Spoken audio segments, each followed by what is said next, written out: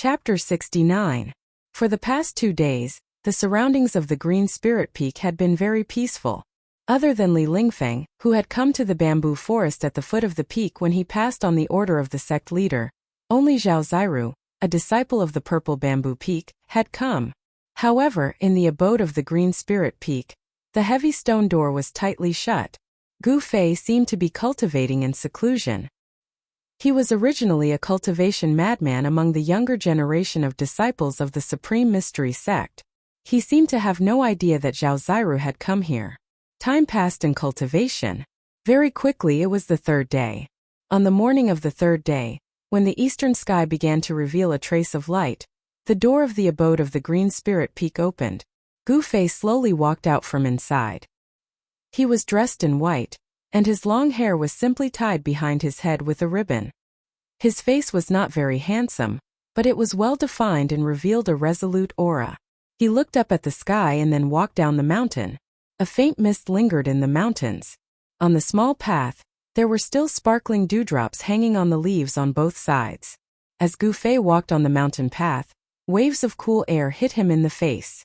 The fragrance of the plants rushed into his nose, making him feel refreshed. After half an hour, a white figure arrived at the Purple Bamboo Peak. At this time the eastern sky began to brighten, and the darkness that shrouded the world began to be dispelled by the light. In a small valley with beautiful scenery and blooming flowers, there was a small house made of purple bamboo. The reason why the Purple Bamboo Peak was called Purple Bamboo Peak was because of the purple bamboo that grew on the peak. This kind of purple bamboo was not something rare, but it was very hard.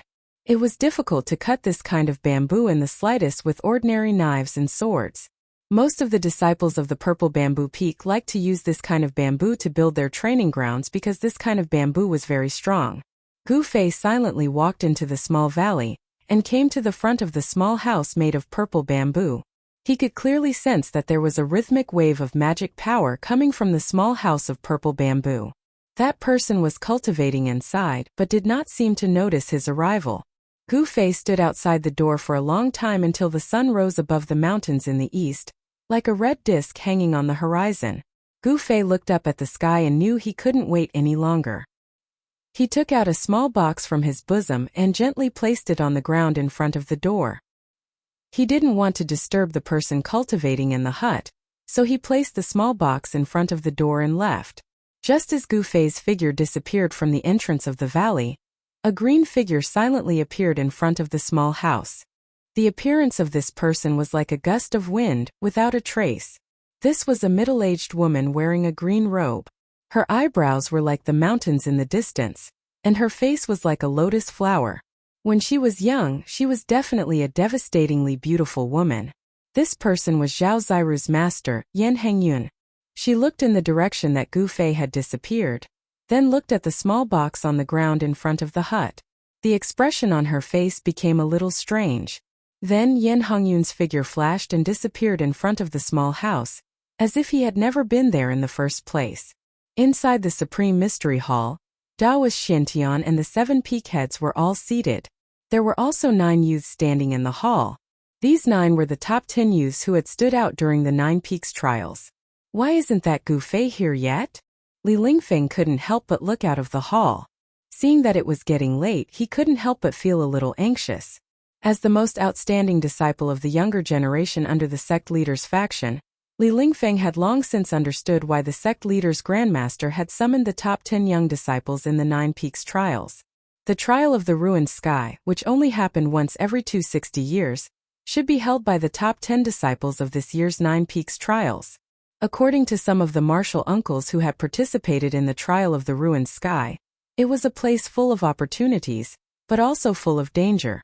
However, no one was willing to reveal what kind of place it was. They only knew that most of the people who had experienced the trial of the ruined sky had become experts in the world of cultivation. Rumor had it that even the sect master had participated in the trial of the ruined sky. What's wrong with that Gu Fei? Could it be that he dares to ignore the sect master's order?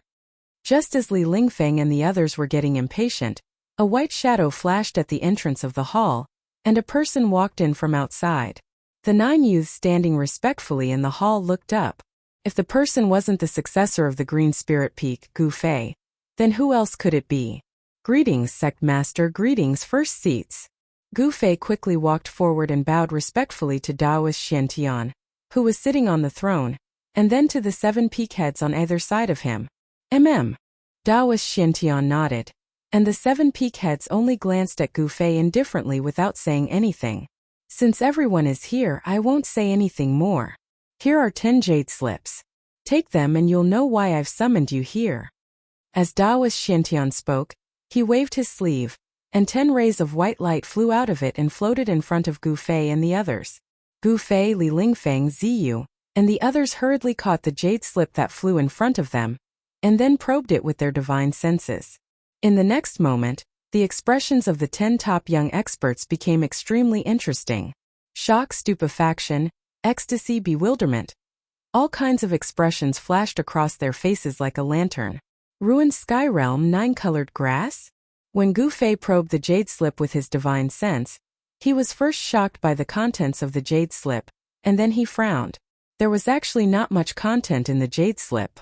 It only contained a map, the appearance of a kind of spiritual essence of heaven and earth, and a description of the expedition down the mountain. It turned out that there was a mysterious place in the 10,000 mountains of the Tunglong continent called the Ruined Sky Realm. This mysterious place was discovered by the founding masters of the 3 great Taoist sects together, and it opened every 120 years, or 260 years. The 3 great Taoist sects had agreed that each sect could only send 10 disciples into the Ruined Sky Realm to train for 10 days each time it opened. If they did not come out of the Ruined Sky Realm within 10 days, one of the portals into the Ruined Sky Realm would close, and it would open again after 260 years. In other words, if they could not come out of the Ruined Sky Realm on time, there was no need for them to come out. Over the past thousands of years, the 3 great Taoist sects had opened the Ruined Heaven Realm at least dozens of times. During these times, it was inevitable that some disciples failed to get out of the Ruined Heaven Realm before it was closed. However, none of these disciples who were trapped in the Ruined Heaven Realm were still alive when the Ruined Heaven Realm was opened again after 260 years. At this time, a middle-aged Taoist with black hair and a long beard walked out from the back hall. He was dressed in a green robe, and his sleeves fluttered in the wind. This is your uncle Master Dan Chunzi. He will be leading the expedition this time. You must all listen to Dan Chunzi's instructions, understand? Taoist Xiantian said indifferently. Yes, sect leader. Everyone responded in unison. Well, there's no time to lose. Go back to your respective residences immediately and pack up what you need. We will gather in the square in an hour, Taoist Xiantian said to Li Lingfeng and the others with a wave of his sleeve. Gu Fei was stunned when he heard this. He had never imagined that he would be leaving Taixian Mountain so soon. Before this, he had never thought about leaving the mountain. The outside world only remained in his memory when he was 8 years old, and these memories were already very vague. Chapter 70. Everyone returned to their respective residences, packed their things, and returned to the Supreme Mystery Hall. When everyone had arrived, Taoist Xiantian and the heads of the 7 branches walked out of the hall. Following behind Taoist Xiantian and the 7 branch heads was Dan Chunzi, the leader of the team. He was a terrifying expert who was only one step away from breaking through to the void-controlling realm. This was enough to show how much importance the upper echelons of the Supreme Mystery Sect placed on this trip to the Ruined Sky Realm. Even in the entire Supreme Mystery Sect, there were not many cultivators at the 9th level of the Ascended Realm. When Gu Fei and the others saw Taoist Xiantian, they hurriedly bowed. Taoist Xiantian only nodded slightly, then waved his sleeve, and a scroll shrouded in golden light flew out. As soon as the scroll left his sleeve, it instantly unfurled and rapidly expanded into a huge scroll that was 6 feet wide and 4 feet long. It seemed both real and illusory as it floated in the air. A Tao Technique scroll? Gu Fei and Ziyu looked at each other. Of course they knew what it was.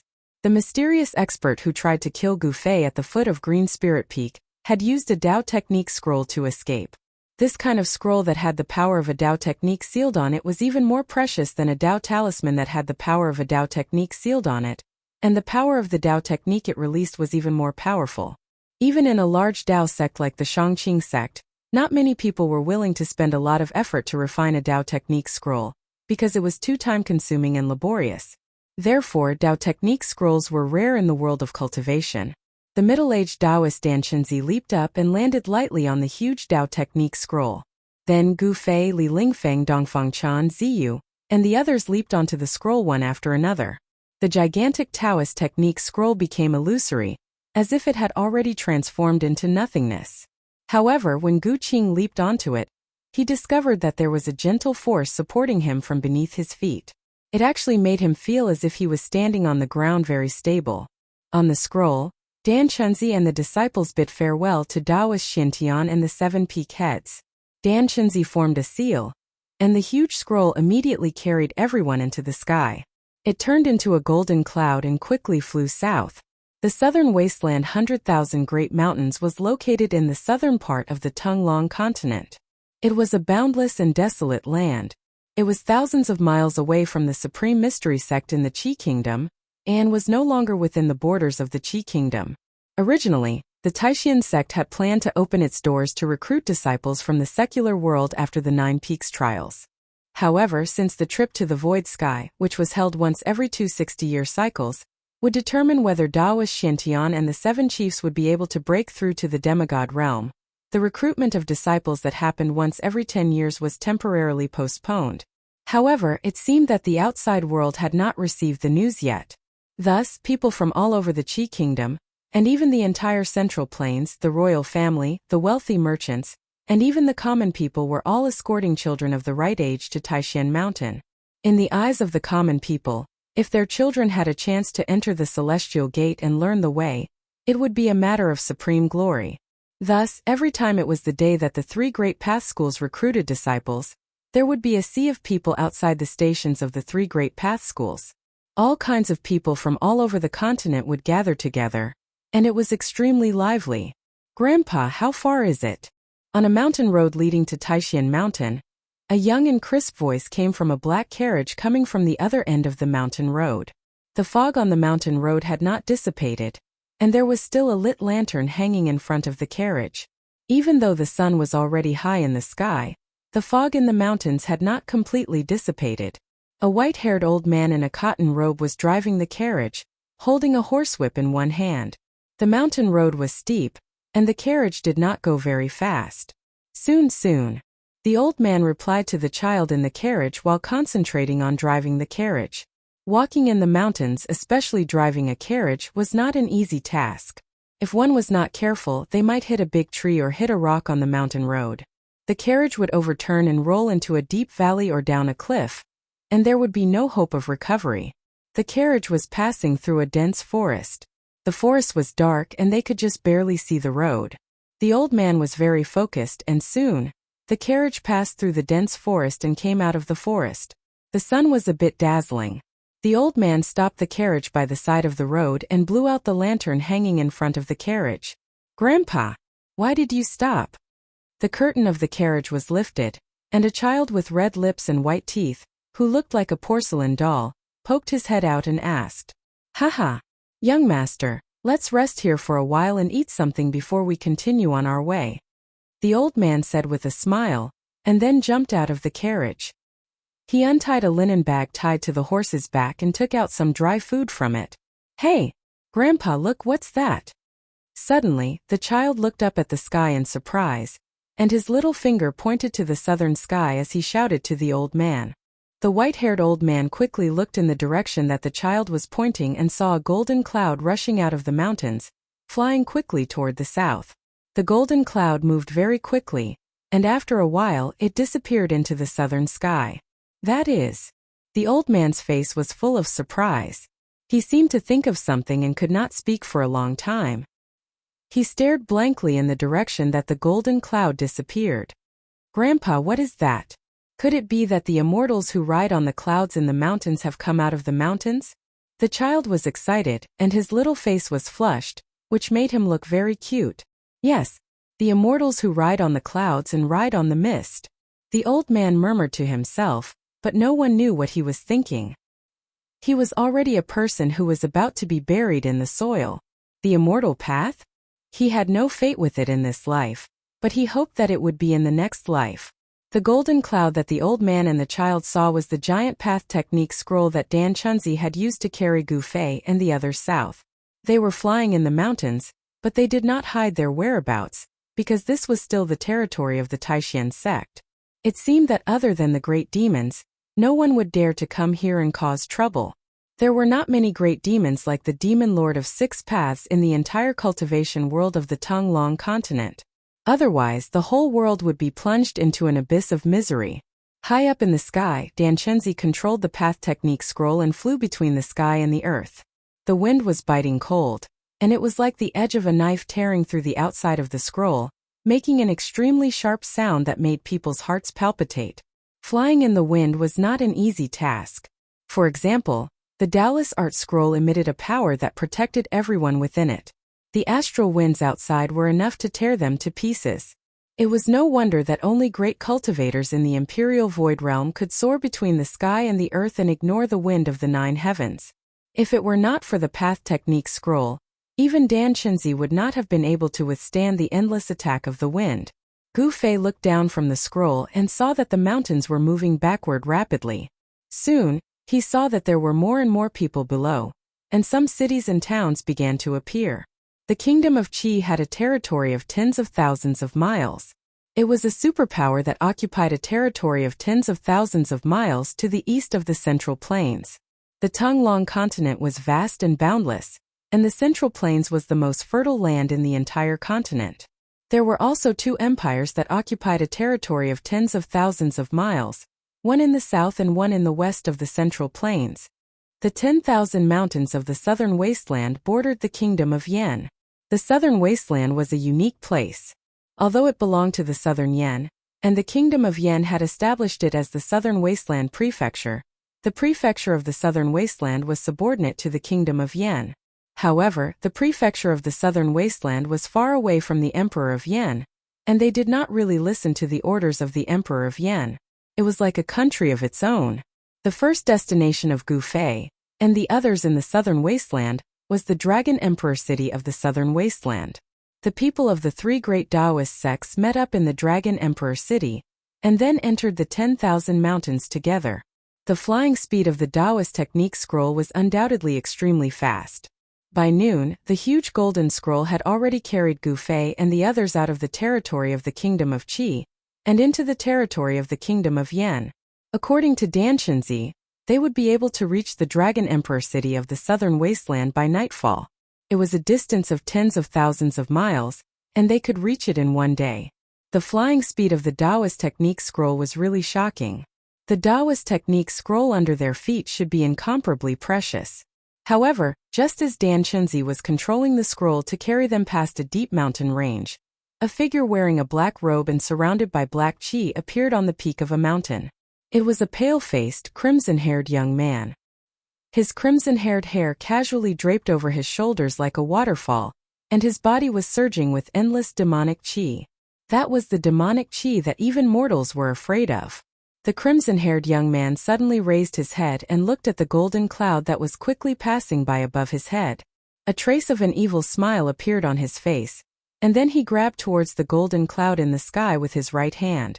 Although it seemed like a casual grab, it shook the heavens and the earth, and the wind and clouds changed color because of it.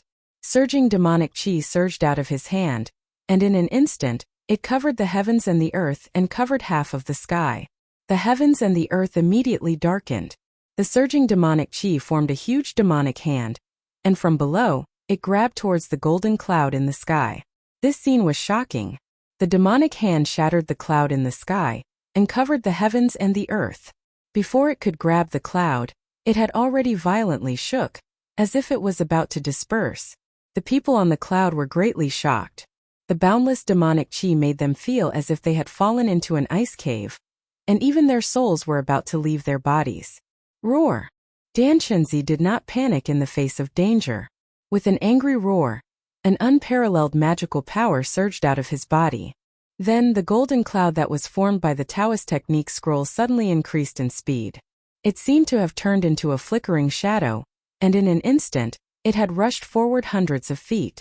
The gigantic demonic claw that was as large as a mountain grabbed thin air. On the mountain peak, the The crimson-haired young man's eyes flashed with a strange look. He was a little surprised, as if he did not expect Dan Chenzi and the others to be able to dodge his claw. However, this crimson-haired young man was like a supreme demon. His primordial spirit was illusionary, and 1,000 miles were like a courtyard. His claw grabbed thin air, and with a flip of his palm, the gigantic demonic claw actually appeared above Dan Chenzi and the others in an instant, and directly slammed down towards them. Dan Chenzi's face immediately turned ashen, and his forehead was already dripping with sweat. This sudden attack from the demon was simply too powerful, and he could not contend against it. If he had escaped alone, he might have had a chance of survival, but Dan Chenzi did not dare to abandon Gu Fei, Li Lingfeng, and the others to escape alone. Chapter 71. Demon Lord of Six Paths, don't be so arrogant. Just as Gu Fei and the others were about to be hit by the demonic hand that was as large as a mountain, a loud roar suddenly came from the sky.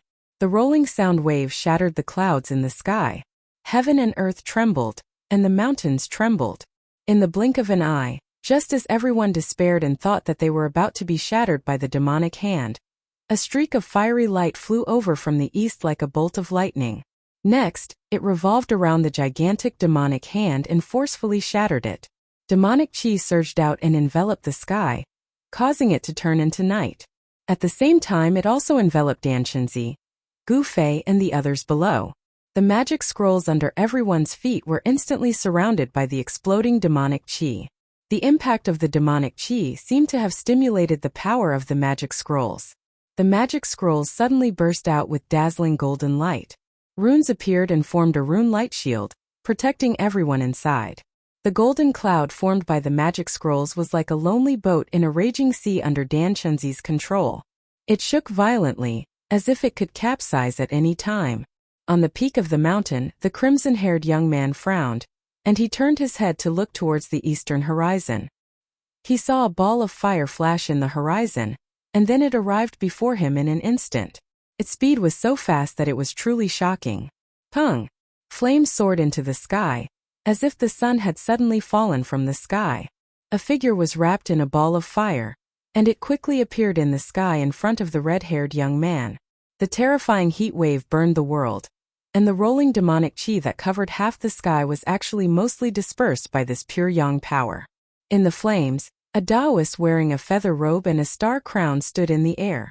Streams of golden light surged out from the feather robe on his body and lingered around him. There seemed to be several golden three-legged birds flying around him. Taoist Chaoyang? When the red-haired young man saw this Taoist, he could not help but narrow his pitch-black eyes, which seemed to have no pupils. Rays of black light shot out from the gaps of his eyes. The person who came was the head of the Supreme Mystery Sect Shaoyang Peak, Taoist Master Chaoyang. It turned out that Taoist Xintian and the other upper echelons of the Supreme Mystery Sect were still worried and had sent Taoist Master Chaoyang to follow Dan Chenzi, Gu Fei, and the others from afar to secretly protect them. As expected, Dan Chenzi and his party were intercepted by the Devil Monarch of Six Paths deep in the mountains and forests of the Yin Kingdom. Boom! Demon Monarch of Six Paths flew up into the sky, and the mountain under his feet was crushed by him. Rocks flew everywhere, and dust rose high into the sky. Nobody can save the people I want to kill. His arrogant words echoed in the mountains. The Devil Monarch of Six Paths punched out, and the surging devil chi turned into a devil dragon that was baring its fangs and brandishing its claws. The devil chi rushed forward and pounced on the golden cloud that was trapped in the devil chi. Damn it! When Taoist Chaoyang saw this, he could not help but be furious. He shook his robe, and 9 balls of fire immediately rushed out of it, setting off a monstrous fire that rushed toward the Devil Monarch of Six Paths.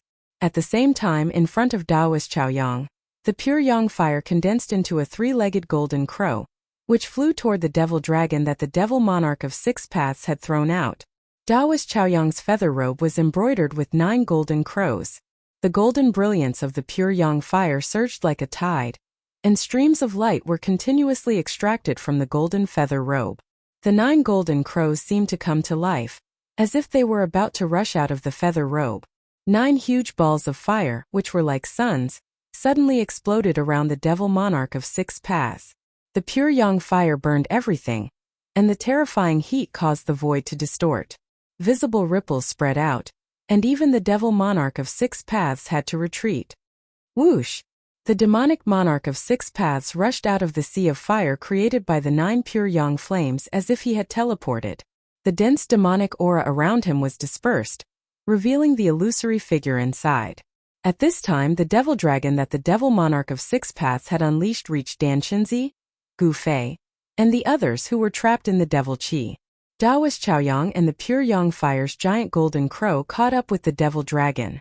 The devil dragon and the golden crow immediately tangled with each other, and they cancelled each other out. The energy storm that erupted swept out, and the golden cloud that the devil monarch of six paths had turned into was directly blown away. The people standing on the golden cloud that the devil monarch of six paths had turned into became unsteady, and they staggered and stumbled. It was a mess. Everyone was horrified. Even Dan Chenzi, who was at the 9th heaven of the ascended mortality realm, had a deathly pale face. He stood firmly on the golden cloud, and his hands formed a Tao formula to control the devil monarch of six paths.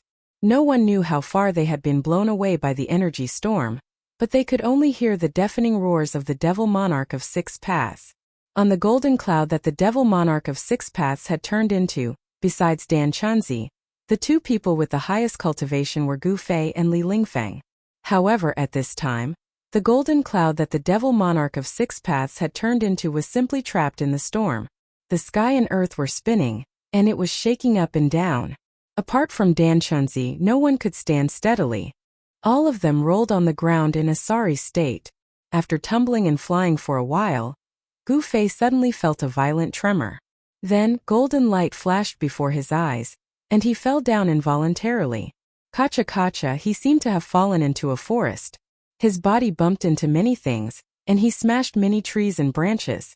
Be careful, it's a forest below. Dan Chenzi's voice sounded in Gu Fei's ears. Then he heard Dan Chenzi's angry roar, and a vast wave of magic power spread out. Dan Chenzi seemed to be fighting with someone. Pung! After passing through a layer of branches, Gu Fei smashed into the ground, and a rotten smell of dead branches and leaves immediately drilled into his nose. It was soft, and under his body was a thick layer of dead branches and leaves. The dead leaves and branches that had accumulated over the years had actually turned into a layer of soft mud that was several feet thick. When Gu Fei smashed into it, his body did not suffer any impact, and of course he was not injured. As soon as Gu Fei's back hit the ground, he immediately jumped up and half-squatted on the ground. His eyes were as sharp as the edge of a knife, and he quickly scanned his surroundings. He saw that he was surrounded by trees that were more than 10 meters tall, with lush branches and leaves. The sunlight only shone through the gaps in the canopy, and it was mottled and dim. Soon Gu Fei found traces of the others. Li Lingfeng, Ziyu Dongfang Chan, and the other 8 people had also landed in this forest. Gu Fei identified the position of the others. They were not far away from him, and he could even see a fellow disciple in white standing on the ground not far away from him. Obviously, the big shock just now was caused by the golden cloud formed by the Taoist technique scroll hitting something, or receiving some kind of attack which caused everyone to fall from the golden cloud. In the distant sky, 2 monstrous auras emitted endless power. They were 2 powerful auras that could change the color of the heaven and earth. Demon Monarch of 6 Paths and Taoist Chaoyang were fighting, and earth-shaking explosions could be heard from time to time. Gu Fei could even feel the ground shaking when the explosions came. Boom!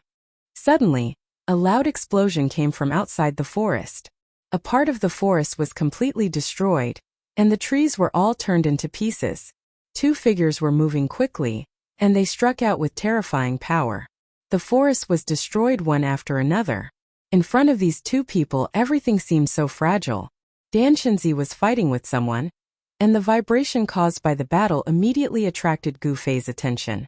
At this moment, a few exclamations came from the forest. It seemed that the other people scattered in the forest were also attacked.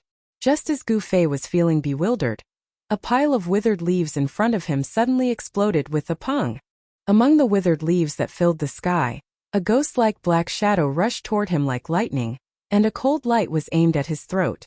It was so sudden that Gu Fei didn't have time to react. The cold light had already left an extremely faint shadow in the air and shot toward Gu Fei's throat. Chapter 72. At this critical moment of life and death, Gu Fei's thoughts could no longer keep up with the changes in the situation. However, as a martial artist, his muscles, bones, and flesh had been tempered to the point that they were transparent from the inside out. He could control every inch of his muscles and bones as he pleased. At the moment when the cold light that was cutting towards his throat stimulated the skin on his neck, Gu Fei instinctively and subconsciously transferred the qi of the divine armament that he had refined into his blood and qi through the weapon refining technique to his neck. In an instant, his entire neck turned purplish gold. Strands of divine armament qi that were as thin as hair densely covered the skin of his neck. Clang! A crisp sound of metal rubbing against each other rang out. Gu Fei only felt a chill on his neck. Then he felt an extremely sharp weapon ruthlessly cut him. There was a burning pain where he was hit. In the dark forest, sparks flew. In the nick of time, Gu Fei had managed to avoid the fatal danger of having his throat slit. In an instant, his clothes were drenched in cold sweat. His heart in his chest was pounding as if it was about to jump out of his throat. Between life and death, this was a real life and death situation. The god of death had brushed past Gu Fei. At the critical moment, he had avoided the tragic fate of having his throat cut. The person who had suddenly rushed out from the withered branches and withered leaves and launched a fatal attack at Gu Fei was obviously shocked. He could not believe that his sure-kill attack had not even scratched the skin of his opponent. At such a close distance with such a swift and violent attack, even a young expert like Gu Fei would find it difficult to dodge. If it was an ordinary person, their head would have been separated from their body. However, the scene of blood splattering that person had expected did not appear. This person was obviously an expert assassin. Since his attack had failed, he wanted to escape.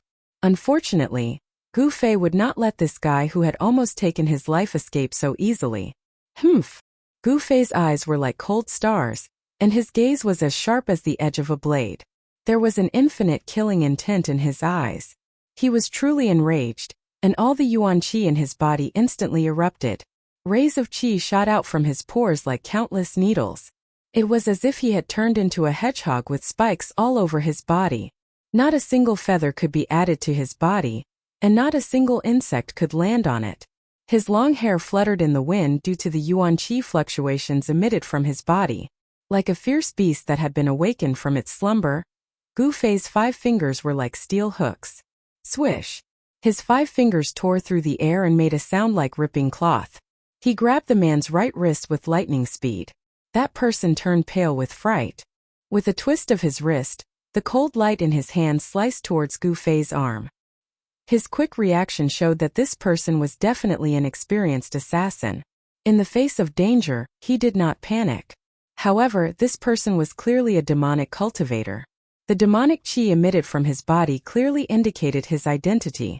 A demonic cultivator's forte was not close combat.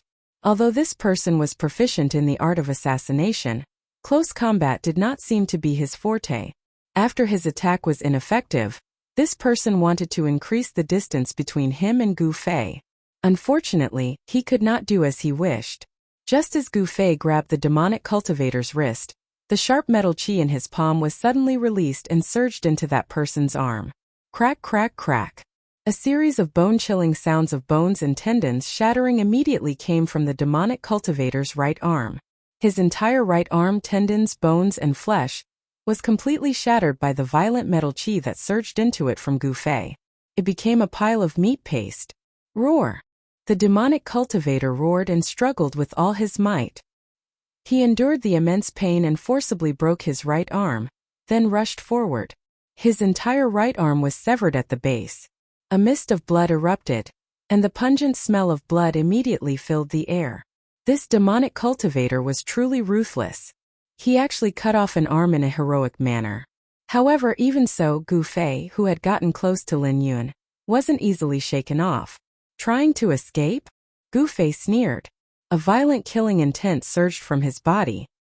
He grabbed the severed arm in his hand, which could no longer be distinguished from bone or flesh, and smashed it towards the demonic cultivator who was rushing forward with all his might.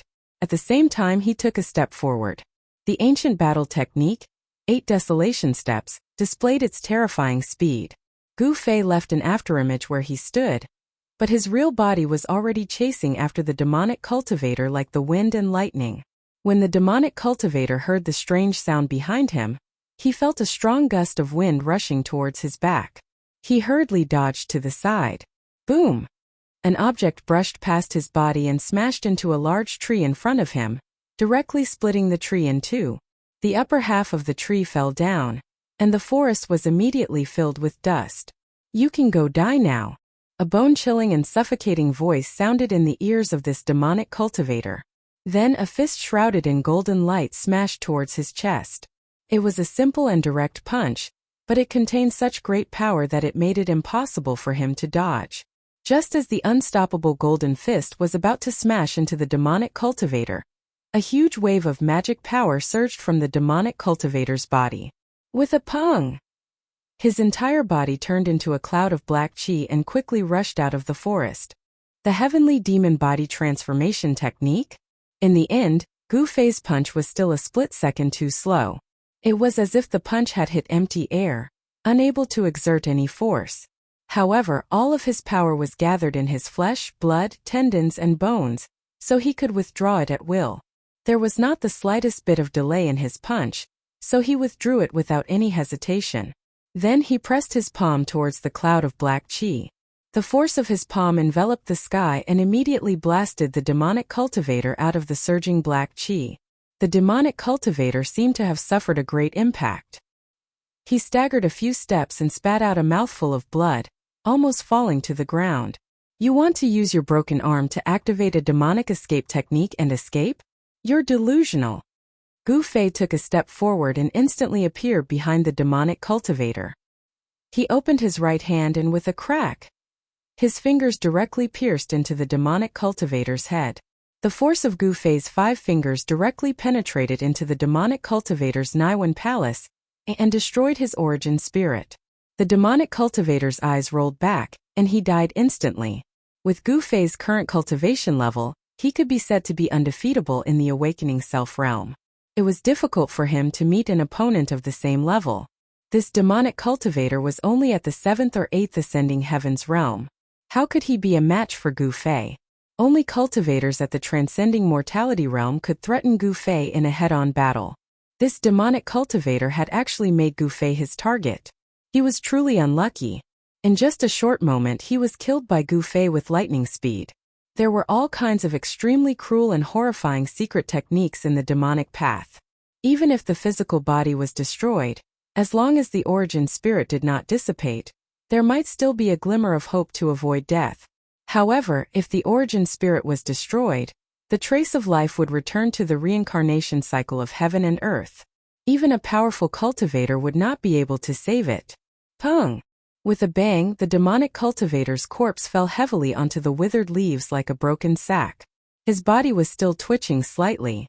Gu Fei's 5 fingers, which had pierced through the demonic cultivator's skull, seemed to be covered in a layer of colorful light. There was not a single trace of blood on them. After killing this demonic cultivator, Gu Fei scanned his surroundings. Outside the forest, there would occasionally be bursts of strong light. Dan Chunzi and the demonic cultivator were still fighting. A heart-palpitating wave of demonic chi came from outside. The demonic cultivator's strength did not seem to be much weaker than Dan Chunzi, who was at the transcending mortality realm.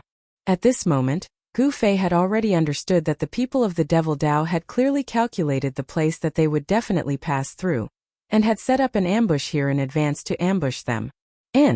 This is the wave emitted by Li Lingfeng's eightfold divine art. He's also fighting? Gu Fei suddenly looked to the left. He could vaguely see light flashing in the forest ahead. There was a blood-red light that exuded a terrifying evil wave. It swept up and down, and everywhere it passed, there seemed to be nothing that could stop it. Trees fell, and the trees that were swept by the blood-red light all withered, as if their life essence had been sucked out in an instant. It was extremely terrifying. Haha, Li Lingfeng, I heard people say that you are the #1 cultivator in the younger generation of the Taishan sect. It seems to be an exaggeration. Wanton laughter came from ahead. From the words, it was not difficult to imagine that the person was showing off his arrogance and seemed to have the upper hand. The blood-melting demonic blade. Is that demonic weapon in your hand? Li Lingfeng's words were a little flustered.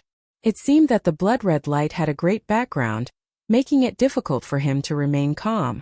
However, the eightfold divine art launched by Li Lingfeng's primordial 8 trigrams was also marvelous. Although the power of the blood-red blade was amazing, it could not do anything to him for a while. There were people fighting in all directions in the forest. Gu Fei sensed a few familiar waves of magical power. Ziyu Dongfang Chan and the others had already fought with the demonic cultivators. Compared to the great battle that took place a few dozen miles away, the battle here could be considered as a small skirmish.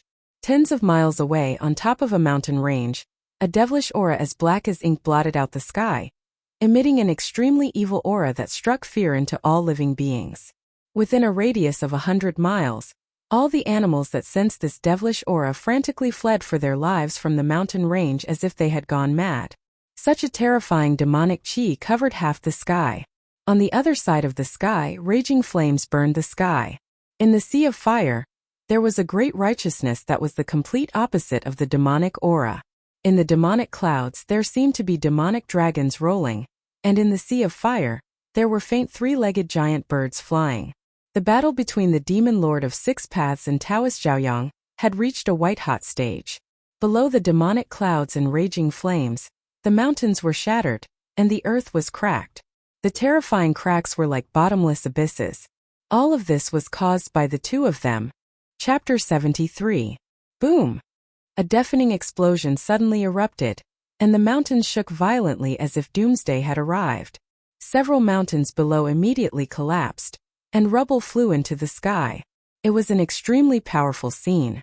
The two great experts of the Imperial Void Realm, the righteous and evil, launched an intense battle. Devil Chi covered the sky and earth, surging and surging violently, covering a part of the sky and causing a part of the world to fall into darkness. However, in the next moment, countless flames emerged from within the demonic cloud. Pillars of fire broke through the surging demonic cloud and shot out, restoring light to the world.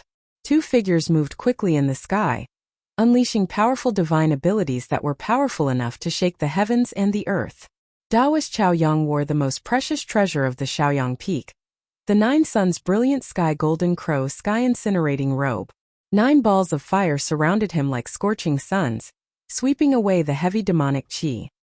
He fought with the great demon monarch of 6 paths. The aura emitted by the two experts was like a mountain, causing people to have the urge to look up. Even Gu Fei, who was dozens of miles away from the battlefield, could sense the powerful aura of the two peerless experts. He could not help but feel a trace of fear in his heart. He felt that he was as small as an ant in front of them. Fortunately, Taoist Chaoyang and the demon monarch of 6 paths had misgivings. They intentionally avoided Gu Fei and the others, and the battlefield quickly moved far away. Even so, the shocking aura emitted by the two peerless experts caused the battle in this part of the forest to temporarily stop. Everyone was shocked and inconsolable. However, as Taoist Chaoyang and the demon monarch of 6 paths left, the righteous and evil realms in the forest immediately recovered from the shock and continued to fight. In the dark forest, when Gu Fei was about to go and help his fellow disciples, a figure suddenly appeared in front of him like a phantom, blocking his way. It was a middle-aged man. He wore a black robe, and his temples were a little white. He was tall and slender, and his eyes were deep and sharp. The appearance of this middle-aged man caused Gu Fei to feel a sense of threat. He could sense a dangerous aura from this person. This person was like an unsheathed divine weapon, giving off a cold feeling of being forced by the edge of a blade. The moment this middle-aged man appeared, the surrounding temperature plummeted in an instant. The undisguised murderous aura on his body caused Gu Fei to feel as if he had fallen into icy water, his entire body turning cold. You actually killed him? The middle-aged man glanced at the corpse of the demonic cultivator that Gu Fei had killed, and his eyes were practically spitting fire. You killed my disciple, I want you dead. The middle-aged man was furious. He opened his mouth and a ray of light shot out from his mouth towards Gu Fei. Spewing sword flashes? A sword immortal art? When Gu Fei saw the middle-aged man in front of him spit out a chilling red light, he was startled. Without thinking, Gu Fei immediately used the 8 desolate steps and rapidly retreated like a phantom. This person was clearly a sword cultivator at the transcending mortality stage.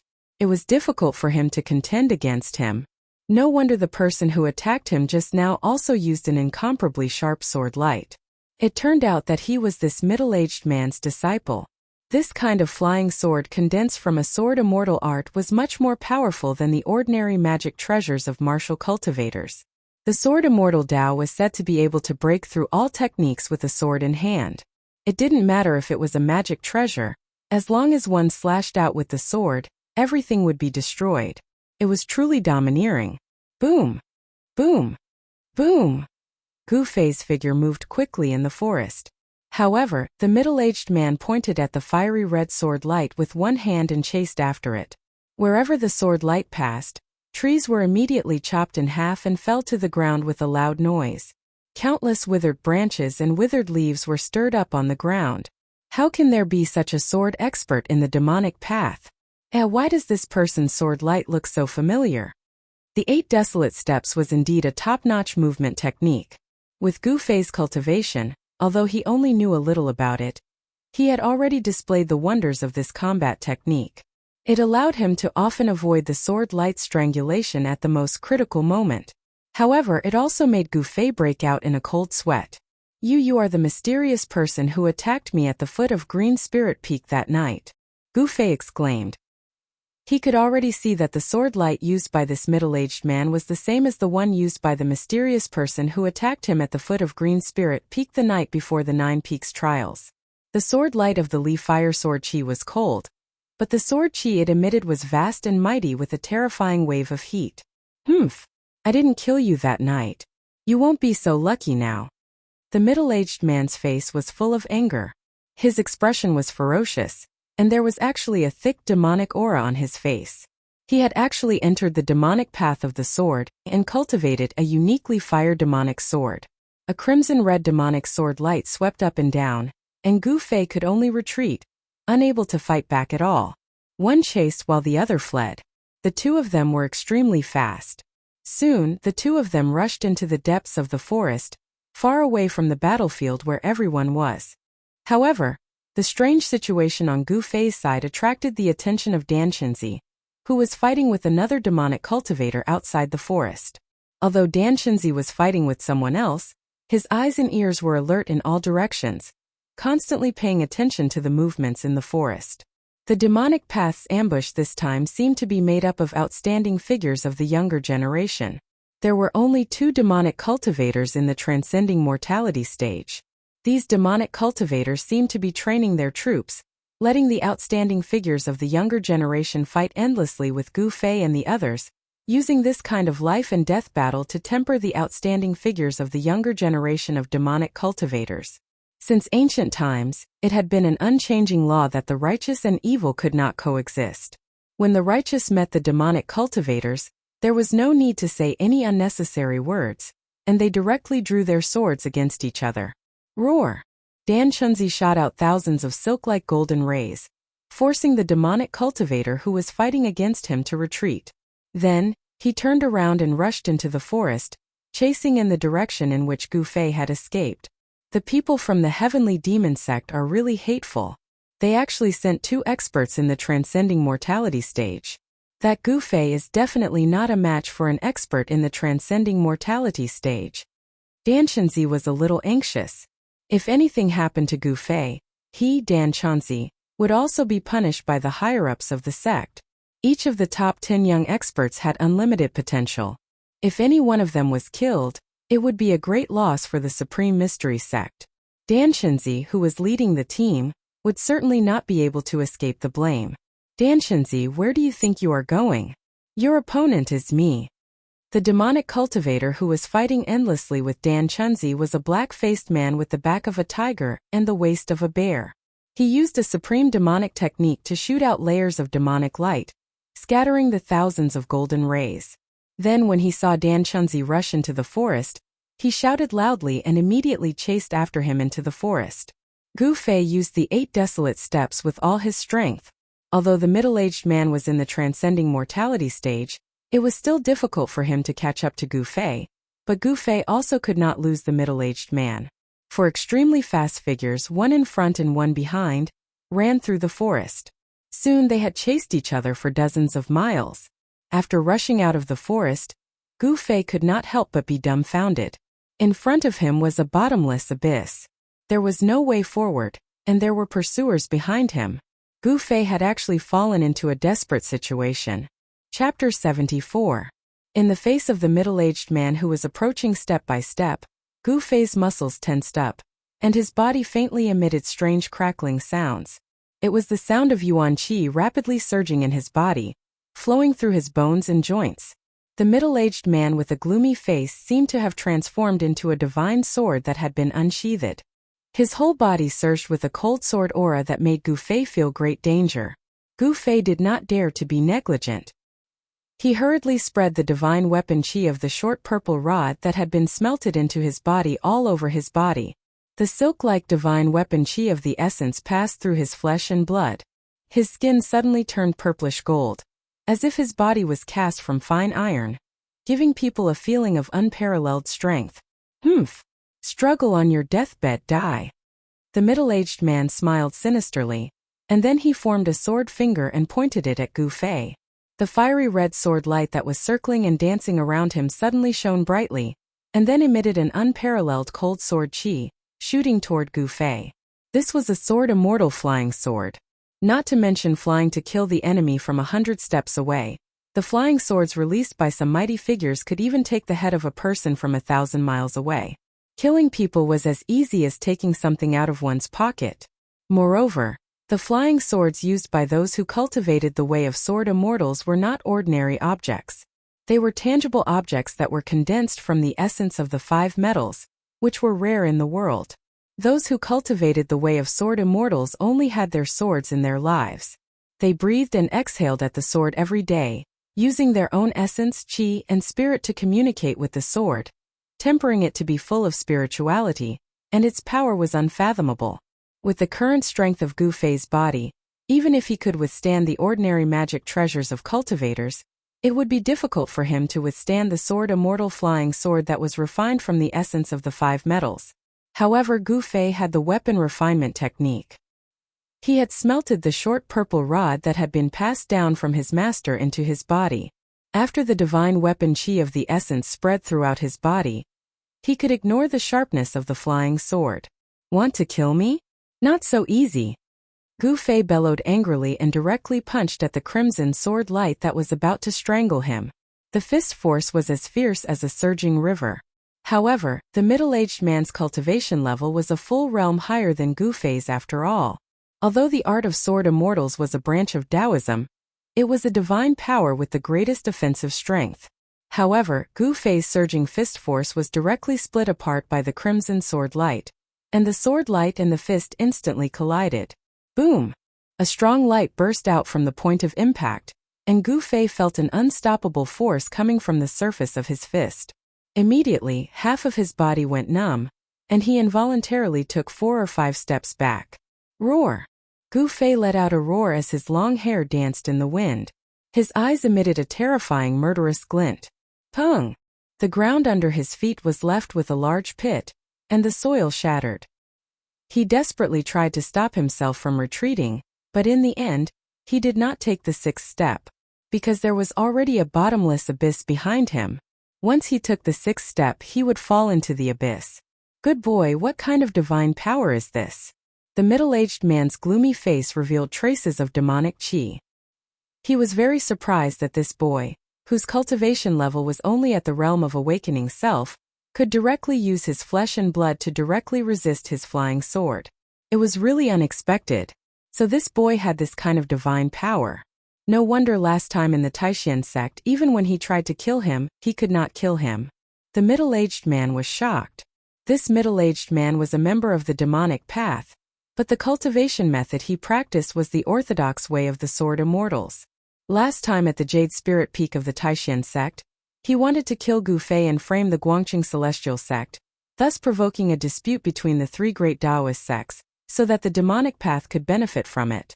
Unfortunately, the upper echelons of the 3 great Taoist sects were not the kind of simple-minded people who only knew how to cultivate the way of the heavens. Although the Taishan sect was also secretly investigating the attack on Gu Fei, they did not find the Guangqing celestial sect because of it. What kind of divine power is this? What does it have to do with you? Gu Fei was like a beast that had been forced into a dead end. He stared fiercely at the middle-aged man in front of him.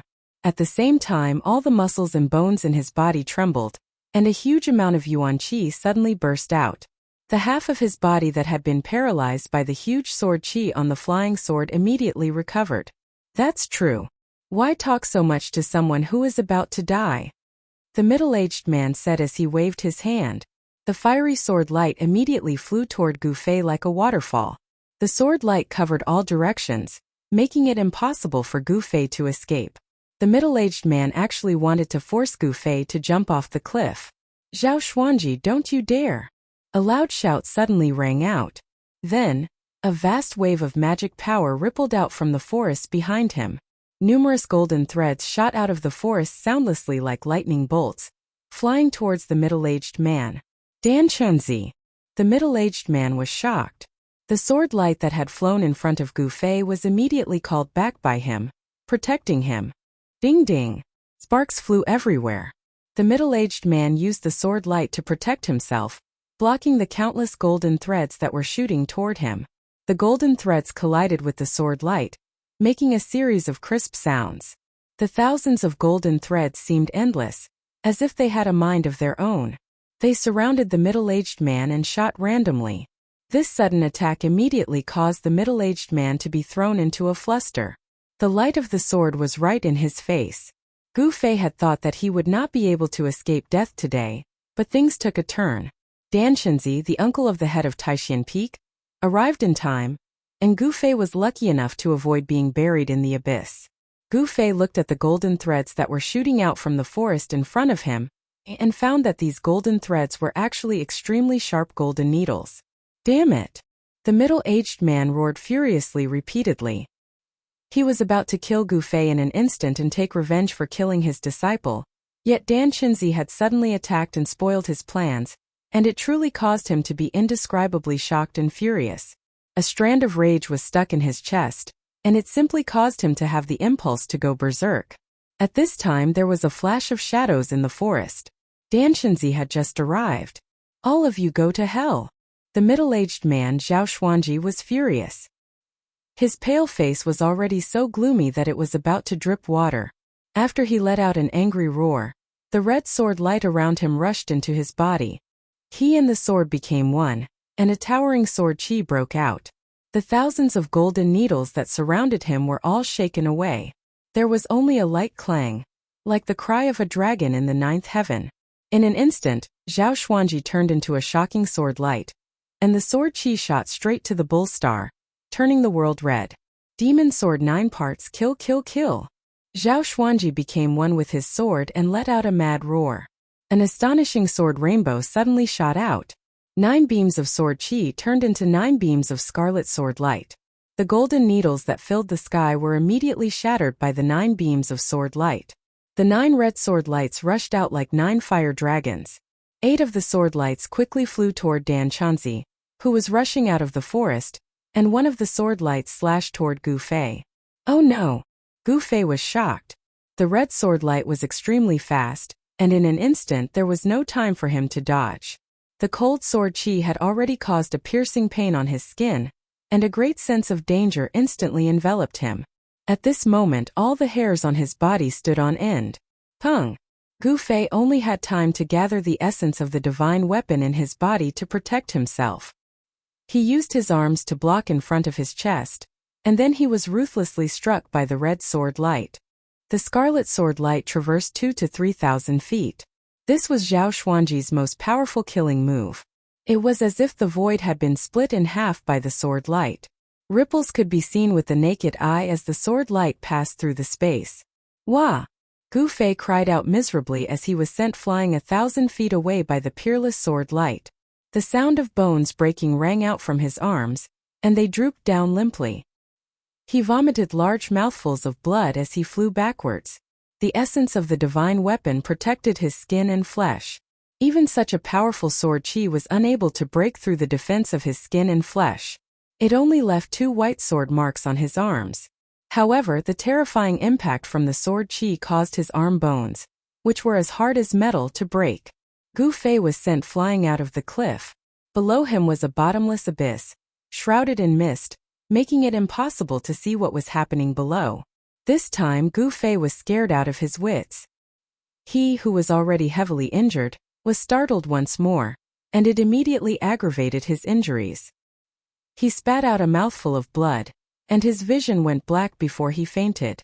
His body fell down like a kite with a broken string. Zhao Xuanji, you deserve to die. At this moment, Dan Chenzi, who had just rushed out of the forest, happened to see Zhao Xuanji send Gu Fei flying out of the cliff. His eyes instantly turned blood red, and he let out a roar that shook the forest. The furious Dan Chenzi formed seals with his hands, and thousands of golden threads immediately appeared, wrapping around the 8 shocking sword lights that were flying towards him. Swoosh, swoosh, swoosh. As if cutting through cloth, the 8 sword lights actually broke through the layers of golden threads, and their momentum towards Dan Chenzi did not decrease at all. Hiss! The enraged Dan Chenzi immediately sucked in a breath of cold air when he saw this. This guy was going all out. The sword chi slashed straight at him. Dan Chenzi was shocked and angry, but he didn't panic.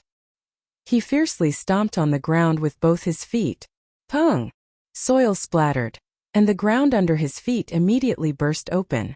Dan Chenzi borrowed this force to soar into the sky, narrowly avoiding the 8 streaks of sword light that contained unparalleled sword chi. Then he flipped upside down, his hand pressing down towards Zhao Xuanji. Rumble! A giant golden hand suddenly rushed out, and endless spiritual energy was drawn over by Dan Chenzi's Taoist technique. He used the 5 claws mountain splitting technique to return the favor to Zhao Xuanji. The 5 claws mountain splitting technique was a very basic Taoist technique in the Taishan sect, but even the most basic Taoist technique, when used by Dan Chenzi, who was at the 9th level of the transcending mortality realm, it still had great power. The golden palm was as big as a small mountain, and the area below it shook violently, bringing with it a wind as sharp as a blade. The powerful pressure pressed down on Zhao Xuanji until the ground cracked, and his feet sank into the soil. They were both cultivators of the transcending mortality realm, but Dan Chenzi was an expert who was only a step away from breaking into the controlling void realm, and his cultivation was much stronger than Zhao Xuanji's. Dan Chenzi directly used overwhelming power and the most direct attack to put Zhao Xuanji in a desperate situation. After using all his strength to activate the most powerful wave of sword chi, Zhao Xuanji's spiritual power had almost been depleted by half, and it was difficult for him to resist Dan Chenzi's angry attack. The giant golden hand shrouded down, sealing the area, causing it to tremble violently. Zhao Xuanji could not escape even if he wanted to. He could only desperately urge the sword chi in his body, squeezing out every bit of power in his body. His body became one with the sword, as if he had transformed into a heavenly sword, the tip of the sword pointing directly at the giant hand in the sky. You don't want to live. Suddenly, a rough shout came from the forest, and then a black gust of wind swept out from the forest, blowing sand and stones everywhere it passed and uprooting trees. There was a fierce and evil power in the wind, and someone attacked from the wind, directly breaking the field formed by the giant hand, sweeping up Zhao Xuanji, who was shrouded by the giant hand, and then instantly leaving. Boom! It was as if the sky was falling and the earth was cracking. Just at the moment when the wind swept away Zhao Xuanji, the giant hand blasted down, exploding with a loud noise. The earth trembled and dust rose high into the sky. Then there was a loud rumble, and half of the cliff collapsed. The scene was extremely shocking. Chapter 75. In the south of the Yin Kingdom, there was the Yunmeng Mountain. It was an ancient mountain range that was rarely visited by humans. This mountain range was filled with strange peaks and was surrounded by clouds all year round. It was as if there was a thin veil covering the mountain, hence the name Yunmeng. The Yunmeng Mountain was majestic and steep. Aside from the ancient forests that could be seen everywhere, there were also some beautiful sceneries. There were springs and waterfalls, as well as quiet valleys filled with flowers and the fragrance of flowers. It was said that there was no lack of cultivators in the mountain, but the people outside of the mountain had never seen any of them. The most convenient and time-saving way to cross the 800 miles of Yunmeng Mountain would be to take a boat on the waterway. A river called the Yen River flowed from the north to the south, passing through the Yunmeng Mountain and connecting the north and the south. It was the only way to get to the southern barren county of the Yen Kingdom. Whether it was a merchant traveling between the north or a visitor, they would all take a boat along the river. This was many times more comfortable than walking on land and crossing the mountains. There were many passenger boats coming and going on the Yen River. There were even merchant boats that came from the southern barren lands to buy precious herbs or the fur of various beasts. If it was an ordinary passenger ship, it wouldn't be a big deal. However, if it was a merchant ship that was fully loaded with goods purchased from the southern wasteland, there would be a lot of treasures on it. Naturally, there would be those desperados who wouldn't hesitate to take the risk of being beheaded and having their families exterminated just to rob that merchant ship. Therefore, on some merchant boats, there were many people who were skilled in martial arts to protect the boats. Of course, these martial artists only knew some martial arts. The true meaning of martial arts had long been lost in the secular world. As for some large caravans or merchant groups, they did not need to hire bodyguards or martial artists to protect their goods, because they had their own guards. At noon, 3 large boats sailed down the river. Their flags fluttered in the wind. From time to time, there would be groups of guards in light armor patrolling the deck of the boats. The security was tight. On the bow of the 3 boats, there was a large flag that fluttered in the wind. The flagpoles were several feet high, blue with yellow characters, and the 2 words Haotian were written on the flag. On the deck of the leading ship, there were 3 figures leaning on the railing, pointing at the scenery on both sides of the river. The cries of the apes on both sides of the river are endless, and the boat has already crossed the mountains. The scenery on both sides of the Yunmeng Mountain is really good. It's rare to see it in other places. On the deck, a handsome young man with white teeth and red lips sighed softly. He was dressed like a young master of an aristocratic family. This young master's voice was clear and melodious. If it wasn't for the fact that he was dressed like a young master of an aristocratic family, one would think that it was a woman speaking. "Young master." A pretty and cute maid in an emerald green dress called out. Suddenly, she covered her mouth and giggled. Then she said, "The wind outside is strong. Young master, why don't you go inside?" He, Xiao Chui, my cultivation is one of the best among the disciples from the influential clans in Yanjing. I'm not weak, so don't worry. The handsome young master tapped the maid's head with his folding fan and smiled. It turned out that this young man, who looked like a young master, came from the capital of the Yen Kingdom, Yanjing. "Missa." "No, young master, look." "What's that?" Suddenly, another maid in a light yellow dress beside the young man pointed at the river in front of them and said in surprise, "Xiao Yu, how many times have I told you to call me young master outside? Don't call me miss, understand?" The young man said to the maid named Xiao Yu unhappily. Yes, young master, there seems to be a person on the river in front of us." The maid named Xiao Yu pointed at the river in front of them and said in a panic. It turned out that this handsome young man was actually a tomboy, a girl dressed up as a man. At this time, the ship had already approached. About 100 feet in front of them, there really seemed to be a white figure floating in the water. That's the young lady dressed as a man, and the maid, Xiao Chui, also saw the white figure on the river in front of them at this moment. They were extremely shocked. "Grandad Zhong." The young lady dressed as a man suddenly called out to the cabin. A breeze suddenly appeared on the deck. As the breeze passed by, a figure suddenly appeared on the deck. He came and went like the wind. This person who suddenly appeared was definitely a master, at least in the secular world. The person who suddenly appeared like a ghost was an old servant. He was dressed in a green gown with a stooped body and white hair. Looking at his appearance, he was really an ordinary old man who couldn't be more ordinary. However, ordinary was only the appearance of this old man. "Grandad Zhong, look." The young lady dressed as a man pointed at the river in front of them and said to the old man. Her words were very respectful. She didn't treat the old man as a servant, but as an elder. "Huh." The old man called Grandad Zhong looked at the direction that the young lady was pointing at. He couldn't help but frown. His turbid eyes flashed with a ray of light. Grandad Zhong waved his right hand, and a silver light immediately sprang out of his sleeve. It was a silver whip. The silver whip flashed in the old man's hand like a spirit snake. It suddenly sprang out of the water and coiled around the person in the water. Then he suddenly lifted his right hand. Voila! The person floating in the water was pulled out of the water and flew towards the ship.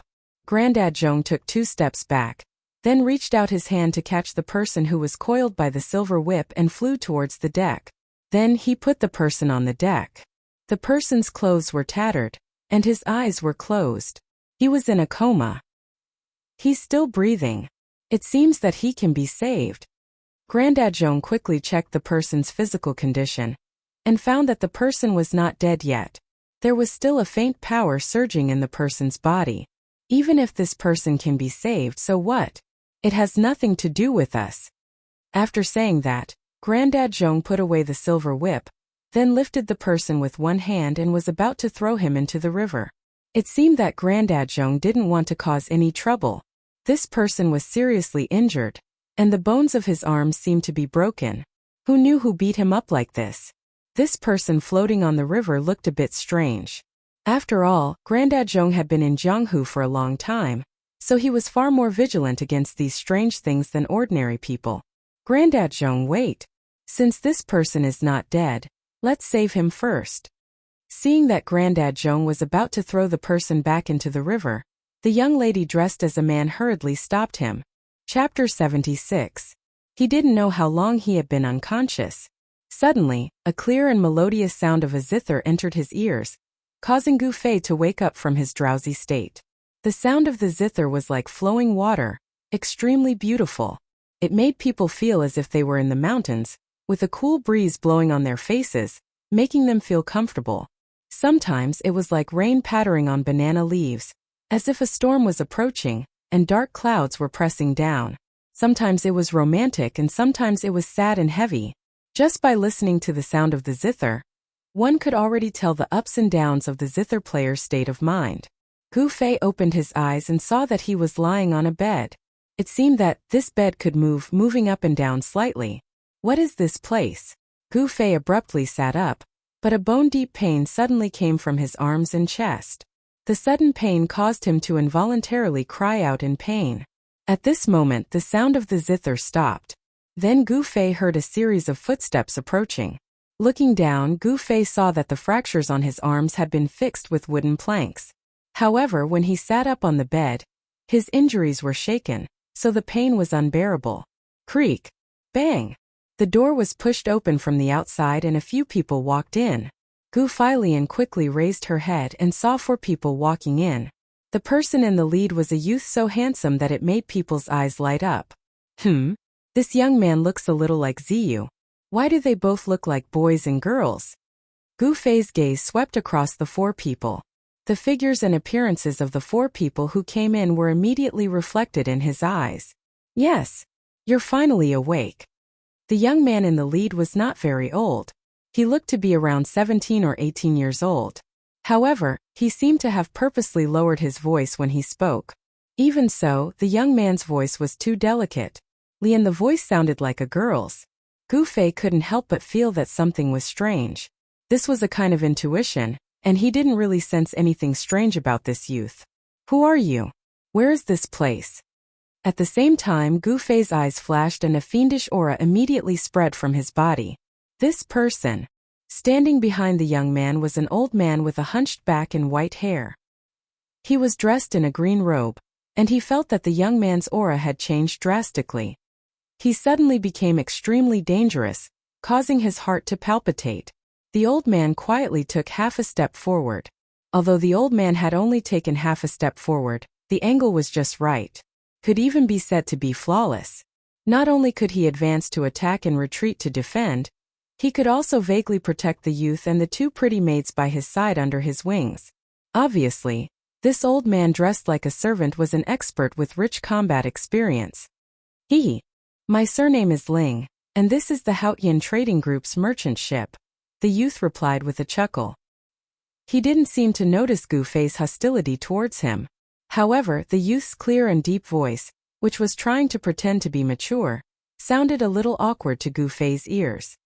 Brother, why were you injured and fell into the water? Did you meet with bandits? Or, if our ship hadn't passed by and saved you, you would have been in big trouble, brother. The youth tapped his folding fan on his palm and sat down on a chair at the side.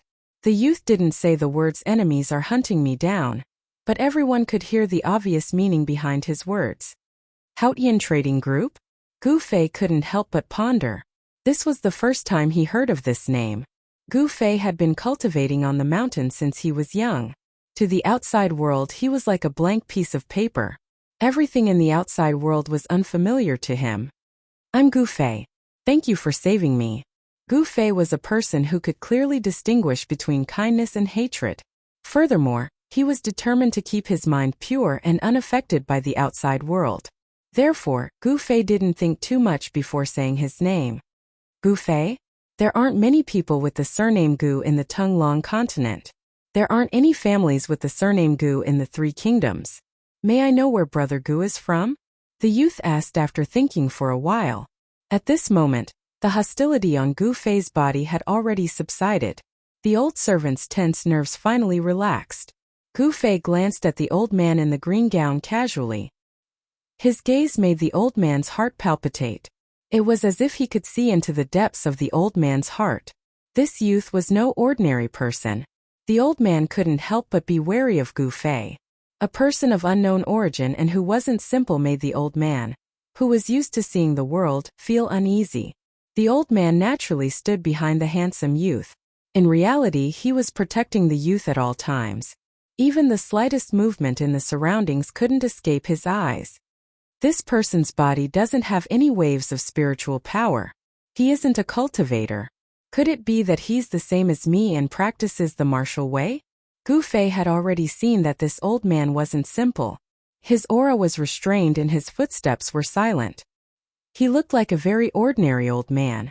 However, Gu Fei could feel a well-hidden aura from this old man. Seeing that Gu Fei seemed to be a little hesitant, an emerald green servant girl next to the youth immediately said unhappily, "You are very rude. Why aren't you answering my young master's question?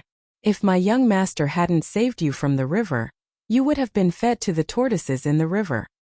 "Xiao Chui, don't be presumptuous." The youth waved the fan in his hand and looked at Gu Fei with a faint smile. He seemed to be reprimanding Gu Fei, but there was no reprimand in his words at all. Gu Fei looked at Xiao Chui, and there was no expression on his face.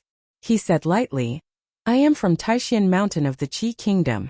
I wonder if Brother Ling is satisfied with this answer?" Gu Fei had been brought back to Taishan Mountain by his master, Wan Xiancheng, when he was a child. He grew up on the mountain, so it wasn't wrong to say that he was from Taishan Mountain. Taishan Mountain? In the room, everyone's expressions changed. The old man standing behind the young man was also clearly shocked, a trace of surprise appearing on his face. The eyes of the youth named Ling suddenly lit up. He immediately stood up from his seat and closed the fan in his hand.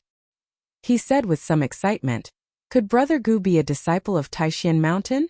It was no wonder that the tomboy dressed as a man would be so excited. It was because the three great Taoist sects had an extraordinary status on the Tunglong continent. They were the three great Taoist sects that everyone yearned to join. And this youth named Gu Fei in front of them was very likely to be a disciple of the Taoist sects. How could these ordinary people not be surprised and excited?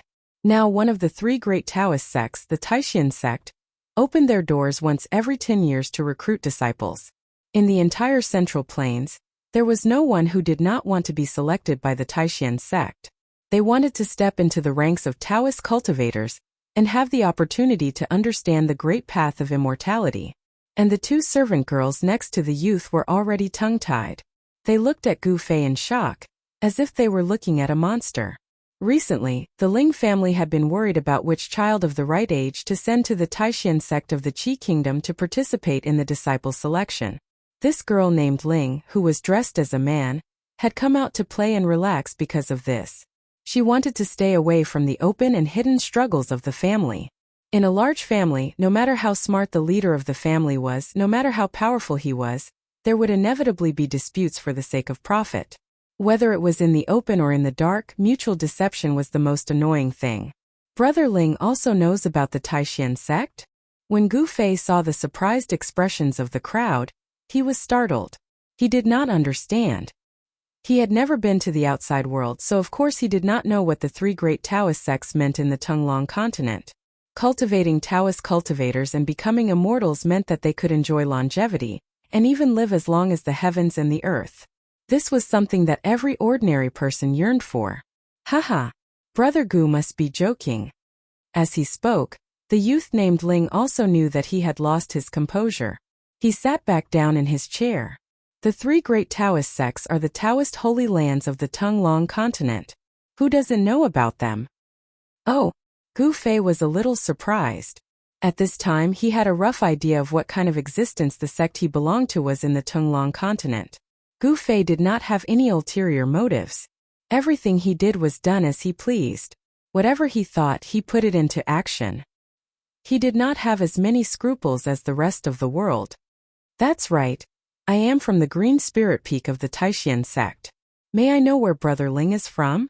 Can you tell me? Gu Fei's temperament was the most straightforward. He said what he thought and went straight to the point. Haha. Miss Ling, who was disguised as a man, seemed very happy. She smiled and said, as expected, Brother Gu really is a disciple of the Taishan sect. It is great to be able to make friends with Brother Gu. Yes, I'm Ling Yan from the Haotian Trading Group, and the Ling family's patriarch is my father. I'm the 13th child in my family, so you can call me Ling 13. Ling Yan, who was disguised as a man, formally introduced herself to Gu Fei. Hearing Ling 13 introduce herself like this, the two pretty servant girls beside her could not help but cover their mouths and smile at each other. The old man in the green robe behind her also had a strange look in his eyes. Everyone's expressions fell into Gu Fei's eyes. Although he was simple-minded, he was not a fool. He felt that something was wrong, but he could not tell what was wrong. Gu Fei had almost no experience in the world. Even though Ling 13 acted like a girl, he could not tell that this extremely handsome young man in front of him was a girl. Of course, apart from Ling 13's name and gender, everything else she said was not a lie. This girl was the 13th daughter of the leader of the Ling family of the Haotian business group, Ling Luoyan. Brother Ling, if there is nothing else, I would like to rest. Gu Fei was in a hurry to heal himself. How could he continue talking to Ling Yan? Oh, I was too happy and forgot that Brother Gu is injured. I am really sorry. If that's the case, I will take my leave first. Ling Luoyan stood up from her chair and cupped her hands towards Gu Fei. Gu Fei nodded and did not say anything else. Ling Luoyan, who was disguised as a man, did not mind. She smiled indifferently and then left the room with the two servant girls and the old man in the green robe, closing the door behind her. Who would have thought that I would survive such a disaster? So there is a big river under the abyss. How dangerous! When Gu Fei thought of how he had been thrown out of the abyss by Zhao Xuanji's sword, he could not help but tremble, and his heart beat faster for no reason. At this time, night had already fallen, and the stars in the sky were beginning to appear. 3 large ships had long been anchored at a pier by the river, and the lights on the ships illuminated the nearby river. Ling Luoyan and the others came out of the cabin onto the deck. I did not think that I would meet a disciple of the Taishan sect on this trip. This trip was really worth it, Ling Luoyan murmured as she looked at the river. The two servant girls, Xiao Chui and Xiao Yu, were waiting on her side. Miss, forgive this old servant for being blunt, but that Gu Fei will probably cause us a lot of trouble. Uncle Zhong frowned and said in a low voice. Uncle Zhong, why do you say that? Ling Luoyan was stunned when she heard this. Miss, think about it. In the entire continent, who would dare to make a move against someone from one of the 3 major immortal sects? Someone who would dare to make a move against a disciple of the Taishan sect, one of the 3 major immortal sects, cannot be provoked. Moreover, this old servant did not feel the spiritual power of a cultivator on Gu Fei. Chapter 77. In the cabin, Gu Fei, who was in his room, didn't know that Ling Luoyan and the rest were already suspicious of his identity. He was sitting cross-legged on his bed, using his internal vision to observe the situation in his body.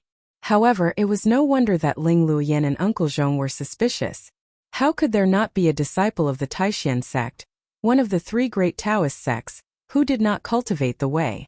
However, Gu Fei's body really did not have the otherworldly aura of a cultivator. Moreover, cultivators walk the path of core formation, nascent soul, and ascended to the way of immortals and gods. They condensed their essence, chi, and spirit, and attracted the spirit of heaven and earth into their bodies. What was the way? That was the collective name for the way and magical power that cultivators referred to.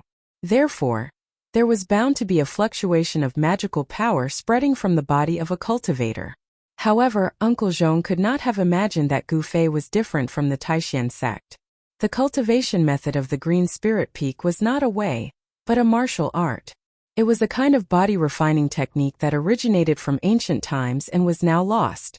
Therefore, Uncle Zhong could not sense the fluctuation of magical power on Gu Fei's body, and thus became suspicious of Gu Fei's identity. This was not something that Gu Fei could think of, and he did not need to think about such things. He was now at ease, and he was focused on advancing bravely on the path of martial arts. He could not be bothered with the gazes of others. Under the inner vision, Gu Fei found that not only were his forearms fractured, but even his sternum had cracked. Although Zhao Xuanji's sword could not break through Gu Fei's weapon refining technique, and could not hurt his flesh, the power contained in the sword light was too great. Even if it could not hurt Gu Fei's flesh, it had broken the bones of Gu Fei's forearms. That was not all.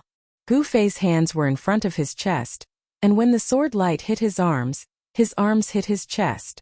The huge impact caused cracks to appear on Gu Fei's sternum. What a powerful flying sword technique! Gu Fei was secretly alarmed. If he hadn't used the weapon refinement art to fuse the divine weapon qi into his body to block the flying sword light, he would probably have been killed by Zhao Xuanji's sword on the spot. Even so, Gu Fei already knew that not only had his muscles and bones been injured, but his internal organs had also suffered internal injuries.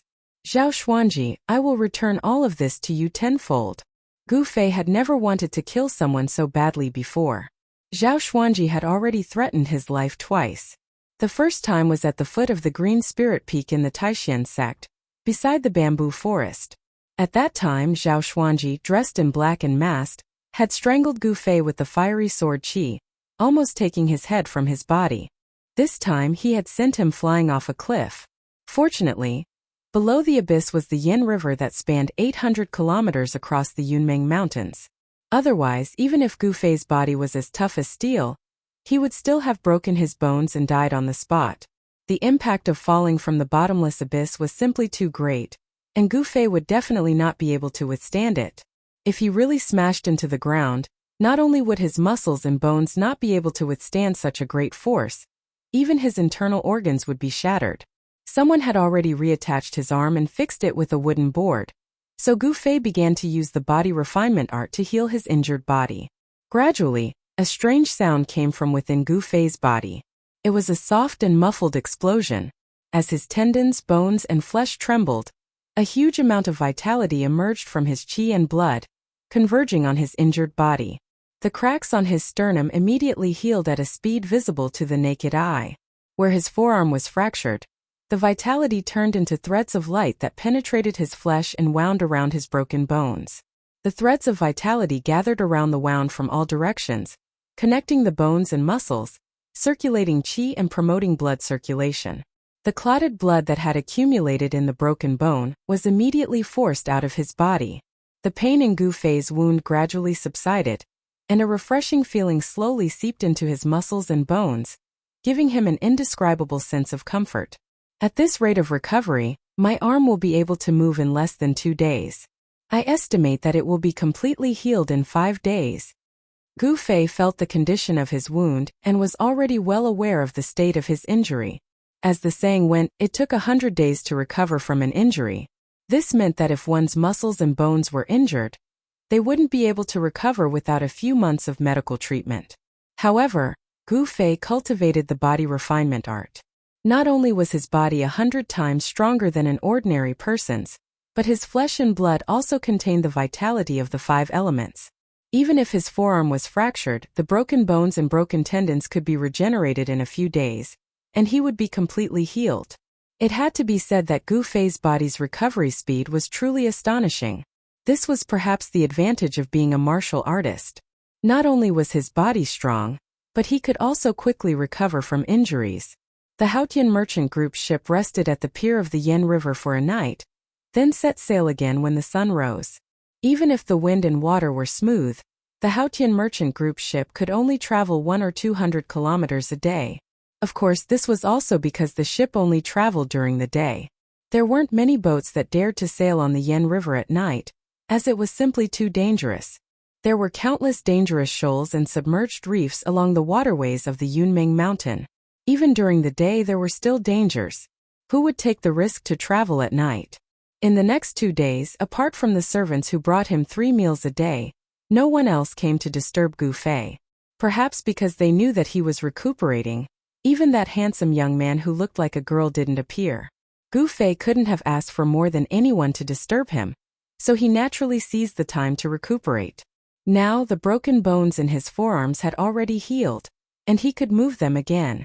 However, if he wanted them to be as good as new, he would have to continue cultivating for a few more days, using boundless vitality to refine his new bones and make them as hard as before.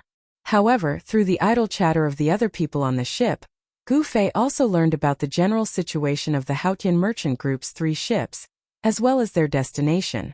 To Gu Fei's surprise, the destination of the Haotian merchant group's fleet was a town called Bluestone Town at the exit of the Yen River, outside the Undying mountain in the south. As Gu Fei's injuries gradually healed, not only his strength, but his acute spiritual perception also returned to the level it was before he was injured. During these 2 days, Gu Fei paid a little attention and spread his spiritual perception on the ship. He discovered that the ship he was on was actually carrying over 100 people. Most of the people on the ship were agile and had a murderous aura about them. They were clearly experienced guards. Although Gu Fei was a little puzzled, once he understood the situation on the ship, he no longer paid attention to the outside world and began to cultivate on his own.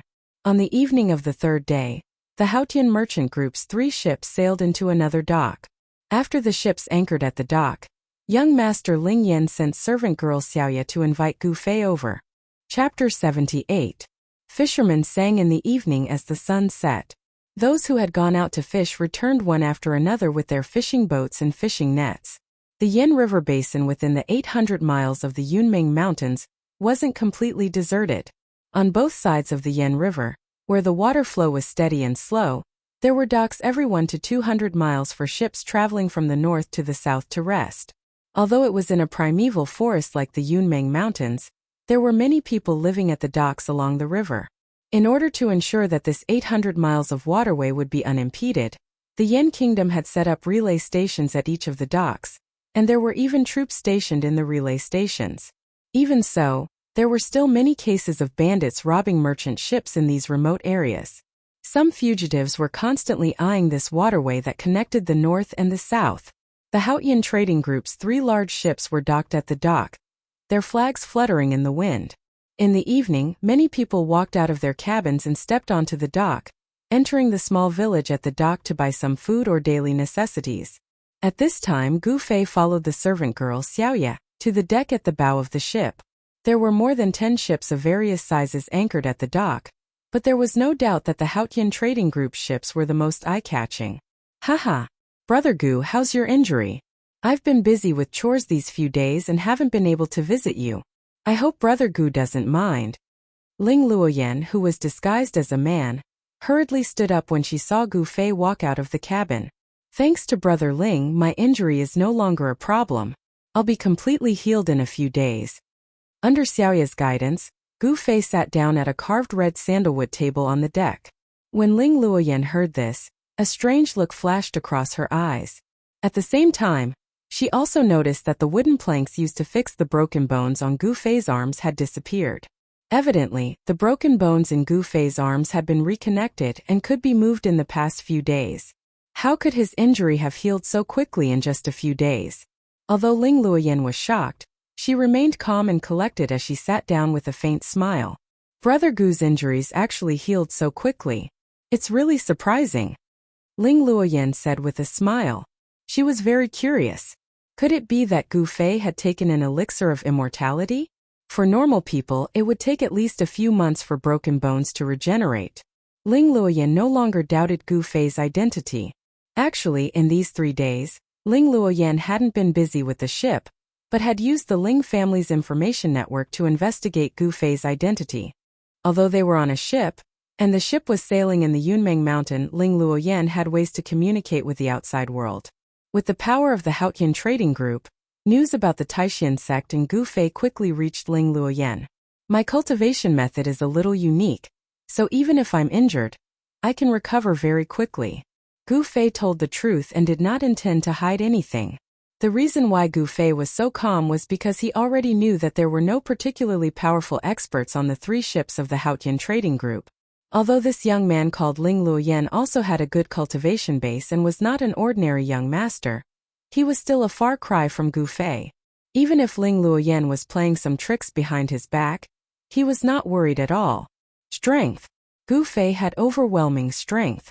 No matter what tricks he had, they were no match for his fists. Oh! Ling Luoyan was a little surprised and said, Brother Gu is from the Taishan sect, but if I'm not wrong, you don't seem to be a cultivator. Gu Fei couldn't help but smile when he heard this. This Ling Luoyan was interesting. With his cultivation base and knowledge, how could he see through me? It must have been that old man called Uncle Zhong who told him. In the past, he had heard from his master that in the secular world, the so-called martial arts techniques were just fancy but useless. Those who truly understood the true meaning of martial arts were as rare as phoenix feathers and unicorn horns. However, from the aura that Uncle Zhong exuded, he was clearly a cultivator and had already refined his qi and blood. However, it seemed that this person's cultivation had stopped there. Could it be that he had only scratched the surface?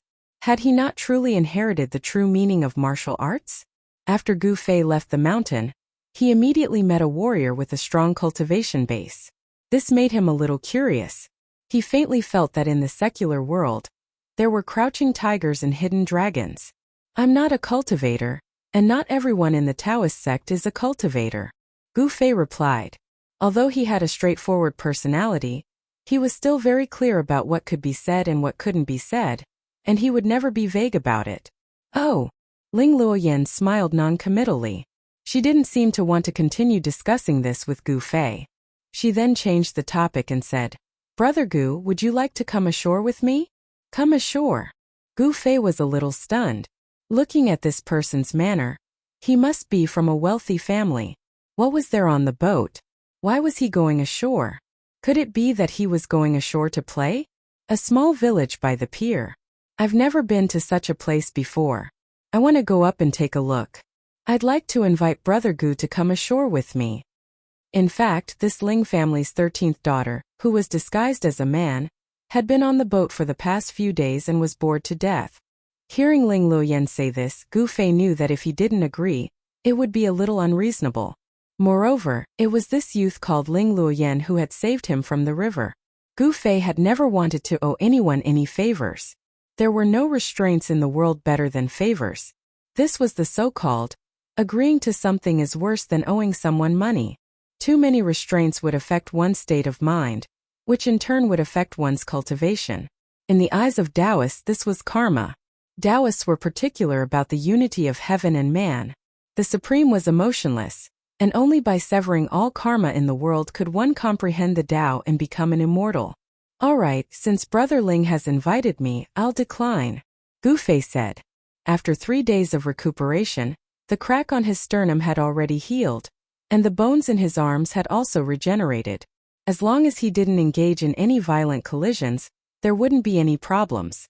However, Gu Fei's injuries had only just healed, and his arms couldn't burst forth with great strength for the time being. His broken bones had been regenerated, and he couldn't withstand too much yuan qi for the time being. Then let's go. Seeing that Gu Fei had agreed, Ling Luoyan's face instantly revealed a brilliant smile. It was as if 100 flowers had bloomed at the same time. Extremely dazzling. This! Gu Fei's eyes lit up. Her smile seemed like, when junior sister Zhao was happy, she also smiled like this. However, this brother Ling was clearly a man. Gu Fei had been cultivating the ancient body refining technique on Taishan Mountain's Ling Chui Peak since he was young. There weren't many female disciples in the sect, and the women he had seen were either Zhao Ziru or a few female seniors in the sect. How could he tell that the Ling Luoyan in front of him was a woman disguised as a man? In fact, if it was someone who had some experience in the world, they would have long seen that Ling Luoyan was a young girl, and a girl with a peerless beauty that could captivate even the birds and put the moon to shame. Young master, do you want me to wait by your side for your orders? When Ling Luoyan and Gu Fei were about to go ashore, Uncle Zhong, who was wearing a green robe and had a stooped body, suddenly appeared behind them like a ghost. Aya, you scared me to death. Ling Luoyan's body suddenly trembled, and she almost fell from the edge of the boat because of the sudden voice that came from behind her. Uncle Zhong, you're going to scare people to death by appearing and disappearing like a ghost, Ling Luoyan said with a lingering fear in her heart. Her appearance was that of a girl, but in fact she was really a girl. Only a person like Gu Fei, who was not familiar with the affairs of the world, would not be able to see it. I really deserve to die for scaring the young master, but I didn't do it on purpose, Uncle Zhong analyzed. Although he called himself an old servant, he was clearly different from the other servants. In fact, Gu Fei already knew that Uncle Zhong had been secretly observing him and Ling Luoyan. How could this be? Was he a man-eating beast that would eat Ling Luoyan? This feeling of being watched made Gu Fei feel very uncomfortable. Thus, when Uncle Zhong came out from the dark, his expression became somewhat displeased. All right, you stay on the boat. I won't be at ease without you watching the boat, Ling Luoyan said. She did not want anyone to be between her and Gu Fei. Yes. Uncle Zhong took a look at Gu Fei and retreated. The two of them leaped onto the pier and disregarded the astonished gazes of the people on the pier as they headed towards the shore. Leaping from a boat that was dozens of feet high onto the pier was no different from suicide for an ordinary person. Dusk. The bright red sun above the mountains in the west gave off the last rays of the day, dyeing the clouds in the sky a fiery red, as if there were balls of fire burning in the clouds. The two of them were stepping on a bluestone pavement.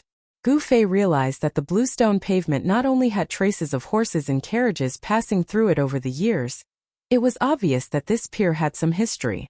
Beside the pier was a relay station. At the entrance of the relay station, there were a few armored soldiers surrounding a table, shouting until their ears were red. There seemed to be an upside-down white porcelain bowl on the table. What are they doing? Gu Fei stopped in his tracks and asked curiously. From the looks of the soldiers, they did not seem to be quarreling. No way. Ling Luoyan looked at Gu Fei as if she was looking at a monster. You don't even know this? I don't know. Should I know? Gu Fei said with an awkward smile. His tone was very serious, and he was not putting on an act. Open. For 5, 6, 15 points, haha. I win, pay up, pay up. A bearded man who looked like a military officer lifted the upside-down porcelain bowl on the table and shouted loudly. They're playing a game. There are 3 square objects in the bowl with 6 sides, and each side has 6 points from 1 to 6. These objects are called dice, and they're betting on big or small. If they bet on a big number, they win, and if they don't, they lose, Ling Luoyan explained with a smile. Hearing this, the trace of surprise on Gu Fei's face immediately disappeared. He did not stay any longer and walked forward. No wonder there was only 1 in 10 million people who could transcend reincarnation. To a large extent, it was because they lost their will to play and ruined their future. The small village on the pier was actually not much to look at. After the two of them walked around the village, they came to a quiet forest outside the village. Brother Ling, is your ship heading south? Where's your destination? Gu Fei suddenly asked as the two of them walked on a small path in the forest. Gu Fei already knew that the Haotian Trading Group's ship was heading south. Ling Luoyan thought for a while before saying, the ship's destination is Bluestone Town after leaving Yunmeng Mountain, but our caravan is heading to Dragon Emperor City in the southern wilderness. Chapter 79. Southern Wasteland Dragon Emperor City? I didn't expect us to travel the same way, Gu Fei said in amazement. This was too much of a coincidence. Ling Luoyan's group had actually expanded their business to the southern wasteland? If Nangong Chu knew what kind of business group Haotian Business Group was, he wouldn't be surprised. Haotian Business Group could be said to be the largest business group on Tung-Long continent. The Haotian Trading Group's tentacles had practically extended to every place in the continent where humans resided. The 3 kingdoms of the Central Plains, the Buddhist land of the West, the northernmost Devil Land, and even the extremely mysterious and illusory plentiful city Ghost Estate of Legend had business dealings with the Haotian Trading Group. Oh, Brother Gu is also going to the southern wasteland? We're going the same way. Why don't we travel together so that we can take care of each other? Ling Luoyan was a bit surprised, but soon became happy. If they could establish a relationship with Taishan sect, one of the 3 major Taoist sects because of Gu Fei, it would undoubtedly be a great thing for Haotian Business Group. That's great. It was Gu Fei's first time going down the mountain, so how could he know how to go to the southern wasteland? Ling Luoyan's suggestion was exactly what he wanted. If he traveled with Ling Luoyan's caravan, he wouldn't have to worry about not reaching Dragon Emperor City. At this moment, Gu Fei, who was walking with Ling Luoyan on a tree-lined path, suddenly stopped in his tracks and furrowed his brows. Then, the sound of birds flapping their wings could be heard from the forest in front of them. A few black birds soared into the sky from the forest and flew into the distance. At this moment, Ling Luoyan also noticed Gu Fei's abnormal behavior, and the birds that were obviously startled out of the forest. It seemed that something in the forest ahead had startled the birds that were resting in the forest. As the sun set, the sunlight was already blocked by the mountains. The forest seemed very gloomy. Wisps of thin, gauze-like mist lingered in the forest. It was very quiet all around.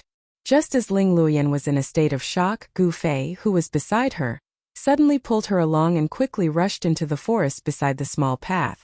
Just as the 2 of them hid behind the tree, a black shadow rushed out from the forest in front of them with a whoosh sound. Gu Fei's gaze was like lightning. In an instant, he clearly saw the appearance of the person who had suddenly rushed out of the forest. When he saw this person, Gu Fei couldn't help but be somewhat surprised. That was because that person could no longer be called a human. That person's body was an existence that existed between a corporeal and incorporeal. This person had a face that was even whiter than a piece of white paper, and a pair of eyes actually flickered with a strange green light. The black clothes on his body seemed to be covered by a layer of fine gauze. Moreover, Gu Fei discovered that when this extremely strange person walked, he was actually as light as a feather, as if his feet did not touch the ground. Just as that extremely strange person rushed out from the forest ahead, a streak of light suddenly appeared in the forest behind that person and rushed out from the forest. The speed of that streak of light was unbelievably fast. In an instant it had caught up to the person in black from behind, and with a twist it actually twisted that person into 2. Ling Luoyan, who was hiding in the forest beside the road, could clearly see this scene. She couldn't help but be shocked, and was about to let out a cry of surprise. However, just as Ling Luoyan was about to cry out, a large hand covered her wide-open mouth. Ling Luoyan's cry of surprise was forcefully blocked in her mouth. Of course she couldn't cry out. However, a shocking scene occurred. The body of the black-robed man, who had been sliced into 2 by the vigorous light that was like a soaring dragon, actually seemed to have no physical body. It was hazy and covered with a layer of black gas. There was also no cry of pain, and there was no scene of blood splattering. The 2 halves of the body that had been cut into 2 actually merged together, and in an instant a black light flashed, and that person's body actually became whole again. Hiding behind a tree, Gu Fei couldn't help but be shocked when he saw this scene. The cultivation of this white-faced person in black did not seem to be very high. His body was twisted into 2, but he could still instantly recover. What kind of remarkable ability was this? It was really too shocking. The pale-faced person in black seemed to be very afraid of the person behind him. After his body recovered, he hurriedly turned into a gust of cold wind and rushed up the mountain. Where do you think you're going? In the forest, a cold laugh sounded. Following that, a white figure walked out from the forest. The cold streak of light made a turn in the air, and with a whoosh, it flew towards the person in white. With a clang, it entered the person's sword sheath behind him. A disciple of the Guangqing celestial sect? When Gu Fei saw the streak of light that flew out from the forest, his expression changed. Then, he saw that the streak of light twisted the person in black who seemed to be covered in a layer of black gas, and then saw the person in white who walked out from the forest. Gu Fei's eyes immediately narrowed into a line. Why did the disciple of the Guangqing celestial sect appear here? Gu Fei's heart was filled with questions. Who was that strange person in black, who was being chased by the Guangqing celestial sect? The person in white who walked out from the forest was a young man in white who carried a long sword on his back. After that young man kept his flying sword, he did not stop at all. He immediately used the divine movement technique and chased after the escaping gust of cold wind. Obviously, this young man from the Guangqing celestial sect did not cultivate the sword immortal technique to the realm of one with the sword. He could not merge his body with the sword and control the sword to fly in the sky. However, that young man in white's divine movement technique allowed him to fly like the wind. He stepped on the treetops and chased after the escaping gust of cold wind like lightning. His speed was not slower than the escaping gust of cold wind. Go. Let's go take a look. A sharp light flashed in Gu Fei's eyes. Then, he extended his hand and hugged Ling Luoyan's waist. Flying up, he stepped on the treetops and chased after that young man in white. Ling Luoyan's face could not help but blush when Gu Fei hugged her waist. Her heart was pounding. Although she was dressed as a man, she was still a girl after all. Being hugged by a man made her feel shy. Ling Luoyan was the little princess of the Haotian business group. She was a proud daughter of the heavens who was pampered by her family. When had she ever been so close to a man? At this moment, Ling Luoyan's heart gave birth to a strange feeling. The three of them walked through the forest as if they were flying. Very quickly, they left the forest outside the small village on the pier and entered the mountains. In this primitive forest, 1,000-year-old trees had intertwined roots and 100-year-old vines intertwined. Under the trees that were 20 to 30 feet tall, there were all kinds of extremely dangerous ferocious beasts roaming about. After chasing for 100 miles, the young man from the Guangqing Immortals sect finally blocked the man in black who was escaping in front of them in a small valley. Gu Fei hugged Ling Luoyan and arrived outside the small valley. They hid behind a large rock outside the valley. Looking into the valley, they saw that the ghost-like black shadow was confronting the young man in white. At this moment, the sky had already darkened completely. However, this did not affect the vision of these practitioners. Don't push me too far. The dark figure's green eyes were like Willow, the wisp, and they seemed extremely evil in the night. His voice was also incomparably cold and there was a chill in it. Humph! You ghosts, instead of staying in the ghost palace of Plentiful City, you actually came out to drive people's souls and absorb their divine souls to cultivate that evil ghost weapon, the 5-ghost pennant. You really deserve to die. With a shake of the young man's shoulder, the divine sword on his back immediately flew out of the scabbard with a clang sound. It charged towards the black shadow that seemed to be illusory. A sharp sword chi immediately spread out from the valley. Chapter 80. Ghost cultivators were a special existence among the cultivators in the Tonglong continent. They refined the 3 souls and gathered the 7 spirits. They condensed the essence, chi, and spirit of their entire body into the extreme Yin ghost body. They separated themselves from the physical body and became a kind of existence that had no substance. There were thousands of cultivation systems among the cultivators in the world, but all of them had the same goal. They fought against the heavens and pursued immortality. However, the path of immortality was vague and difficult to achieve. On the other hand, the ghost path was a shortcut to immortality. Moreover, after condensing the ghost body, the person was equivalent to already dead. Although they could live in the world in the form of ghosts, they had become an abnormal species that could not see the sunlight. In order to live in the world forever and not grow old and die, they abandoned their physical body and became a ghost. From then on, they could not see the sunlight and walk in the darkness forever. Not everyone was willing to walk on this path of ghost cultivation. However, there were some people who did not succeed in cultivation and had no hope of immortality.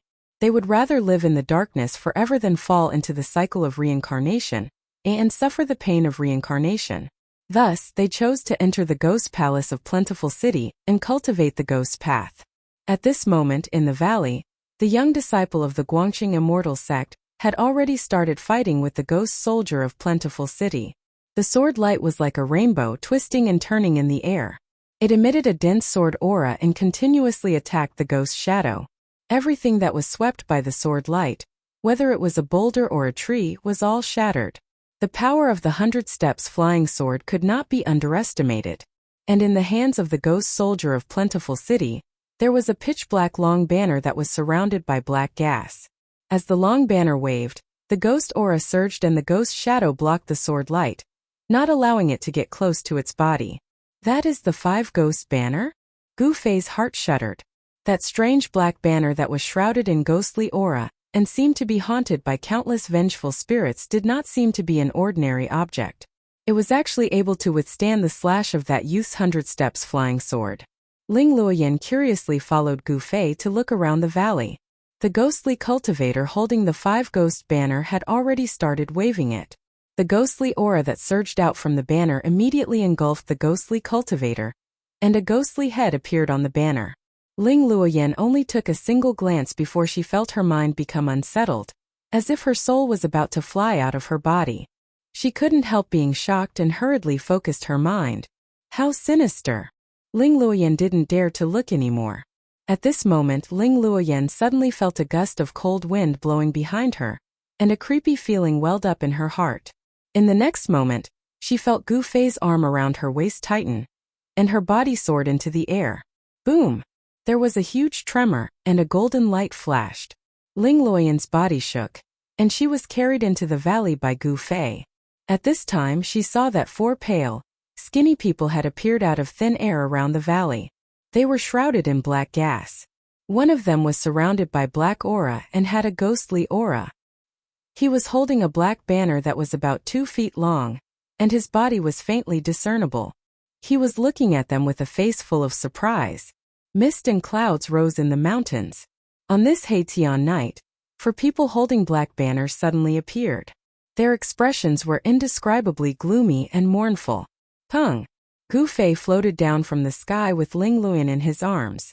When his feet touched the ground, there was a dull sound. What happened to you? At this moment, Ling Luoyan realized that the sleeve on Gu Fei's right arm had disappeared, revealing the bronze-colored skin on his arm. Although Gu Fei's right arm wasn't very strong, many tendons appeared at this moment. They were like tiny horned dragons coiling around his muscles, giving off a strong feeling. It was obvious that in that short moment, Gu Fei had exchanged a blow with the ghostly cultivator who had launched a sneak attack. Without a doubt, all the muscles on Gu Fei's body were now filled with explosive power. If he wanted to, every muscle could explode with astonishing power. Humph! Sneak attack from behind, you scoundrel! Gu Fei's gaze was like a sharp sword as he stared at the ghostly cultivator who had just attacked him. The yuan qi in his body began to circulate rapidly.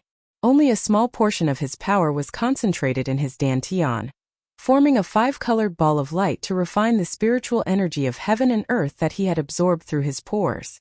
Most of Gu Fei's power was actually refined into his muscles, bones, and flesh. Therefore, with just a thought, he could instantly launch a ferocious attack against his enemy.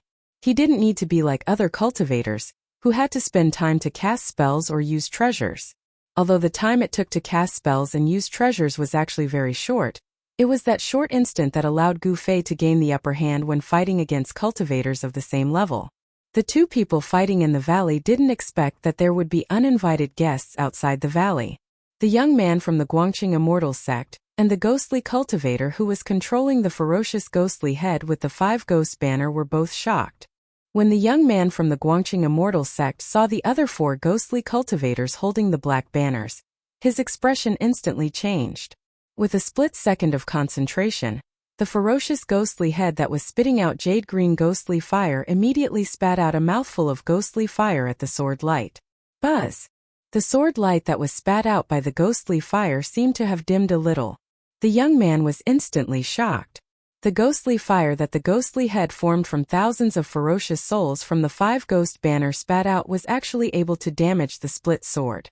It was beyond his expectations. Hee. There's a path to heaven, but you refuse to take it. The 5 ghost banner that the 5 of us refined just so happens to lack 3 ghostly generals. We'll use the souls of the 3 of you to refine the banner's ghostly generals. The 4 ghostly cultivators who suddenly appeared outside the valley held ghost banners that were shrouded in black qi, and pressed towards Gu Fei and Ling Luoyan from 4 directions. Gu Fei's expression was incomparably grave. He could feel a huge wave of yin qi from the 4 ghostly cultivators, especially the 5 ghost banners in their hands. He could vaguely see ghostly shadows flickering on the banners, as if those ghosts were about to rush out from the black banners. The aura that was emitted from the black banners made Gu Fei feel uneasy. The cultivation of these ghostly cultivators didn't seem to be weak, and with the 5 ghost banner in their hands, The situation was very disadvantageous to Gu Fei and Ling Luoyan. At this moment, the ghostly cultivator who was fighting with the young man from Guangqing Immortal Sect suddenly controlled the 5 Ghost banner and retreated, abandoning the young man. The young man waved his hand, and the sword light immediately flew back to him. It danced around his body and swept away the cold ghostly qi that was surging towards him. Ghostly qi was something of extreme yin and extreme cold. It could corrode the yang qi in a person's body. If an ordinary person were to come into contact with a trace of ghostly qi, they would either fall sick or die. The ghostly cultivator didn't just let the young man from Guangqing Immortal Sect go. Instead, he and the other 4 surrounded the 3 people in the valley. The 5 ghostly cultivators laughed sinisterly as they waved the 5 ghost banners in their hands at the same time. As the black banners danced, ghostly qi surged out and quickly spread out. In an instant, ghostly qi surged in all directions, and ghostly cries could be heard. The pitch-black ghostly qi sealed the entire small valley. 5 balls of pale green ghostly fire wrapped around 5 ghostly heads that were the size of car wheels. They emitted a terrifying and eerie aura, constantly appearing in the surging ghostly qi in the surroundings. Their hair was disheveled, their eyes flashed with green light, and their bloody mouths were wide open with fangs intersecting. Every ghostly head looked extremely frightening, as if they were evil spirits that came out of hell. "Brother Ling, what's wrong?" Gu Fei suddenly realized that Ling Luoyan, who he was hugging, seemed to be acting strangely. He hurriedly took a look and couldn't help but be shocked. At this moment, Gu Fei still didn't know that Ling Luoyan was a girl, nor did he know that her original name wasn't Ling Yan. However, the young man in Gu Fei's eyes, Ling Luoyan, had actually become dizzy at this moment, as if she had lost her mind. A layer of black qi even vaguely appeared on her face. Gu Fei knew that Ling Luoyan had been affected by the surrounding ghostly qi, and he couldn't help but become anxious. He hurriedly placed a hand on Ling Luoyan's back, and sent a wave of pure yang qi into Ling Luoyan's body. Gu Fei had the body of a child, and the pure yang qi on his body was incomparably pure, without a single flaw. Moreover, after cultivating the ancient body refinement technique, the blood and qi in Gu Fei's body were extremely vigorous, and the powerful pure yang qi on his body was the nemesis of the extreme yin ghost qi.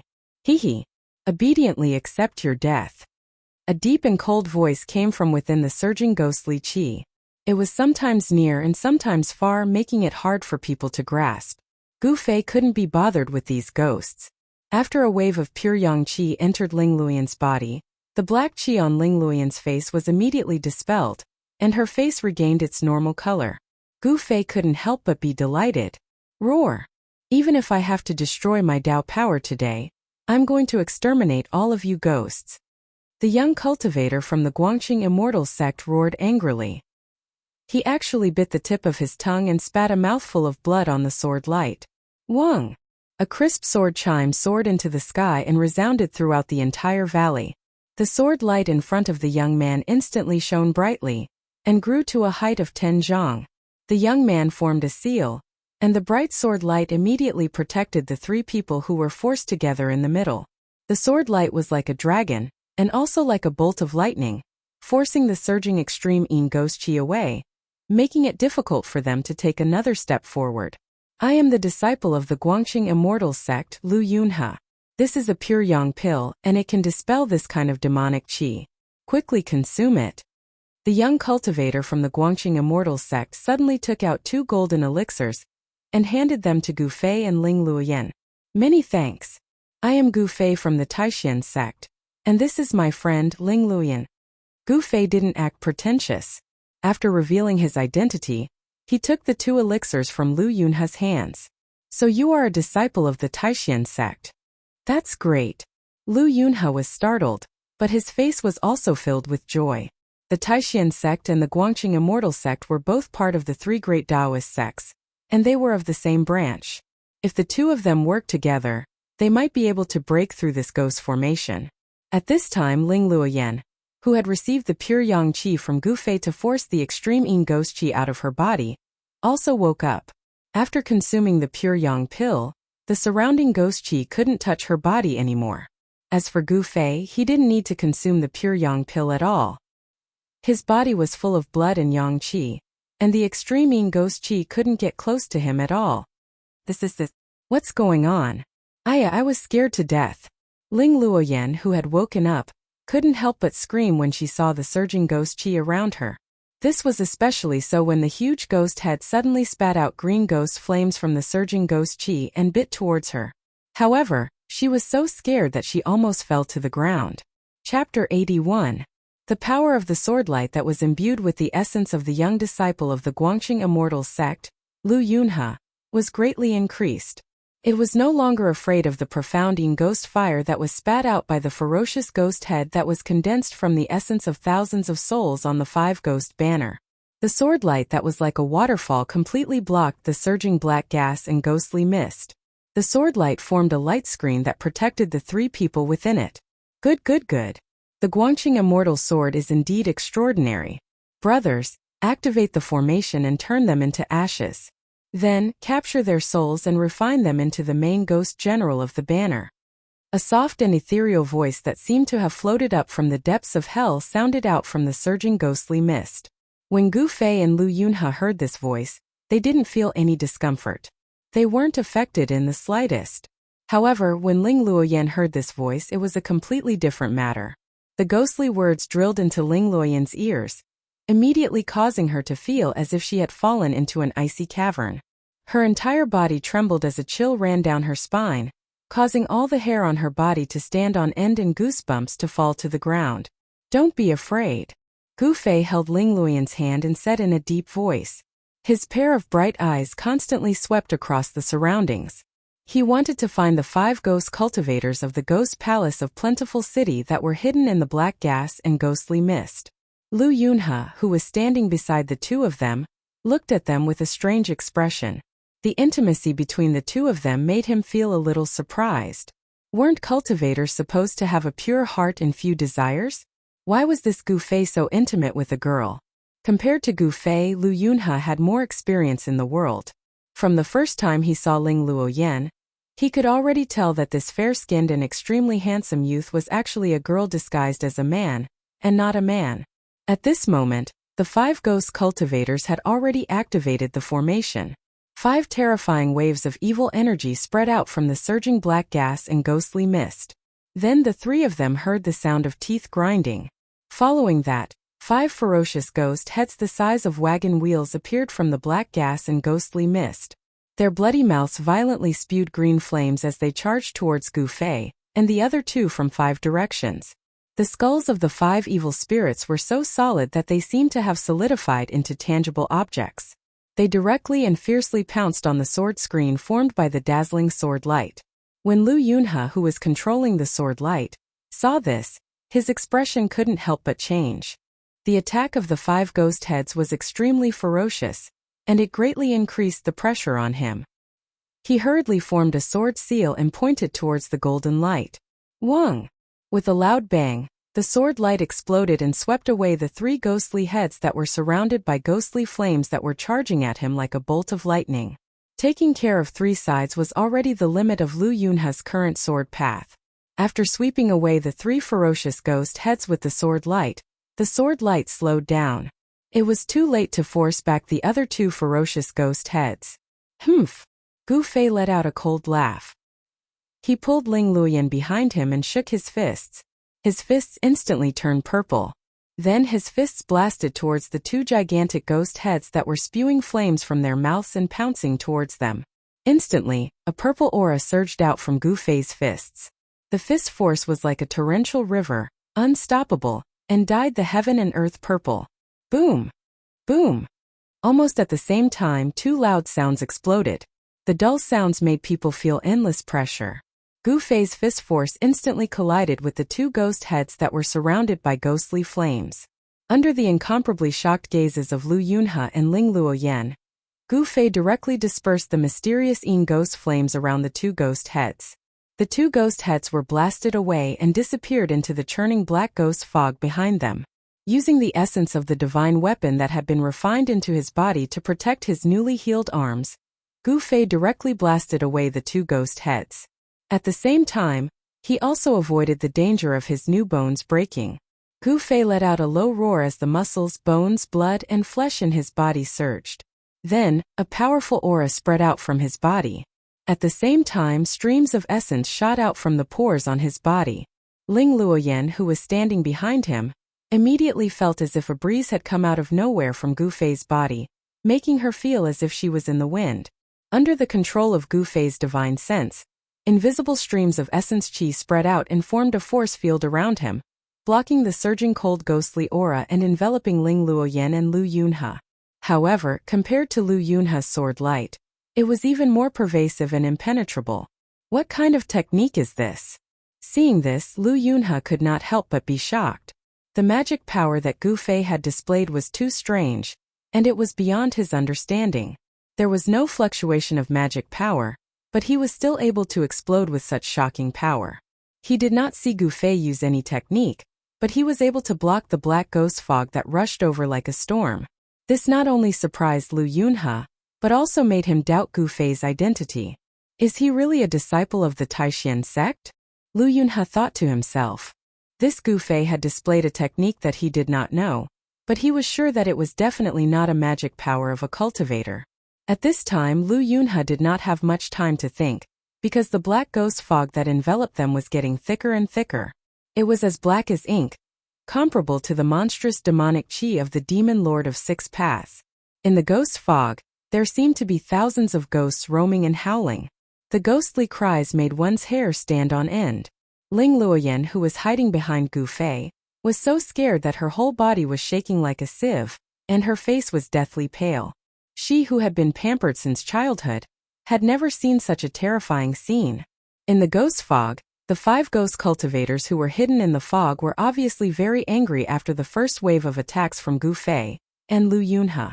The 5 ghost streamer was refined by the 5 ghost soldiers of Fengdu over many years. It was refined from the essence of countless souls. It looked tangible, but it was actually intangible. It was a rare treasure in the ghost realm, and it was extremely powerful. However, it was obvious that these 5 ghost cultivators had not successfully refined the 5 ghost streamer. Otherwise, the ferocious ghost head that had condensed on the 5 ghost streamer would have spat out a mouthful of ghost fire and tainted Lu Yunhe's flying sword's essence energy, causing the flying sword to turn into ordinary iron. Pung! Suddenly, the ghost fog rolled, and a pale green ghost fire surged out from all directions. In an instant, the 3 people who were surrounded by the black ghost fog were enveloped in the monstrous ghost fire. However, the force field formed by the essence of the skin pores on Gu Fei's body, without his consent, any external force would be repelled and blocked by him. Not a single feather could be added, and the insects could not fall. Once the demonic ghost fire pounced on them, it was as if it had hit an invisible wall, and it could not advance even an inch. The 5 ghost heads, hidden in the ghost fog, spat out the pale green ghost fire with all their might.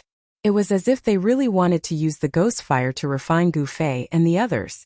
This profounding ghost fire did not have the slightest bit of temperature. Instead, it was cold and oppressive. It was a kind of cold flame. Although it did not burn the 3 people, the cold air emitted from the ghost fire caused a thin layer of ice to form on the ground. Gu Fei was fine. He cultivated a body refining technique, so his body was full of essence and blood, and it was difficult for the cold air to attack his body. However, Ling Luoyan and Lu Yunhe did not feel so good. Chapter 82. Not a single feather could be added, not an insect could fall, and not a single technique could touch him. Gu Fei used the essence qi that shot out from his pores to form an aura field that enveloped a radius of 50 feet. All kinds of ghost fire and ghost fog were blocked outside, and could not take a single step forward. Everyone was shocked by the strength of the martial skill and divine ability, especially Lu Yunhe. His sword ray pierced through Gu Fei's aura without any obstruction. With the protection of Gu Fei's domain-like Yuan Qi field, Lu Yunhe's flying sword was like a bolt of lightning as it fiercely slashed into the surging ghost fire outside. The sword was like a dragon, and the person was also like a dragon. The aura of the person and the sword were interlinked, and the sword light was like a part of Lu Yunhe's body. It swept away the green ghost fire that filled the sky, and stirred up the monstrous ghost fog that was sealed in the outermost layer.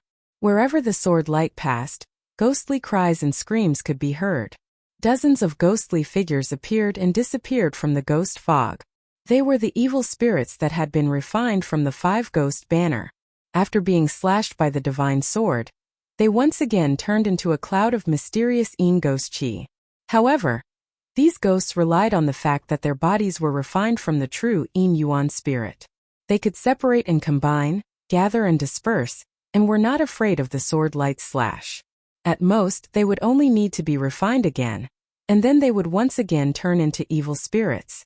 As long as the five ghost banner was not destroyed, the thousands of souls' essence chi could be reborn with it, and could not be destroyed. We can't continue like this. How can we break this ghost formation? Gu Fei asked in a deep voice. He was currently circulating the five elements' true essence in his body with all his strength. Every time the pores on his body opened and closed, streams of pure yuan qi would spurt out. His muscles and bones emitted continuous crackling sounds, and every inch of his flesh and blood was emitting waves of powerful essence qi, causing his body to be enveloped in a layer of five-colored splendor. Streams of essence qi circled around his body. His body seemed to be forged from fine iron, and it emitted an incomparably powerful pressure that caused Ling Luoyan's mind to tremble. It was as if she had forgotten the ability to think, and her mind was completely blank. Gu Fei's tall figure had already been imprinted in the depths of her heart. They're hidden in the ghostly mist, making it difficult to determine their location. It's going to be difficult to break this formation. At this time, Lu Yunhe was already sweating profusely. Beads of sweat the size of soybeans flowed down his face. The magic power in his body was being rapidly consumed, causing him to feel like he was about to collapse. This was a bad sign. If his spiritual power was exhausted, then he would definitely not be much stronger than an ordinary person. The abilities of a martial cultivator could be said to be derived from the spiritual power within their bodies. The source of the Tao was the foundation of the Tao. Without the existence of magic power, all sorts of Tao techniques and divine abilities would not be able to be used, and cultivators would become mortals. Of course, such a situation only occurred to low-level cultivators who hadn't condensed a Tao core within their bodies. Cultivators who had formed a Tao core in their bodies could communicate with heaven and earth and breathe in the spiritual energy of heaven and earth. As long as there was an endless supply of spiritual energy, their magic power would not dry up. This was the reason why cultivators in the transcending mortality stage could have endless magic power. Hehe. You want to break our thousand ghost devourer formation? Dream on. A sharp and unpleasant voice like that of a night owl came from the black mist of ghost flames. Kill. Lu Yunhe listened to the voice and pinched his fingers together. He suddenly pointed in the direction of the voice. The sword light was vigorous like a soaring dragon. In an instant it tore through the void and shot over. The unparalleled sword chi swept away the layers of ghost chi. Faintly, a black shadow could be seen flashing and vanishing under the sword light. A large banner that was shrouded in dense black chi and emitted an extremely cold and terrifying aura was twisted by the sword light and cut into two pieces. Good. When Gu Fei saw this, he couldn't help but be overjoyed. Although he hadn't dabbled in the path of formations, he was a member of the Tao sect. Even if he hadn't learned about formations, he knew that the power of a formation would sharply decrease when its magic weapon was destroyed.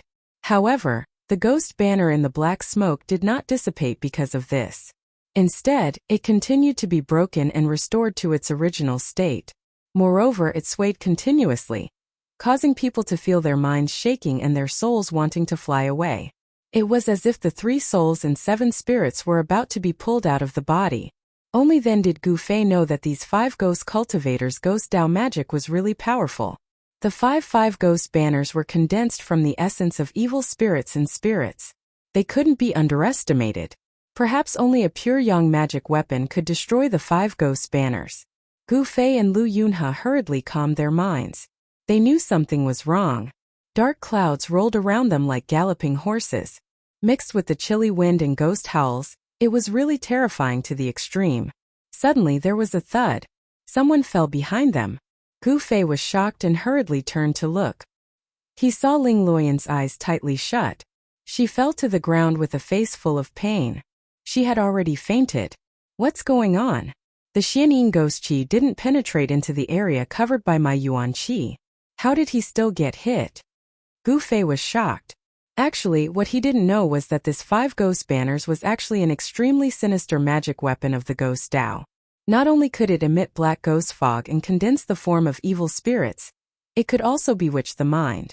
Between Gu Fei and Lu Yunhe, one was a martial artist and the other was a sword cultivator. Their minds were incomparably firm, and it was hard for external objects to sway them. But Ling Luoyan was different. Her cultivation was far from Gu Fei and Lu Yunhe's. She was born in a noble family and grew up under the protection of her family. She had never experienced any hardship or suffering. Thus, she only took a few glances at the 5 ghost banners that appeared from the fog and immediately closed her mind. Her mind suddenly became muddled, and she fell to the ground, fainting. Suddenly, a dark green flame flashed. The black ghost fog that Lu Yunhe's sword light had dispersed rose again and enveloped the ghost banners. The ghost banners disappeared, and only the ghost flames that surged out from the black fog were still locked in a stalemate with Gu Fei's Yuan Qi force field and Lu Yunhe's flying sword. Ling Luoyan, what's wrong? Gu Fei was shocked and hurriedly asked. He was currently using all his strength to resist the green ghost flames that were surging in from all directions. His body was like being sandwiched in the middle of a large mountain, unable to move at all. She's fine. She's just bewitched by the ghost techniques of the ghost banners, Lu Yunhe said indifferently.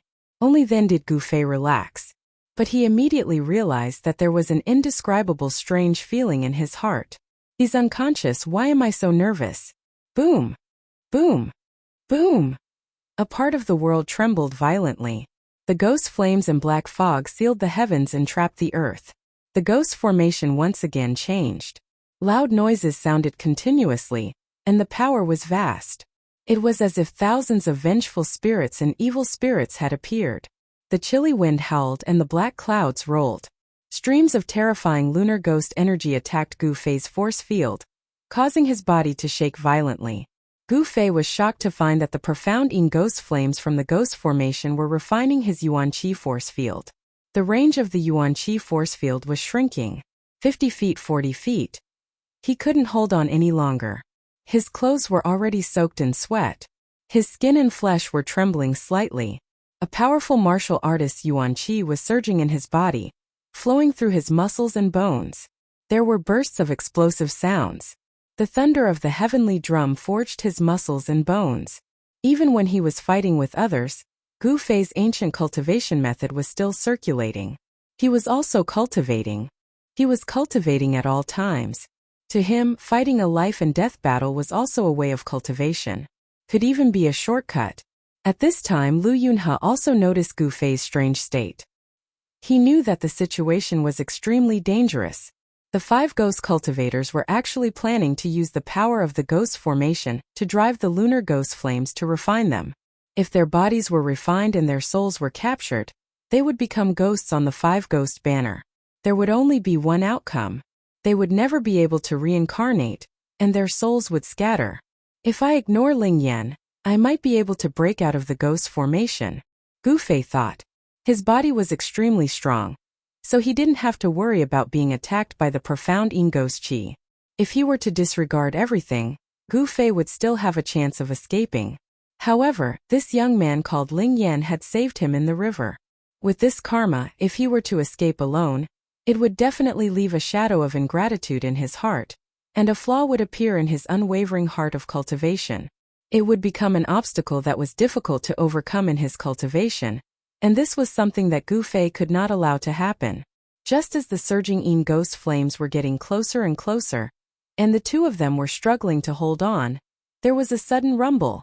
Thousands of thunderbolts struck down from the sky. Rolling black qi and ghost flames immediately swept in all directions. A ball of extremely cold lunar ghost qi was immediately dispersed by the thunderbolts, and specks of stars once again appeared in the sky above the two of them. The vast waves of magical power shook the heavens and the earth. The golden thunderbolts were like countless golden snakes dancing wildly, like mercury flowing on the ground. They swam in all directions, and a ghost Tao formation that was filled with towering ghost qi was instantly destroyed. Several terrified screams could be heard. In the midst of the thunderbolts, thousands of evil souls and malicious ghosts were destroyed, turning into wisps of green smoke. The 5 most powerful ghost heads also seemed to have lost their spiritual chi due to the thunderbolts. They became unstable, as if they were going to disappear at any time. 5 ghostly shadows appeared and turned into a gust of chilly wind. They carried the skulls of the 5 evil spirits and flew towards the west at an extremely fast speed. In just an instant they disappeared into the mountains in the west. Quickly follow me. At this time a loud shout came from the sky. Gu Fei saw a Vajra shooting down from the sky. It carried Lu Yunhe and flew toward the south at an extremely fast speed. Flying on a sword?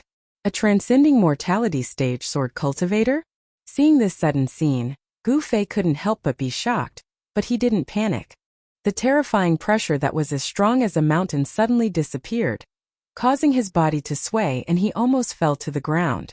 Haha, junior brother Qi, why are you in such a hurry? Come and catch up with your senior brother. At this time a loud laugh came from the north. It wasn't loud, but it echoed far and wide, echoing through the mountains. Chapter 83. Carrying the unconscious Ling Luoyan. Gu Fei dashed into a pile of rubble in the valley. Just as he hid, he saw a streak of rainbow-like fiery light shooting over from the northern horizon, chasing after the golden sword light that had swept Lu Yunhe away. The 2 streaks of sword light were extremely fast, seemingly even faster than the 5 ghosts that had escaped. They disappeared into the distance in an instant. Zhao Xuanji, you traitor! Indistinctly, a weak voice came from the southern sky. It was evidently the voice of the person who had used the power of thunder and fire to disperse the dense ghost fog, breaking the ghost Dao formation set up by the 5 ghost banner, and saving Lu Yunhe. Zhao Xuanji. Gu Fei stared at the flashing fiery light in the sky, a baleful aura surging from his body. Twice, Zhao Xuanji had forced him into certain death twice. Gu Fei clearly remembered this debt. If it wasn't for the fact that Gu Fei had cultivated the weapon body refining technique that Daoist Xintian had passed on to him, and had fused the unremarkable purple rod into his body, allowing him to narrowly escape death at the critical moment of life and death, Gu Fei would have long since died under Zhao Xuanji's flying sword. Now isn't the time. Wait until I break through to the transcending mortality stage, then I'll deal with you. A sharp, murderous light flashed in Gu Fei's eyes as he spoke in a low voice. Zhao Xuanji was a sword cultivator at the transcending mortality stage. Amongst cultivators of the same level, sword cultivators were an absolutely powerful existence. The current Gu Fei didn't have the strength to fight against a cultivator of this level. Withdrawing his gaze, he walked out of the rubble with Ling Luoyan in his arms. He didn't dare to stay in this small valley any longer, so he hurriedly rushed out of the valley and into the ancient forest outside. He had grown up in the mountains, so he was extremely familiar with this kind of ancient forest that was filled with unknown dangers. Indeed, not long after Gu Fei left, a streak of fiery light suddenly flashed in the southern sky, shooting towards the valley. Very quickly, a faint sound of something tearing through the air came from the sky, and a figure standing on a blazing flying sword appeared in the sky above the valley. That person stood on a flying sword and stood in the air. His black clothes fluttered in the wind, and a pair of cold and evil eyes swept over the people below. This person was the fire sword demon, Zhao Xuanji, who had already fallen into the demonic path of Gu Fei's disciple. I seem to have sensed that person's aura when I passed by this place just now. Zhao Xuanji's hazy face was so dark that it seemed like it was about to drip water. It was so dark that it was terrifying. That person has already been sent into the abyss of my sword, of that of my sword. How can he still live? After a moment of thought, Zhao Xuanji fused with his sword and turned into a 30-meter-long streak of sword light. He flew north and disappeared into the starry sky in the blink of an eye. Of sword yang sort of yang of. And was Chen of the sword he refined the sword into the sword of. With the help of the psychic sword artifact, he could enter and exit the dark world and roam the world. To be able to shoot out a sword pellet from one's mouth and kill the enemy from miles away. Among the transcending mortality stage cultivators, only sword cultivators could do this. Gu Fei had already experienced how terrifying Zhao Xuanji was. Thus, by the time Zhao Xuanji returned, he had already carried Ling Luoyan and traversed more than 10 miles through the ancient forest. Gu Fei had entered the forest like a fish in the sea. How could Zhao Xuanji discover his tracks? However, Walking in the primitive ancient forest, there was no starlight or moonlight, so it was difficult to accurately determine the direction. Therefore, Gu Fei found himself lost in the dark and dense forest. If an ordinary person were to get lost in such a dangerous ancient forest, there would only be one outcome, and that was to become food in the stomach of a ferocious beast. Gu Fei didn't dare to leap onto the treetops, as it would be too conspicuous. Even in the dark, for someone of Zhao Xuanji's cultivation, there wasn't much difference between night and day. If Zhao Xuanji discovered his tracks, it would be very dangerous. After all, he had only managed to escape from Zhao Xuanji's sword by a fluke the last 2 times. If they were to meet again, Gu Fei knew that he would die without a doubt. Even with the protection of the weapon refinement art, he would still die without a doubt. After carefully walking about 3 to 4 miles through the dense forest, Gu Fei found that the trees around him seemed to have grown taller. He seemed to be walking into the depths of the ancient forest. Trees that required several people to wrap their arms around were intertwined with each other, and vines that were hundreds of feet long intertwined. The forest seemed to be a dangerous place, and there might even be ferocious beasts roaming about. This was because he found that there were no signs of weak beasts in the nearby forest. Whoosh! Suddenly, a gust of fishy wind gushed out of the forest without any warning. The thick layer of withered leaves on the ground was swept up into the air and fluttered in the air. At the same time, a huge black shadow scuttled out of the forest in front of him and entrenched itself on the ground. A pair of green eyes emitted a sinister light as it stared at Gu Fei. The forest was immediately filled with a fierce aura. Gu Fei fixed his eyes on it. It turned out that the black shadow that had pounced out of the forest in front of him was a huge tiger. A big black tiger that was 4 to 5 meters long. The clouds came from the dragon, and the tiger gave birth to the wind. Turned out to be a huge worm. Gu Fei chuckled. He didn't think much of this ferocious tiger, but he seemed to have thought of something, and his expression instantly became extremely solemn. Swoosh! With Ling Luoyan in his arms, Gu Fei disappeared from where he was, and the next moment, he instantly appeared beside the huge tiger. At this moment, the huge tiger was shaking its head, wanting to let out a tiger roar that could intimidate all beasts. However, Gu Fei couldn't let this black tiger roar. In this quiet forest, the roar of this huge tiger could probably be heard dozens of miles away. If Zhao Xuanji was still nearby, it would be terrible. Turning his body and kicking his leg, Gu Fei's right leg swept out at the tiger's head like a rapidly swinging whip. The force of his leg compressed the air, instantly producing a low explosive sound that sounded like thunder. It was as if the air had exploded from his kick, and the atmosphere screeched, making one's heart skip a beat. Pung! Crack! The huge tiger, which weighed hundreds of kilograms, was sent flying by Gu Fei's kick, producing a bone-chilling sound of bones shattering. The ferocious tiger was also very pitiful. It had wanted to roar and show its might, then pounce on the food that had been delivered to it. However, before it could roar, it was kicked by someone. Its skull was shattered on the spot, and blood spurted out of its 7 orifices as it flew out like a broken sack. Pung! It smashed heavily onto the withered branches and withered leaves, causing the entire ground to shake. The broken leaves on the ground were mixed with dust and rose into the air. This giant tiger lay motionless on the ground. It was as dead as it could be. Chapter 84. Half an hour later, at the bottom of a short mountain in the primitive forest, there was a cave. The entrance of the cave had been blocked by branches and leaves, and there was a bonfire in the cave. The entrance was blocked by branches, so there was no need to worry about people discovering the fire from afar. Beside the bonfire there were 2 people. One of them seemed to be asleep, lying on the ground, while the other was sitting cross-legged on the ground. From time to time, he would flip the golden and glossy pieces of meat on the wooden rack. The tempting smell of meat lingered in the cave. I haven't eaten tiger meat in a long time, it's so delicious. The man sitting beside the bonfire, eyes staring at the roasted meat on the rack, almost drooling, was Gu Fei. The youth lying on the ground was the cross-dressing Ling Luoyan. Although Ling Luoyan had been bewitched by the soul-stealing technique of the 5-ghost banner, her spirit had not been taken away by the banner, so she was only unconscious. However, although Ling Luoyan's spirit had not been taken away by the 5-ghost banner and had become a walking corpse, it had still damaged her spirit, so she did not wake up so quickly.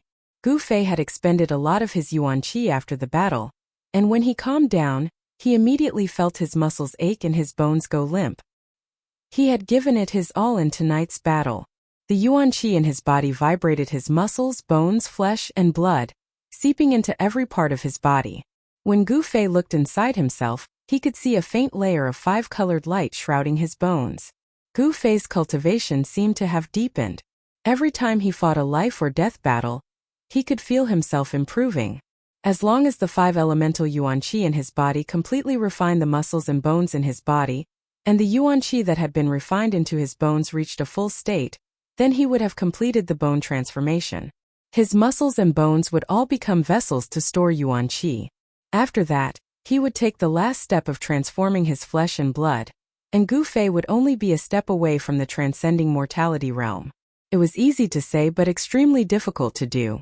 Gu Fei had just stepped into the 8th heavenly layer, and was still thousands of miles away from the bone transformation realm. However, he believed that as long as he continued to train and improve a little every day, he would eventually be able to take that step. In the ancient primitive forest, the night was far more dangerous than the day. Most of the poisonous insects and ferocious beasts liked to hunt at night. That was why Gu Fei had found this cave. He planned to spend the night in the mountains and find his bearings before leaving the mountains at daybreak. Looking at the beast meat roasting on the fire, Gu Fei's appetite was aroused. He swallowed a mouthful of saliva and directly reached out to tear off a piece of meat that weighed a few kilograms. Not caring if it was hot or not, he threw it into his mouth and chewed. The few kilograms of beast meat was quickly devoured by him. After letting out a burp and rubbing his slightly bulging belly, Gu Fei walked to the cave wall in satisfaction and sat down cross-legged with his back against it. Although the entrance of the cave wasn't big, the inside of the cave was very spacious. Originally, this cave had an owner. The owner of the cave was a black bear, but it was chased away by Gu Fei. The unlucky black tiger, on the other hand, had one of its hind legs torn off by Gu Fei and thrown into the forest as food for other ferocious beasts. This place was already far away from the small valley where he had fought the ghost soldiers of Fengdu. Therefore, Gu Fei was no longer worried that Zhao Xuanji was really so resourceful that he could find him in this primitive forest. Therefore, as usual, he let a wisp of his soul sense wander outside his body, constantly sensing the movements in the outside world, and then immersed himself in cultivation. His slender and strong body didn't move at all. He began to guide the surrounding wood essence into his body, and then let it flow throughout his body. The wood essence nourished his flesh, muscles, and bones, making Gu Fei's body full of vitality, like a new sprout of flowers and trees in spring. At the same time, while absorbing the wood essence, Gu Fei also guided the power of the stars from the outside world to penetrate into his body through the top of his head. Among the 5 elements, the power of the stars belonged to the metal element. As time went by, streams of green wood essence swirled around Gu Fei's body, while the top of his head was shrouded by a cluster of faint starlight. As he operated his cultivation method, the ground around where Gu Fei was sitting also began to rise and swirl around him. The water and fire essences drifting between heaven and earth were also gradually gathered by him. He was guiding the power of the 5 elements of heaven and earth to condense the 5 elements inside his body. The outside world was the outside world, and the inside of Gu Fei's body was equivalent to the inner world. The power of the 5 elements of heaven and earth, and the inner 5 elements inside Gu Fei's body formed a subtle connection in Gu Fei's body. Channeling the inner 5 elements and the outer 5 elements was a body tempering method, and it could also be called a divine ability. Not only could cultivators communicate with heaven and earth, but martial artists could as well. Wisps of imperceptible, holy light formed by the power of the 5 elements flowed inside of Gu Fei's body. The wood essence nourished his fleshly body like sweet dew, while the star power gave his internal organs, bones, and flesh a layer of golden light. His internal organs were being strengthened, and the power of the 5 elements inside of him didn't repel each other. On the contrary, there was a feeling of complementing each other like milk and milk blending together. Time seemed to stop as Gu Fei immersed himself in the wonderful realm of cultivation. Plants were the most abundant thing in primitive forests. It was a moonlit night, and the sky was filled with endless stars, while the earth was filled with endless earth power. The power of the stars, wood essence, and earth power gathered more and more, while the power of water and fire were the weakest among the 5 elements. Gu Fei was enveloped in a hazy layer of colorful light, and his whole body was emitting a faint light. At this moment he had ascended to an ethereal state. Although his eyes were closed, the surrounding scenery appeared clearly in his mind. He gave off a light and graceful aura. Every inch of his body was surging with colorful light. The 5 elements and the 5 elements interacted and blended in Gu Fei's body. The impure essence in his flesh, blood, tendons, and bones was expelled through his skin. His flesh and blood were constantly purified and improved by the purest origin of the 5 elements. Gu Fei's physique was changing without him knowing it. The rising sun emitted a soft light, illuminating the heaven and the earth, as well as the 800 miles of cloudy mist mountain. Light shone through the gaps in the tall treetops, sparkling with dew and specks of light. Gu Fei, who was sitting cross-legged with his back against the cave wall, opened his eyes. A faint layer of colorful light quickly faded from his eyes. The bonfire in the cave had long since been extinguished, leaving only faint smoke rising from the ashes. The roars of beasts could be heard from the nearby mountains. His aura is long, and his life signs are stable. Looks like he should be fine after a night of sleep. Gu Fei nodded as he sensed the aura of Ling Luoyan, who was lying beside him. Then Gu Fei stood up and walked out of the cave. As he stood outside the cave, he was greeted by the fresh scent of grass and wood. After a night of rest, Gu Fei felt that the vitality in his body had completely recovered. The injury caused by Zhao Xuanji's sword a few days ago had also completely healed. This was a few days earlier than he had expected. Gu Fei jumped onto a huge rock in front of the cave entrance. Facing the eastern sun, he began to absorb the wisp of sun essence between heaven and earth. Chapter 85. Facing the sun, Gu Fei's body seemed to be shrouded in a layer of fire qi. Indistinctly, there seemed to be tiny flames dancing on his body. At this moment, Gu Fei seemed to have really communicated with the sun true fire. The pure yang qi and the power of fire in his body resonated, and the essence of the sun was smelted into his body. Communicating with the 5 elements inside and outside made Gu Fei able to absorb the power of the 5 elements of heaven and earth to refine his own 5 elements and 5 qi. At this moment, Gu Fei finally clearly felt that there was something different from the past. His vitality seemed to be a lot stronger. Gu Fei was overjoyed. The human body was like a treasure trove. As his cultivation deepened, he realized that the treasures in his body were endless. After opening a treasure trove, there would be an even greater treasure trove waiting for him. After communicating with the 5 elements of heaven and earth, Gu Fei didn't know what would happen in the future. But now, his vitality was indeed becoming stronger. The benefits of having a strong life origin energy were enormous. The injured body would be nourished by the abundant life origin energy, and the speed of recovery would be much faster. Severed limbs could even grow back, bones could grow back, and flesh could reach the realm of immortality. When the sun was high up in the sky, Gu Fei gradually stopped absorbing the sun qi. The redness on his skin gradually receded, and the hazy flame that shrouded his body also converged into his body. After a night of cultivation, although Gu Fei did not make any breakthroughs in his cultivation, he felt that his body seemed to be much lighter and more powerful. The 5 elemental qi in his body was lively, constantly nourishing his blood, flesh, tendons, and bones. He gently moved his body. Swoosh! He jumped down from the rock and rushed into the forest. A few afterimages flashed past. He waved his hands and shot out a few dazzling blade-like auras. Wherever they passed, the giant trees were chopped down one after another. With a rumbling sound, the fallen giant trees in the forest set off clouds of smoke and dust, and leaves fluttered in the air. At this time, a figure appeared at the entrance of the cave. Seeing the figure moving quickly in the forest, she was shocked. Gu Fei, she saw too many surprises in this person. Swoosh! In the next moment, a figure flickered at the entrance of the cave. Gu Fei appeared in front of Ling Luoyan, leaving behind a series of afterimages that had yet to dissipate. You're finally awake. Gu Fei looked at Ling Luoyan's face and saw that she was sickly pale. Her spirit was dispirited, and it seemed that her mind had suffered quite a bit of damage. Actually, Ling Luoyan was lucky. The 5 ghostly cultivators from the Ghost Palace of Plentiful City, hadn't completely refined the 5-ghost streamer. If it had been a fully refined 5-ghost streamer, with just a shake of the streamer, regardless of whether it was a human or a beast, their souls would be extracted and turned into nourishment for the streamer. What is this place? Ling Luoyan looked around and asked. Gu Fei shrugged and said, I also don't know where this place is. I only know that we are in the mountains, a primitive forest full of dangers. What do we do now? Ling Luoyan couldn't help but furrow her brows.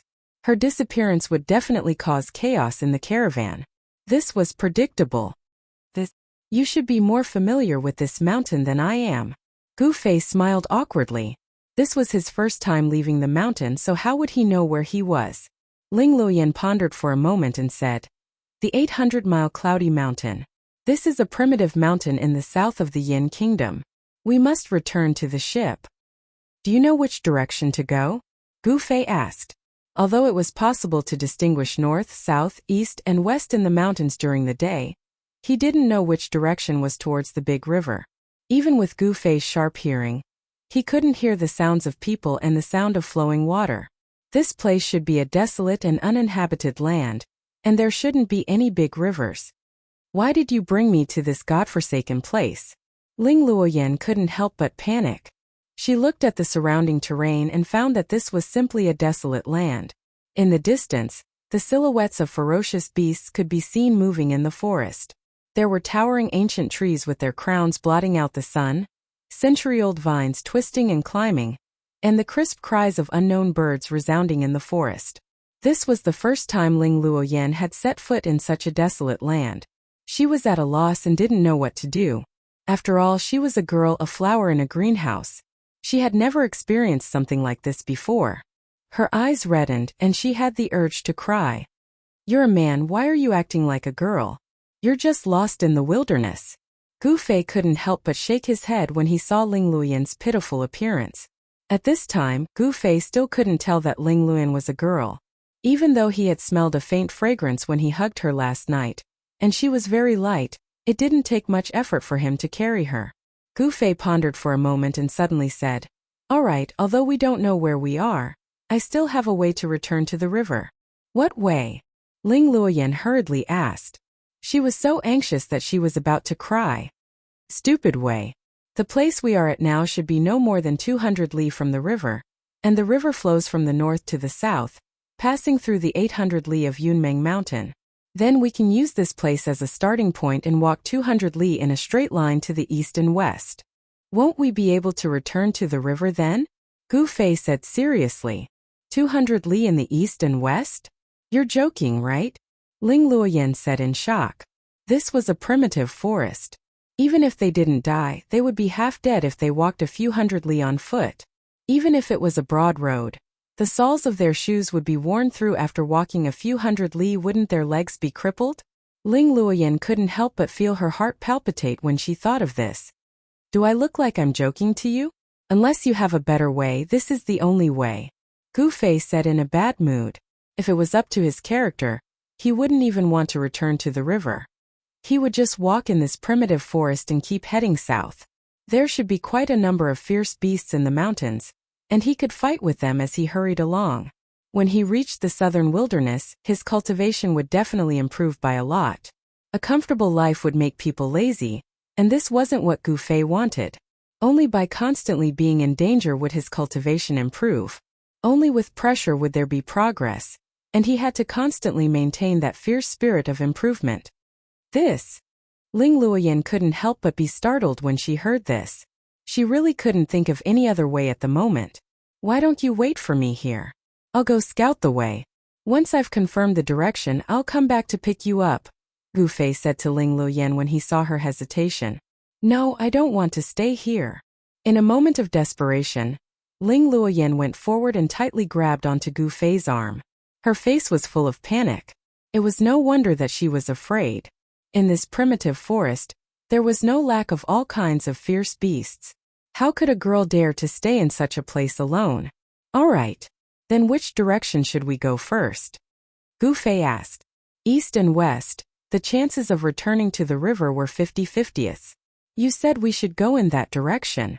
How could Ling Luoyan have any ideas? Everything would be decided by Gu Fei. The sun rises in the east, so let's go east. Gu Fei looked at the sun in the east and said in a low voice, "Let's go." Since the decision was made, Gu Fei's figure flashed and he headed east. "Ah, wait." Ling Luoyan hurriedly shouted and chased after him. Walking in the endless primitive forest, Gu Fei would often see some broken bones, but most of them belonged to large herbivores. For example, when he walked through a swamp with lush water plants, he would see a few 10-meter-long and several-meter-tall elephant skeletons lying in the water plants, or a few bull skeletons scattered among the rocks. However, Gu Fei also found some unknown giant skeletons scattered in the forest. They looked especially terrifying as they were hidden in the forest grass. He became much more cautious, because this unknown beast bone could very well have been left behind by those extremely ferocious beasts. It would not make sense if there were no ferocious beasts in such a primeval forest. However, Gu Fei did not encounter any particularly ferocious beasts after traveling for dozens of miles in the primeval forest. This surprised Gu Fei. Fierce beasts might be nightmarish existences to others, but to Gu Fei they were his whetstones. Gu Fei would learn a lot of fighting techniques that would be beneficial to him during his fights with the dire beasts. "Hey, do you know how many miles we've walked?" At the foot of a hill, Ling Luoyan sat down on a rock, took out a large red fruit from her bosom and took a bite. There were many unknown fruits in the primitive forest, but Ling Luoyan only dared to pluck some familiar ones to fill her stomach. She had plucked quite a few along the way. Gu Fei turned around and saw that Ling Luoyan had stopped. He stopped moving forward and walked to a large tree, leaning his back against the trunk. Then he took out a bamboo tube from his waist, pulled out the stopper, and raised his head to drink a large mouthful of cool spring water. He had done this himself when he passed by a forest. After all, walking in the primitive forest without food was a small matter, but not without water was out of the question. It's still too early. According to my estimation, we haven't even walked 100 miles. Based on his experience of living in the mountains, Gu Fei knew that they had actually only walked a few dozen miles in this primitive forest. Of course, this was because they were carrying Ling Luoyan, who was as weak as a girl. Gu Fei thought that Ling Luoyan, a disciple of an aristocratic family, was pampered since childhood, but he did not know that this handsome young master in front of him was not a man. "What? How can this be?" Hearing Gu Fei's words, Ling Luoyan immediately screamed, "Then when can we get out of this damn place?" Ling Luoyan wailed. "Roar!" At this moment, a loud roar suddenly came from the depths of the mountain in front of them.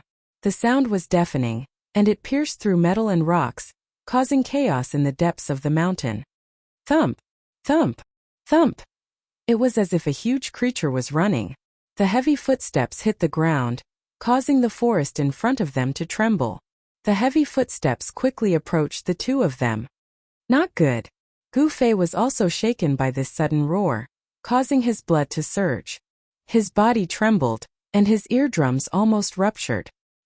He threw the bamboo tube in his hand and leaped towards Ling Luoyan, who was still in a daze with lightning speed. He grabbed her under his ribs, jumped onto the top of the tree, and left like the wind. Chapter 86. Gu Fei carried Ling Luoyan and sprinted for 20 to 30 kilometers, leaving the unknown savage beast's territory. Only then did he stop beside a small stream. He put down the still shocked Ling Luoyan. Gu Fei looked around and realized that this was a rare place with picturesque scenery. The mountain spring water converged into a small stream. The water was so clear that one could see the bottom, and one could vaguely see some unknown fish swimming in the stream. The surroundings of the small stream were covered with wisterias. All sorts of flowers bloomed beautifully. The fragrance of the flowers lingered in the air, giving one a refreshing feeling. In addition, there was the pleasant chirping of birds coming from the branches of the large trees beside the small stream. This was definitely a good place to rest. The tall trees blocked the scorching sun in the sky, and there was a large area of shade under the trees. Gu Fei sat down on the protruding root of a huge tree. He still had lingering fear in his heart. That savage beast just now was the most powerful savage beast he had ever seen. Even a transcending mortality realm cultivator would have to retreat if they met this savage beast. What was that? Ling Luoyan was so shocked that her face turned pale, and she asked with a trembling voice. Although she hadn't seen what that thunderous roar looked like, just the roar alone was enough to make one's heart tremble. One could imagine how terrifying that savage beast was. The 800 miles of Yunmeng Mountain is indeed not simple. It actually has such a powerful savage beast, Gu Fei muttered to himself. He didn't answer Ling Luoyan's question, as he was also frightened. Just now they had unknowingly barged into the territory of a terrifying savage beast. I don't want to stay in this godforsaken place anymore. Hurry up and think of a way to get us out of here. Ling Luoyan had witnessed the cruel law of the jungle this time, and it could only be described as ghastly. Humph! How can you see the rainbow without going through a storm? If you can't even endure such a small pain, how can you step into the ranks of the strong? Gu Fei said disapprovingly. The performance of this ridiculously handsome youth in front of him, who had white teeth and red lips, made him a little disappointed. Were all aristocratic family disciples this week? Gu Fei couldn't help but think of Wang Yuanji, who often bullied him in the past. Wang Yuanji was a fellow who bullied the weak and feared the strong. When Gu Fei's cultivation was low, he would bully Gu Fei as he pleased, but once Gu Fei's cultivation increased by leaps and bounds, he no longer dared to find trouble with Gu Fei. However, Dongfang Chun was also a descendant of an aristocratic family, and he was a decent opponent. It seemed that not all aristocratic family disciples were mediocre. Gu Fei looked at the sky. After a round of torment, the sun was already high in the sky. It was noon. Fei thought, Luoyan and Gu Fei, Gu Fei and Gu Fei, Gu Fei Luoyan Gu Fei.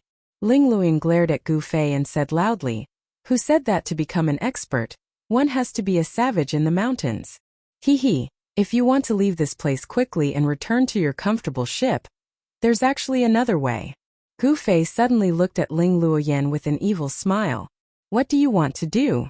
Ling Luoyan asked. If you want to leave this place quickly and return to your comfortable ship, there's actually another way. Gu Fei suddenly looked at Ling Luoyan with an evil smile. What do you want to do? When Ling Luoyan saw Gu Fei's expression, she subconsciously tightened her clothes and shrunk back a little. Gu Fei walked towards Ling Luoyan with an evil smile and reached out to grab her. Don't. Ling Luoyan was afraid and immediately dodged. Don't my ass. Gu Fei cursed in a low voice, then used one hand to clamp Ling Luoyan under his ribs. His feet stepped on the ground, and he flew up, jumping onto the crown of a nearby tree. So he wasn't up to no good. Ling Luoyan couldn't help but blush as she thought of this, revealing an infinite amount of shyness.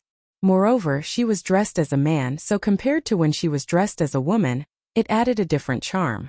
Tui, what am I thinking? So embarrassing. However, deep in Ling Luoyan's heart, she also felt a little disappointed. As if Gu Fei didn't do what she had expected. The thoughts of a girl were really hard to fathom. She obviously wanted to do it, but once it really happened she would reject it. Was a woman's heart really like a needle at the bottom of the sea?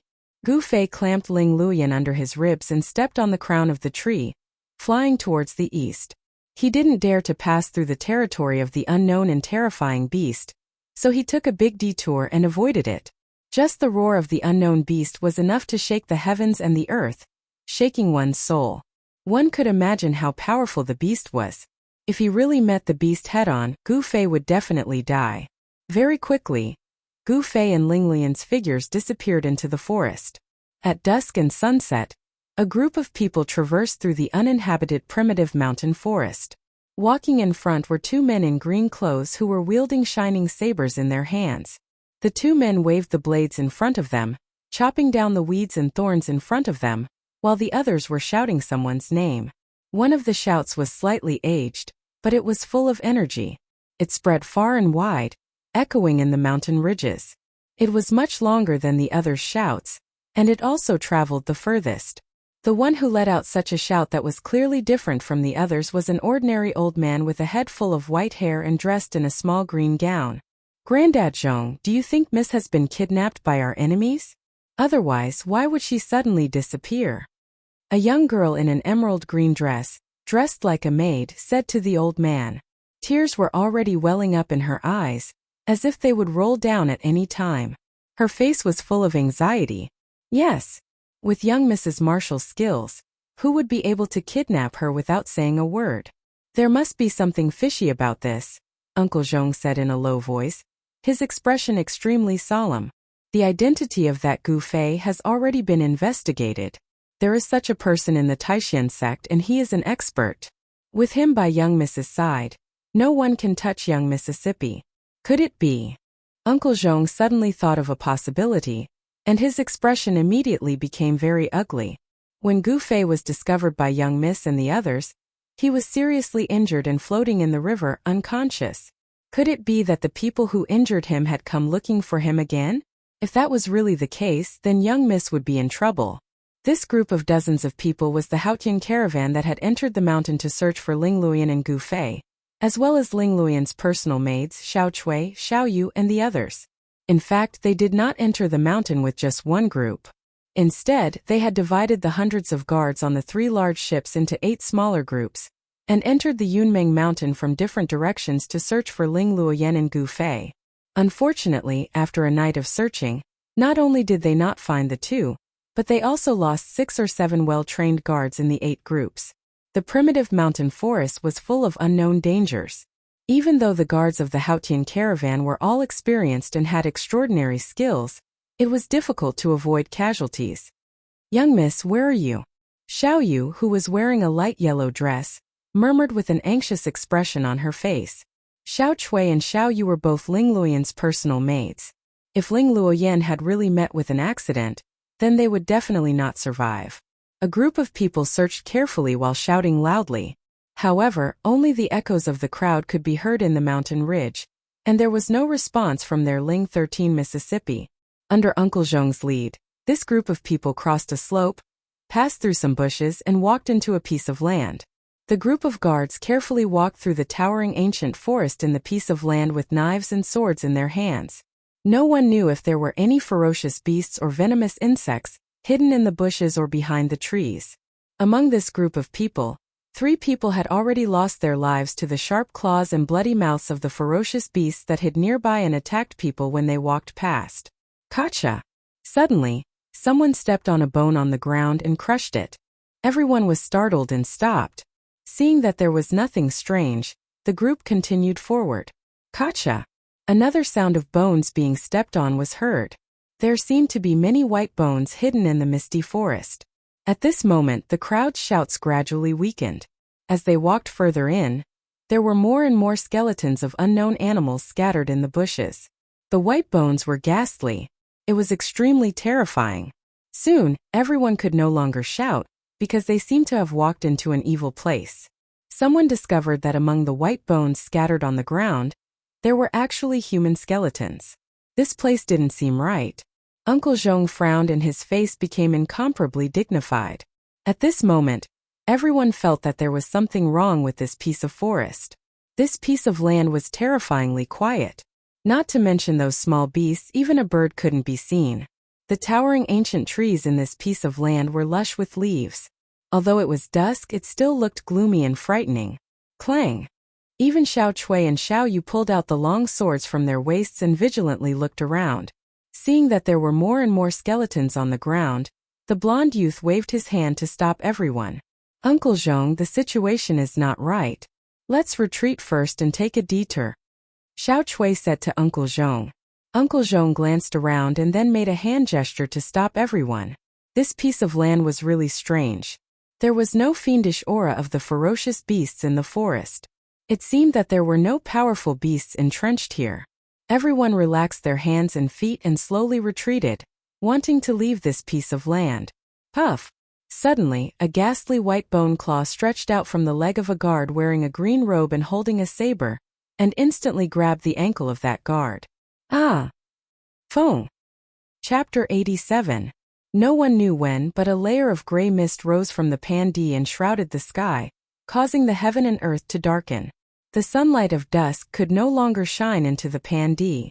The sky was gray as if a part of the world was pressing down, causing people to feel endless oppression. The dense forest of the Pandi was ghostly and extremely evil. The trees in the Pandi were originally very tall and lush. As a result, the light became even darker as if the night had fallen.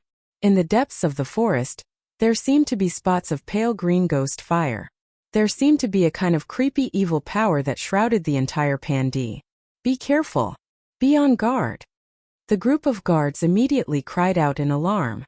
Since that unlucky guard was suddenly pulled into the ground by the bone claw, everyone was inexplicably shocked and had goosebumps all over their bodies. Uncle Zhong, who was dressed in a green gown, looked around with a dignified expression. His eyes emitted rays of light like the stars in the night. A powerful aura appeared from his body. The ordinary old man at this moment became not ordinary anymore.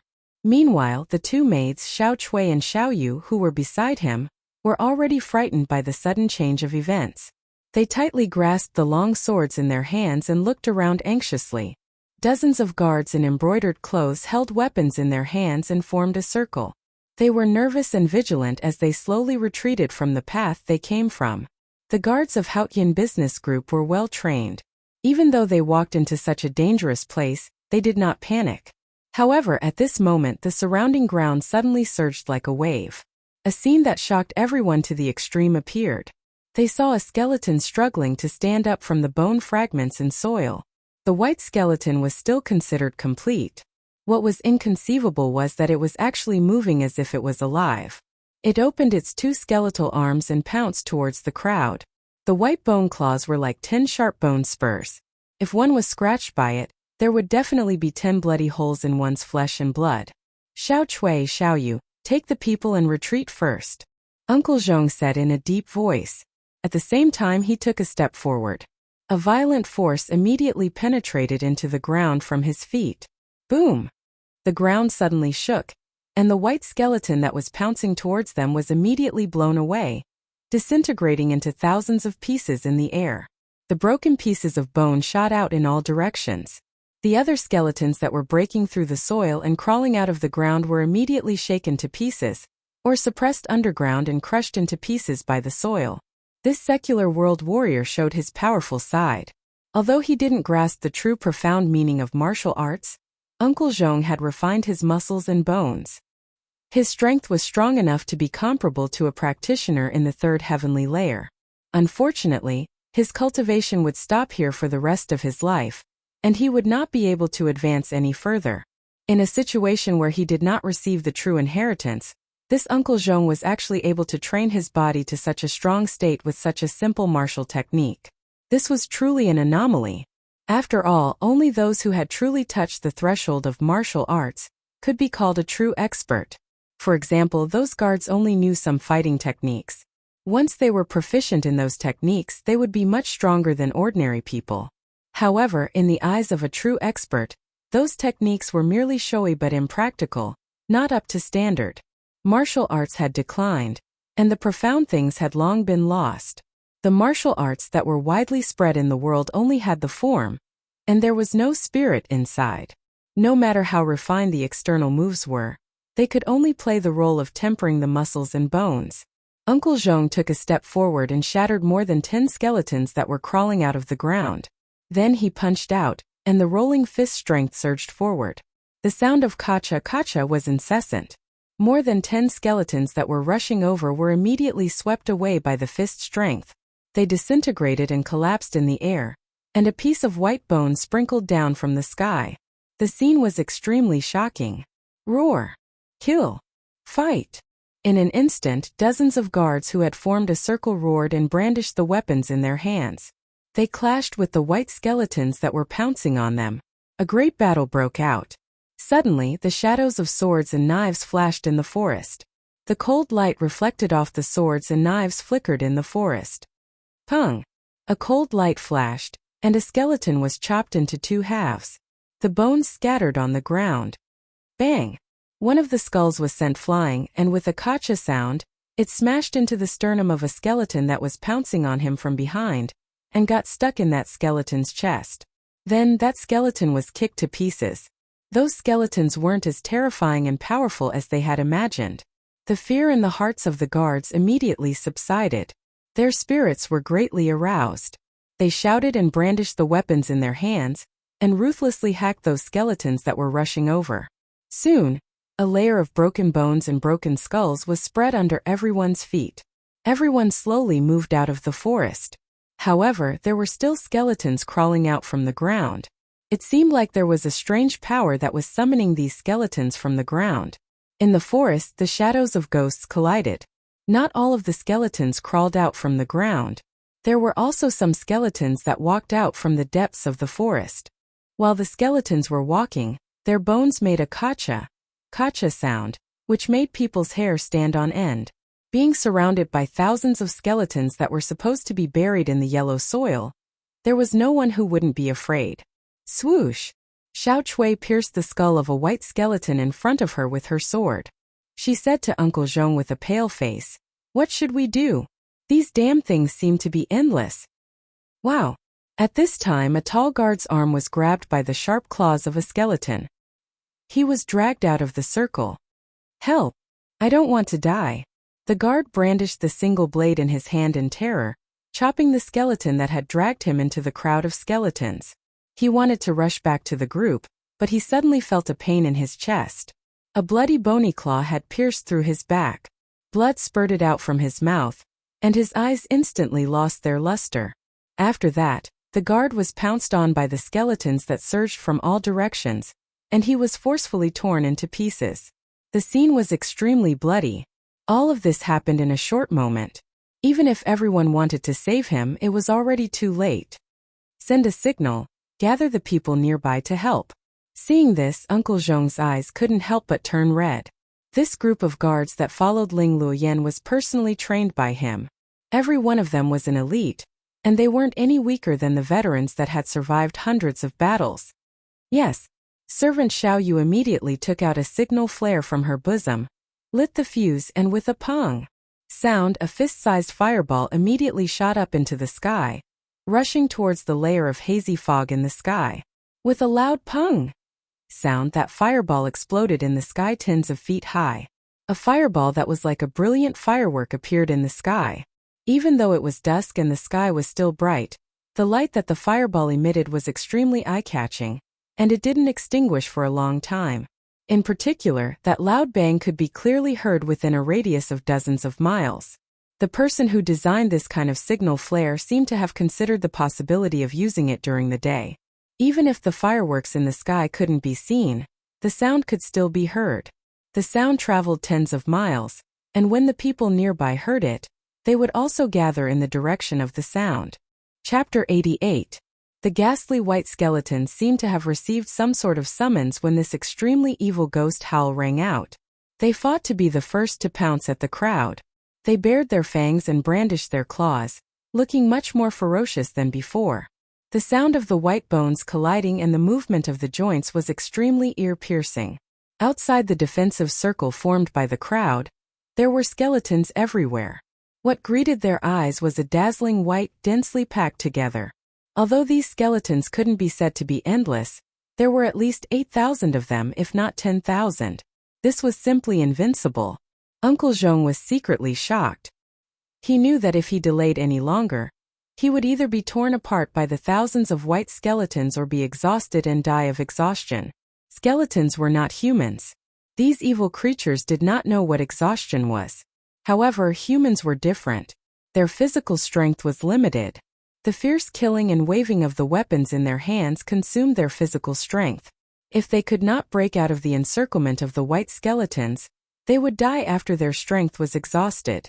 Which divine emperor of Black Voodoo cult is here? Please come out and meet me.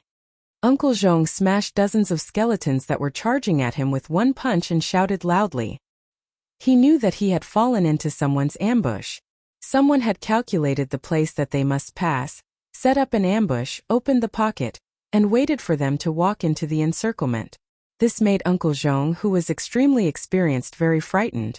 Uncle Zhong's shout was filled with vigorous true qi. His voice was transmitted far away, echoing in this gloomy place. Hee. I didn't expect someone to know about the existence of our Black Voodoo cult. This is really surprising. As soon as Uncle Zhong finished speaking, a cold voice that was even more unpleasant than the wailing of ghosts and the howling of wolves came from the depths of the Pandi. It's really the people of Black Voodoo cult. We're in trouble. Hearing the voice coming from the depths of the Pandi, Uncle Zhong felt a chill down his spine. Black Voodoo cult was an extremely mysterious evil cult. Legend had it that the Black Voodoo cult could punish ghosts and gods. These thousands of skeletons. It seemed that the legends about Black Voodoo cult on the continent were not groundless. But this Black Voodoo cult has disappeared from the world for 200 to 300 years. Why would such a powerful person suddenly appear in this cloud mist mountain? Grandad Zhong was astonished. While he was pondering, his hands and feet didn't stop moving. He repeatedly blasted out palm force that could topple the mountains and overturn the seas, shattering the skeletons that ferociously pounced at him. My Clear Sky Merchant Group has no enmity with your Black Voodoo cult in the past. Why did you attack us? Count Zhong said solemnly. After confirming the other party's identity, he could no longer maintain his composure. Hee. A sinister sneer came from the depths of the ground. An innocent man gets into trouble because of his wealth. I want that thing on you. That Black Voodoo cult demon was hiding on the ground and controlling thousands of white skeletons to madly attack Uncle Zhong's group. However, he didn't show himself. Moreover, his voice was erratic, making it hard to determine where he was coming from. Humph! I don't have what you want on me. Hearing this, Uncle Zhong's expression immediately changed and he said loudly, if that's the case, this day next year will be the anniversary of your death. You will have no regrets dying in the hands of my ancestor White Bones. Hee. The unpleasant ghostly voice immediately resounded. Its words were filled with cold killing intent. At this point of time, everyone had been fighting against those white skeletons that were baring their fangs and brandishing their claws at them from all directions. They were already exhausted. Except for Grandad Zhong, who had a profound cultivation base and was able to launch powerful palm strikes, all the guards were already covered with wounds. Even the dresses worn by the two maidservants, Xiao Chui and Xiao Yu, were torn by those skeletons in a few places. Wah! Ah! A few more screams were heard as several guards were pulled out from the crowd. In an instant, they were torn into pieces by the sharp claws of the white skeletons. The scene was extremely bloody. These thousands of skeletons were extremely evil. They clearly didn't have any signs of life or even soul fluctuations, but they could still move and attack people. Black Voodoo cult's methods were truly terrifying. They didn't even let the dead go. Rip! A sharp claw tore a long hole in the clothes on Uncle Zhong's back, revealing the skin inside. Roar! Uncle Zhong roared angrily. With a backhand palm, he smashed the skeleton that attacked him from behind into pieces. He was inexplicably shocked and angry. These skeletons were not afraid of being destroyed at all. They rushed forward without any scruples. Even if they were smashed into pieces, there were still other skeletons that continued to attack. It was extremely strenuous to deal with them. Haha! Suddenly, a hearty laughter resounded from deep within the mountain and spread far away. This laughter came so suddenly that not only Grandpa Zhong's group, but also the Black Voodoo cult demon who had been hiding in the forest all this time was greatly surprised. A little demon dares to call himself an ancestor? How laughable! After that, a voice resounded from within the forest, and it was filled with undisguised disdain. Hearing this voice, the guards who were fighting desperately with the white skeletons didn't have any reaction. However, Uncle Zhong, Little Chui and Little Yu were delighted. At this critical moment, that person actually appeared. Who are you? The Black Voodoo cult demon who called himself Ancestor Whitebones hiding in the dense forest was shocked and angry. It seemed that he was quite afraid of the person who suddenly spoke. The entire place had been covered by his strange evil art. He didn't even notice that the person had come in from outside. This was enough to prove one thing. That person was stronger than him. How dare you look down on me? You're courting death. The Black Voodoo cult's ancestor Whitebones seemed to be furious. He let out an extremely sharp and angry shout. A light green demonic smoke floated out of the dense forest. The flowers and grass that came into contact with this smoke immediately withered at a speed visible to the naked eye. Everyone, hold your breath. Don't breathe. Seeing that, Grandad Zhong was shocked at once. He hurriedly shouted at those guards. Obviously, the light green mist that spread out from the dense forest was a kind of extremely poisonous thing. At this moment, the white skeletons that were attacking the guards actually stopped for a moment. Then, like a tide, they quickly retreated in all directions. The movements of these skeletons were neat and orderly, as if they were a well-trained army of white bones. How did he do it?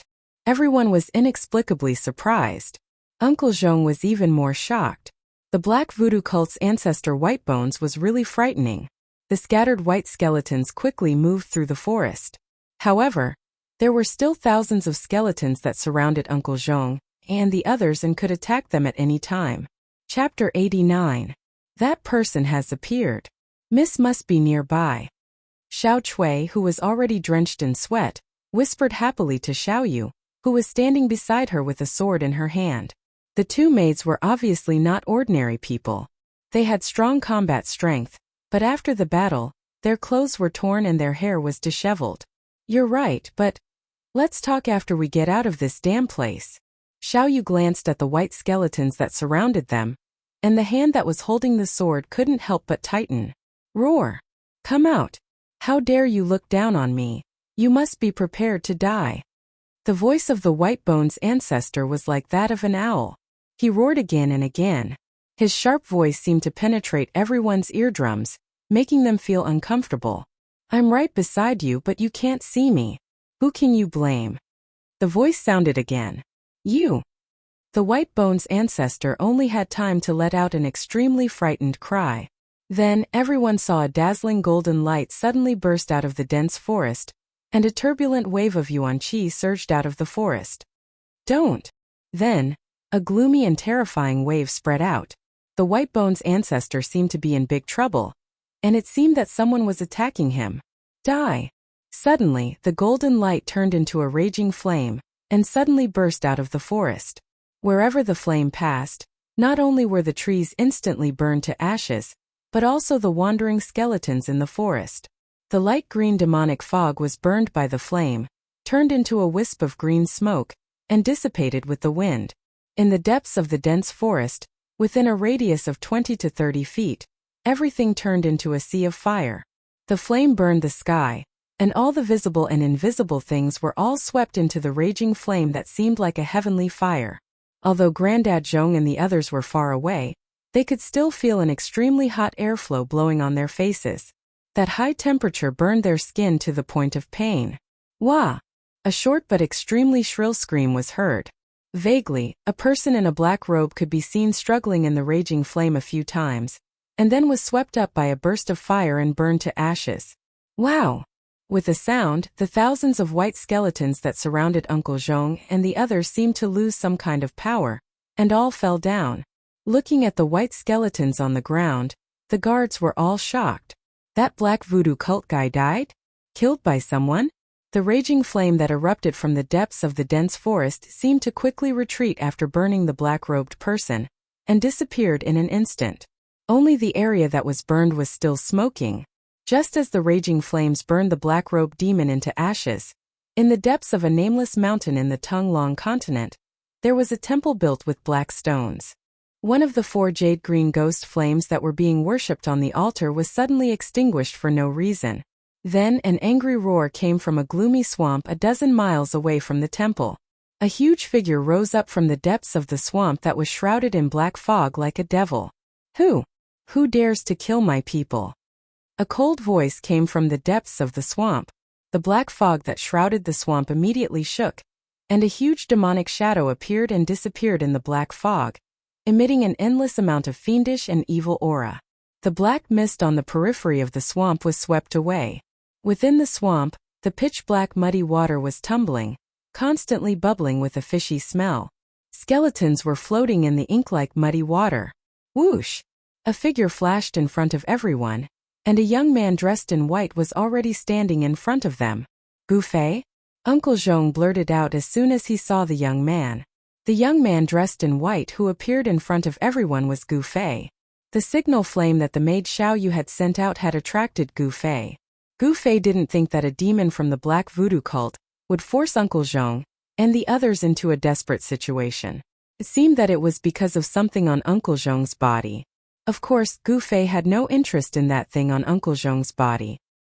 He was focused on cultivation, and what he was most afraid of was being tempted by the outside world, which would shake his courageous heart.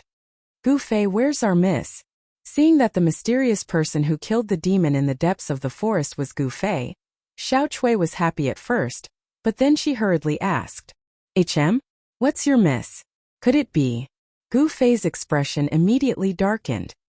His eyes shot out a sharp light as he stared at Xiao Chui. He wasn't stupid. If he still didn't know what had happened at this time, then he really was stupid to the extreme. This. Under Gu Fei's sharp gaze, Xiao Chui's heart couldn't help but tremble. It was as if she was being stared at by a terrifying beast. A chill rose from the bottom of her heart, and her entire body shivered. Oh no! Standing next to Xiao Chui, Uncle Zhong immediately cursed inwardly. He had lived for most of his life, and it could be said that he had one foot in the grave. How could he not know of Gu Fei's current situation? He couldn't help but secretly raise his guard. He was afraid that Gu Fei would become enraged and attack everyone. That would be a disaster. Even Black Voodoo cult's forefather Whitebones had been killed by Gu Fei in an instant. Who else here could be a match for him? At this time the maid Xiao Yu was also secretly shocked. This Gu Fei definitely thought that their miss was deliberately deceiving him and hiding her identity as a female. Right now, no one knew how Gu Fei would react after learning that Ling Luoyan was a female. The feeling of being kept in the dark or even deceived was definitely not a good one. All right, you. Gu Fei's sharp gaze swept across the faces of Uncle Zhong, Xiao Chui, Xiao Yu and the others. His expression was frighteningly dark. Poof! Gu Fei's right hand tightened, and the sinister little white bone banner in his hand immediately started burning. Creak, creak, creak, creak. The little banner let out a sound like oil being squeezed as it burned. A layer of demonic light surged out, and there seemed to be layers of illusions dissipating within the light. In an instant, the demonic energy inside the little white bone banner was refined by the fierce flames, and the little white bone banner instantly turned into ashes. The moment the little white bone banner turned into ashes, the thousands of white skeletons lying on the ground in the forest, in the grass, all silently turned into a pile of bone powder at the same time. Everyone stared at this scene in shock. They didn't even dare to breathe loudly. Everyone could feel the violent, fiendish aura from Gu Fei's body. This white bone banner was probably the evil object that forefather Whitebones used to control the thousands of skeletons. However, Gu Fei had instantly refined it with the pure yang true fire of the 5 elements. Humph! Gu Fei sneered, turned around and left. He covered 30 meters with each step and disappeared into the depths of the forest in the blink of an eye. Chapter 90. Gu Fei's sudden departure left the group of green-clothed guards at a loss. Actually, most of these guards had never seen Gu Fei before, so they didn't know about the relationship between Gu Fei and their Mississippi. Most of them were curious about Gu Fei's sudden appearance. Sigh. After a while, Uncle Zhong let out a long sigh and muttered to himself, "Such a person, what a pity." It wasn't clear whether he felt that it was a pity that he didn't make friends with people from the Taoist sect, or that it was a pity that Gu Fei and their miss had a misunderstanding. In short, Gu Fei was obviously angry. Let's go. Uncle Zhong looked in the direction where Gu Fei disappeared and walked out of the land. This time they had entered the mountain to search for Ling Luoyan and Gu Fei, and they had suffered a great loss. Especially the death of more than 10 green-clothed guards. It made Uncle Zhong's heart ache. It took a lot of time, blood, sweat, and money to nurture an outstanding guard. When Uncle Zhong and the rest walked out of the land, they saw that there were more than 100 people gathered at the foot of the hill in front of them. Most of these people were green-clothed guards with weapons hanging on their waists. These guards, under the leadership of 2 yellow-clothed commanders, were anxiously looking in the direction of the land. In front of the 2 yellow-clothed guards stood a calm and handsome young man. This young man's eyes were as beautiful as a painting, and his fine black hair draped over his shoulders. As he looked around, he was a breathtaking sight.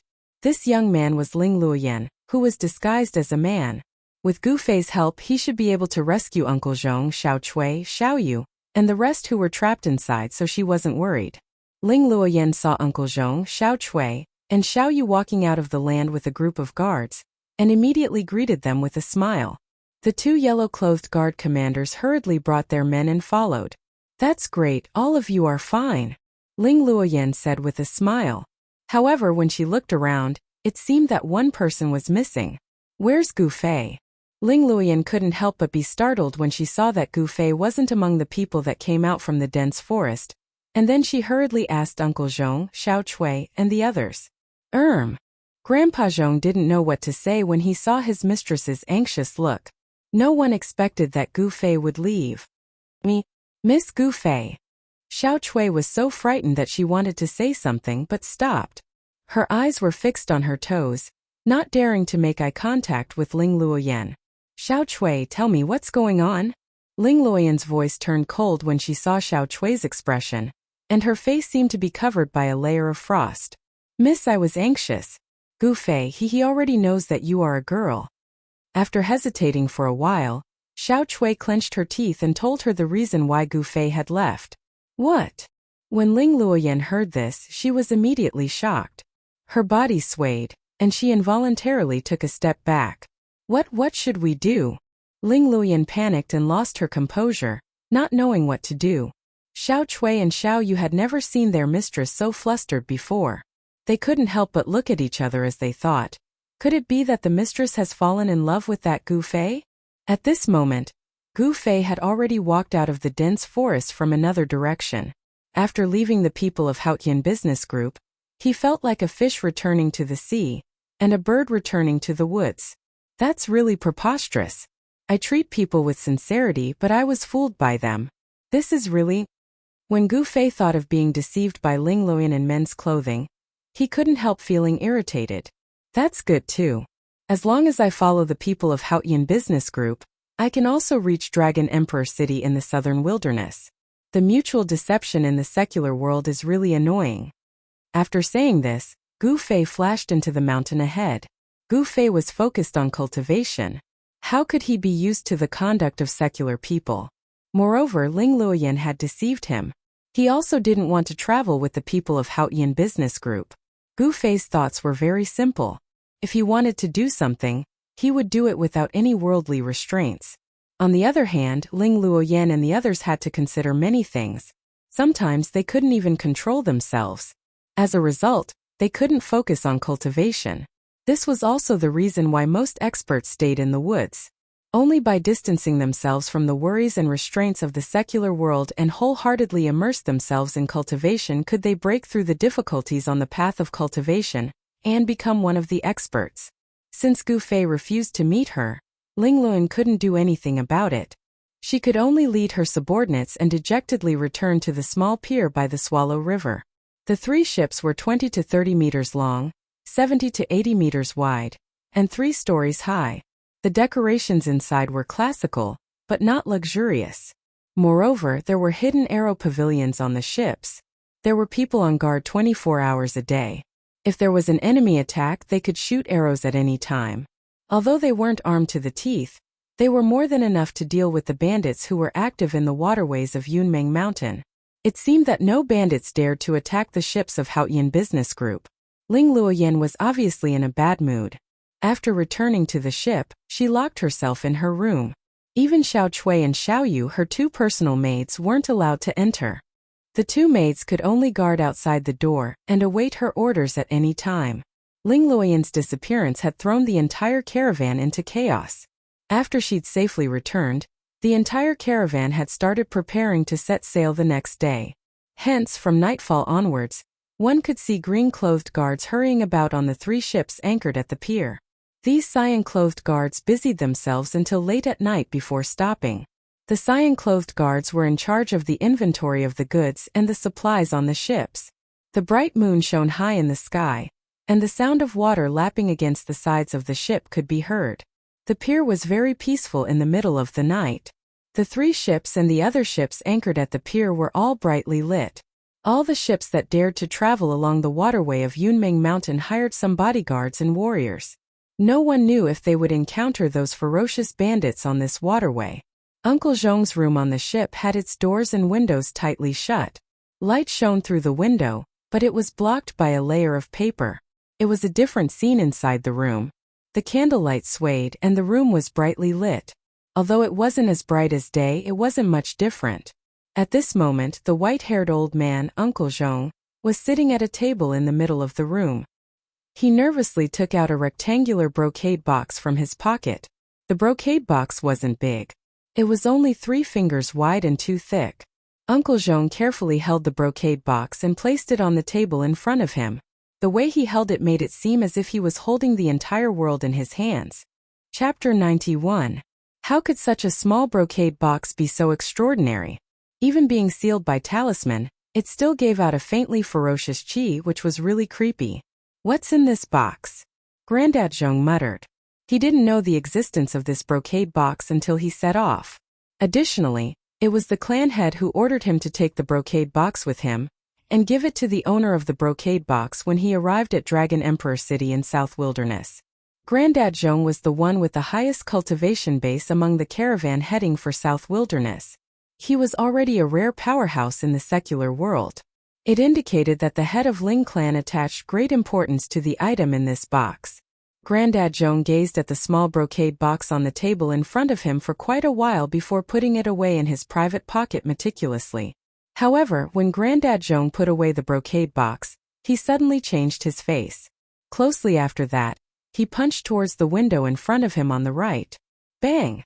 Under the impact of Grandad Zhong's extremely powerful palm strength, the window instantly turned into sawdust and scattered in all directions. Vaguely, a black shadow flashed and disappeared outside the window. Whoosh! Grandad Zhong darted out of the broken window like an arrow. Under the moonlight, a black shadow was walking on the misty river in the distance. In a split second, the black shadow disappeared over the river. Dandelion, what a guy! At the sight of this scene, Grandad Zhong couldn't help but admire this guy's lightness skill. Only by the buoyancy of his skin, he could treat the billows as flat land. At this moment, rapid footsteps drifted from the surroundings. Soon 7 to 8 people had arrived. They were guards in cyan clothes who came here to check after hearing the noise. It's okay here, you can leave now. At the sight of these guards, Grandad Zhong couldn't help but frown as he waved his hand towards them. Only he knew about the brocade box. Even Ling Luoyan didn't know that he was carrying such a brocade box. It was top secret. Yes, sir. The 7 or 8 guards immediately bowed to Uncle Zhong and then retreated. When these guards saw the broken window behind Uncle Zhong, although they were bewildered, they immediately retreated. These guards were also very clear about what they could know and what they could ask. Even if they knew something, they had to pretend they didn't know. They couldn't say it, let alone ask. After the guard left, Grandpa Zhong couldn't help looking at the direction where the man in black disappeared and murmured, "Who was that?" He didn't need to ask to know that the person peeping outside the window was definitely after the small brocade box in his arms. What was inside the box? Uncle Zhong's curiosity rose rapidly. Why did so many people come for it? First, it was Black Voodoo cult's forefather Whitebones, and now this mysterious person. It seemed that this box had an unknown secret, and many people wanted it. Grandpa Zhong pondered for a while, but he still couldn't think of a reason, so he turned around and jumped into the room through the broken window. He also knew how to ride duckweed across water, but he didn't dare to chase after the mysterious person who came to spy on him and let him leave. That was because no one knew if that person was a bait to lure him into a trap that had been prepared by someone else in advance. This section of Yen River was 7 or 8 miles wide, and the surface of the river was shrouded in a thin layer of mist. A black shadow passed through the mist like a ghost and walked on the waves, heading to the other side of Yen River. Riding duckweed across water and walking on the waves was already shocking to ordinary people, but it wasn't anything special to true cultivators. It was a masked person wrapped in black clothes. From the shape of the figure, it was obvious that this person was a man. Soon he crossed the river and jumped to the other side. He turned around and looked at the 3 ships that were faintly discernible in the mist. A light flashed through his eyes as he murmured to himself, "I didn't think that there would be an expert on that ship. It seems that it won't be easy to obtain that thing." Just as the masked man was about to turn around and leave, a white figure suddenly appeared behind him. This person had appeared so suddenly that it seemed as if he had appeared out of thin air. In an instant, the masked man's movements froze. He felt his scalp go numb as an extremely dangerous aura enveloped him, causing him to feel as if he had suddenly fallen into an ice cave. His entire body was ice cold. "Why did you spy on the Haotian caravan ship?" The white figure behind the masked man stood there quietly without moving. However, the masked man could sense the threat of death when he sensed the presence of the white figure. The masked man knew that if he didn't answer, The person behind him would kill him without hesitation. This was undeniable. It's for something. In a situation where his life was seriously threatened, the masked man had to admit that the threat posed by the person behind him was too great. His life or death was in the hands of the other party. "What is it?" the man asked again. Although his tone was calm, there was an undeniable force in it. I don't know." The masked man's clothes were drenched in sweat, and his voice was trembling. The unparalleled pressure from the person behind him made him feel extremely terrified. "You don't know? Then you can die." The man in white took a step forward. Bang! The entire ground shook. Then his 5 fingers grabbed forward like steel hooks. "No!" The masked man was scared out of his wits. He pushed his feet against the ground and tried to rush forward. However, he was horrified to find that he couldn't move. It was as if he had been imprisoned by an unfathomable force. No matter how hard he struggled, he couldn't move his feet at all. "Spare!" The masked man opened his mouth to beg for mercy, but it was already too late. He only felt the back of his neck tighten, and then heard a faint "Kacha" sound. His consciousness fell into boundless darkness, and his head drooped down softly. The man in white had actually broken the masked man's neck in an instant. Then he waved his hand and threw the masked man's body into the river as if he was throwing a rotten sack. Plop! The masked man's body fell into the river and was instantly washed away by the water. "What is that thing? So many people are targeting the Hautian caravan," the man in white muttered to himself. He suddenly looked at the 3 ships on the opposite side of the river. Chapter 92. Gufei did not go far. Instead, he wandered around the nearby mountains in an attempt to find some vicious beasts to practice with. However, he did not find any vicious beasts. Instead, he discovered a masked man spying on the Hautian caravan ship. As a result, he decided to make a move. Although his karmic ties with the Hautian trading party had been severed, and he no longer owed them a favor, he could not ignore this matter since he had encountered it. That black voodoo cult's ancestor Whitebones also wants something from the Hautian caravan.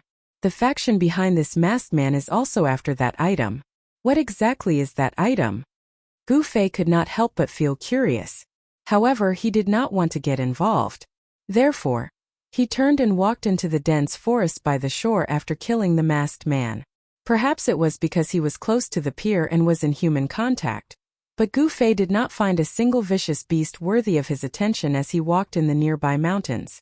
What he did not know was that the Kingdom of Yen would soon send experts to the various piers along the waterway of the Yunmeng Mountains to eliminate the powerful vicious beasts in the nearby mountains, so that they would not threaten the normal operations of the piers. Therefore, how could there be any traces of vicious beasts in the mountains near the piers? For hours before dawn, Gufei arrived at a stone wall. He discovered that there was a smooth concave platform about 50 to 60 feet above the stone wall. The nearby forest was relatively dense, so he decided to rest there. Even the mountains near the piers were filled with endless danger in the dark of night. Resting on the cliff was a wise choice. Under the stone wall, Gufei abruptly pushed off the ground with both of his legs. His body shot into the sky like a sharp arrow, rising 200 feet into the air. Only then did the momentum of his upward charge dissipate. I can only reach this height without circulating the primal chi in my body. Gufei's mind spun and he used up all of his momentum. His body paused for a moment and was about to fall, but Gufei's right foot tapped against the stone wall and his body immediately shot up again.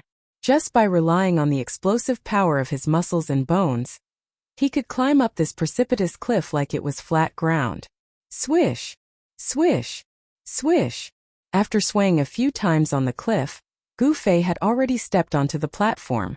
His gaze swept across the area, and every detail of the platform was immediately reflected in his eyes. Not bad. Gufei nodded. This concave platform on the mountain wall was only 20 to 30 feet in circumference, but there was not a speck of dust on it, perhaps because of the wind and the sun. Gufei sat cross-legged with his back against the stone wall. The lights of the distant pier flickered. Under the shroud of darkness, he could vaguely see the ships docked at the pier. Tigers, leopards, jackals, and wolves roamed the nearby forest from time to time. Occasionally, one or two roars could be heard. Gu Fei slightly closed his eyes and remained motionless. His entire body gradually relaxed. He did not circulate his cultivation method. Although the mountain was filled with endless plant essence qi, he did not guide the surrounding primal qi into his body. He just sat quietly, seemingly doing nothing. He allowed his thoughts to wander above the 9 heavens, drifting between heaven and earth. He was in a trance, as if he was half awake and half dreaming. Gu Fei gradually could not feel the passage of time. His thoughts were completely relaxed, and his mind gradually merged with nature. It was as if his body and mind had become one with the heaven and earth. He seemed to be able to hear the thoughts of the trees and flowers. He seemed to be able to feel the pulse of the heaven and earth. He himself seemed to have become a part of nature. In fact, humans were originally one of the myriad things in the world, a member of the heaven and earth. As humans grew, they would unknowingly break away from the heaven and earth. A gentle breeze blew, and all kinds of fragrances of plants floated up from the bottom of the cliff. At this time, Gu Fei entered into a state of forgetting himself and the world.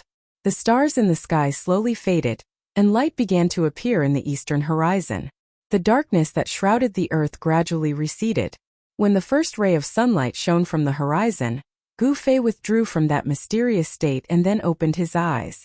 Without deliberately cultivating, Gu Fei's mind had undergone a baptism, and his state of mind had been improved. Naturally, his cultivation had reached the peak of the 8th heavenly layer. This time, the improvement of his cultivation seemed to be a matter of course. On the path of cultivation, every insignificant improvement would accumulate, and at a certain time it would naturally cause his cultivation to take a big step forward. Gu Fei stood up, and the temperament of his body seemed to have changed a little. He was no longer showing off, and his sharpness and killing intent had been greatly restrained. His body then had an otherworldly aura. Previously, Gu Fei was like a piece of jade that had not been polished. Although the quality was good, it was not revealed. But now this piece of jade was being polished. Are they about to leave? Gu Fei's deep gaze seemed to be able to penetrate the void. On the distant pier, he could clearly see the people walking on the 3 big ships. Who? Gu Fei directly jumped down from the cliff, and the speed of his body's fall became faster and faster. Boom! With a loud sound, the hard rocky ground was trampled into a pit half the depth of a person. The ground cracked and stone chips flew everywhere. About a height of 500 to 600 feet. Purely relying on my body, I can withstand the impact when landing. Gu Fei secretly nodded. He was very satisfied with the strength of his body. If it was an ordinary person, even if they had iron bones, but if they jumped from such a height, even if their muscles, bones, and skin were not injured, their organs would be severely shaken, and it was inevitable that they would suffer internal injuries. The organs were the most vulnerable parts of a person's body. If they were shaken, it was easy to be injured. However, Gu Fei had already tempered his body to the point that the inside and outside were one. His organs were also strengthened, and they were as tough as skin and flesh. If I use Yuan Qi inner strength to reduce the weight of my body, then the speed of my body's fall will be reduced a lot. If I use a combat skill to reduce the force, I can fall from a height of 100 to 200 feet without relying on any external objects to reduce the force. Gu Fei was very clear about his own strength. After being tempered day and night, his body had become tough to an unimaginable extent. If he wanted to advance a step further, then he would have to refine his skin and flesh to the point of being brand new and completely reborn. Gu Fei walked out of the stone pit step by step. Having reached the awakened 8th celestial layer, his strength had increased by quite a bit. At the very least, he was confident that he could easily defeat Li Lingfeng, who had awakened 9th celestial layer. Chapter 93. As the sun rose in the east, the docks gradually became lively. Merchants traveling between the north and the south, pot-bellied ship owners, and fierce-looking guards with weapons shuttled back and forth on the docks. The wealthier a person was, the more he was afraid that others would harm him. Therefore, there were always murderous bodyguards around the rich. People came and went at the docks. After a whole night's rest, everyone was full of vigor and vitality in the early morning.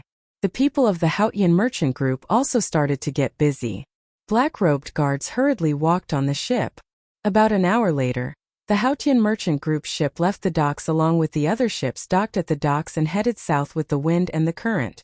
Gu Fei had already set off. He was not worried that the Haotian caravan ships would disappear right under his nose. He went down the river alone.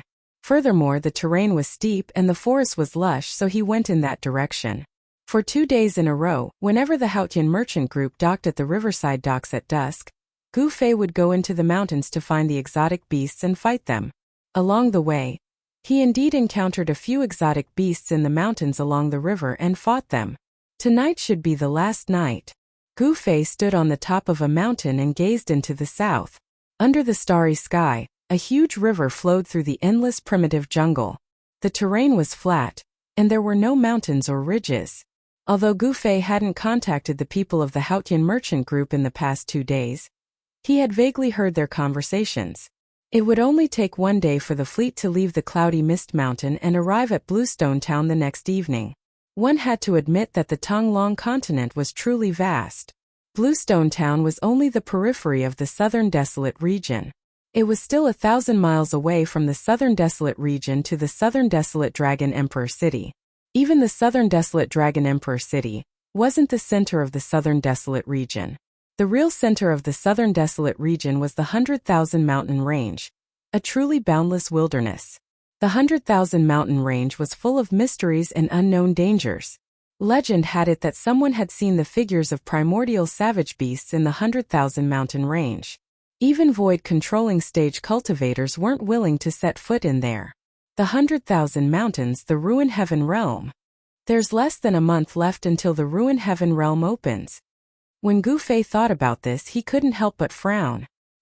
He had been separated from his sect members. He hoped to join the others in Dragon Emperor City as soon as possible. The people of the 3 major Taoist sects would meet each other in Dragon Emperor City before entering the innumerable huge mountains together. There was less than 1 month left. If nothing unexpected happened, they should be able to arrive at Dragon Emperor City within 1 month. Roar! At this moment, the roar of a ferocious beast suddenly rang out from the depths of the mountain ridge. Immediately, there was a strange movement in the depths of the mountain ridge. Then, countless night birds could be seen soaring into the sky, flying out from the mountain ridge in front of them in a panic. All kinds of wild beasts also ran out of the mountain ridges. Among the fleeing beasts, there were a few behemoths. They were giant elephants that were 6 to 7 meters tall. Hundreds of beasts ran madly, trampling the ground, giving off rumbling sounds like muffled thunder. Standing on the top of the mountain, Gu Fei's eyes were as sharp as lightning bolts. He had already seen everything. He had long known that there was an extremely powerful exotic beast in the depths of the mountain ridge in the distance. All powerful exotic beasts had a common characteristic.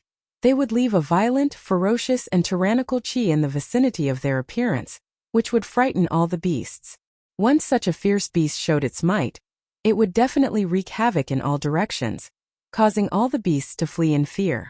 Humph! I dare not challenge that savage beast in the depths of Yunmeng Mountain, but this fierce beast. An extremely sharp killing light flashed across Gu Fei's eyes. Then he leaped up and rushed down the mountain. The distance of dozens of li seemed very short for Gu Fei. Soon he appeared outside the mountain ridge. In front of him there was a rumbling, muffled phenomenon. The ground was shaking as dozens of fierce beasts rushed out in a panic. With a smile, Gu Fei directly rushed up. Whoosh! He rushed into the herd of beasts in front of him like a gust of wind. Roar! A ferocious tiger pounced forward with its claws and fangs bared. However, it was only a foot away from Gu Fei when it was sent flying by a great force, crashing into the woods at the side. Bang bang bang! At that moment, a huge elephant charged toward Gu Fei like a moving mountain. The elephant's legs were like huge tree stumps, leaving a deep footprint on the ground with every step it took. Move aside! Gu Fei waved his right palm and a powerful palm force surged out, sweeping towards the giant elephant. Rumble! The elephant let out a long hiss as it was actually flipped over by Gu Fei's palm. Its huge body tumbled to the side. Even its 2-meter-long tusks were broken during the tumbling, and many fierce beasts nearby were crushed to death. The herd of beasts was instantly thrown into chaos. The beasts roared and fled in all directions. However, the cause of all this, Gufei didn't care so much. Like a gust of wind, he rushed through the herd of beasts, knocking them all over the place, and directly rushed into the depths of the mountain ridge. On top of a huge boulder in the mountain ridge, a shocking scene was happening. A huge humanoid monster was roaring at the moon. Bang! Bang! Bang! That huge demonic figure that was 6 to 7 meters tall was beating its chest like a thunderous war drum. This was a violent ape. A violent ape that emitted an endless fiendish aura. It had a huge demonic body, light yellow fur, a sinister head and blood-red eyes. All of this made it look especially frightening. Roar! The violent ape let out an angry roar that shook the surroundings. The nearby forest trembled, causing tens of thousands of beasts to cry out in pain. The depths of the mountain ridge was once again in chaos. Hee good. As expected, he's not a bad opponent. A white figure walked out from the forest. With a single step he covered 10 meters.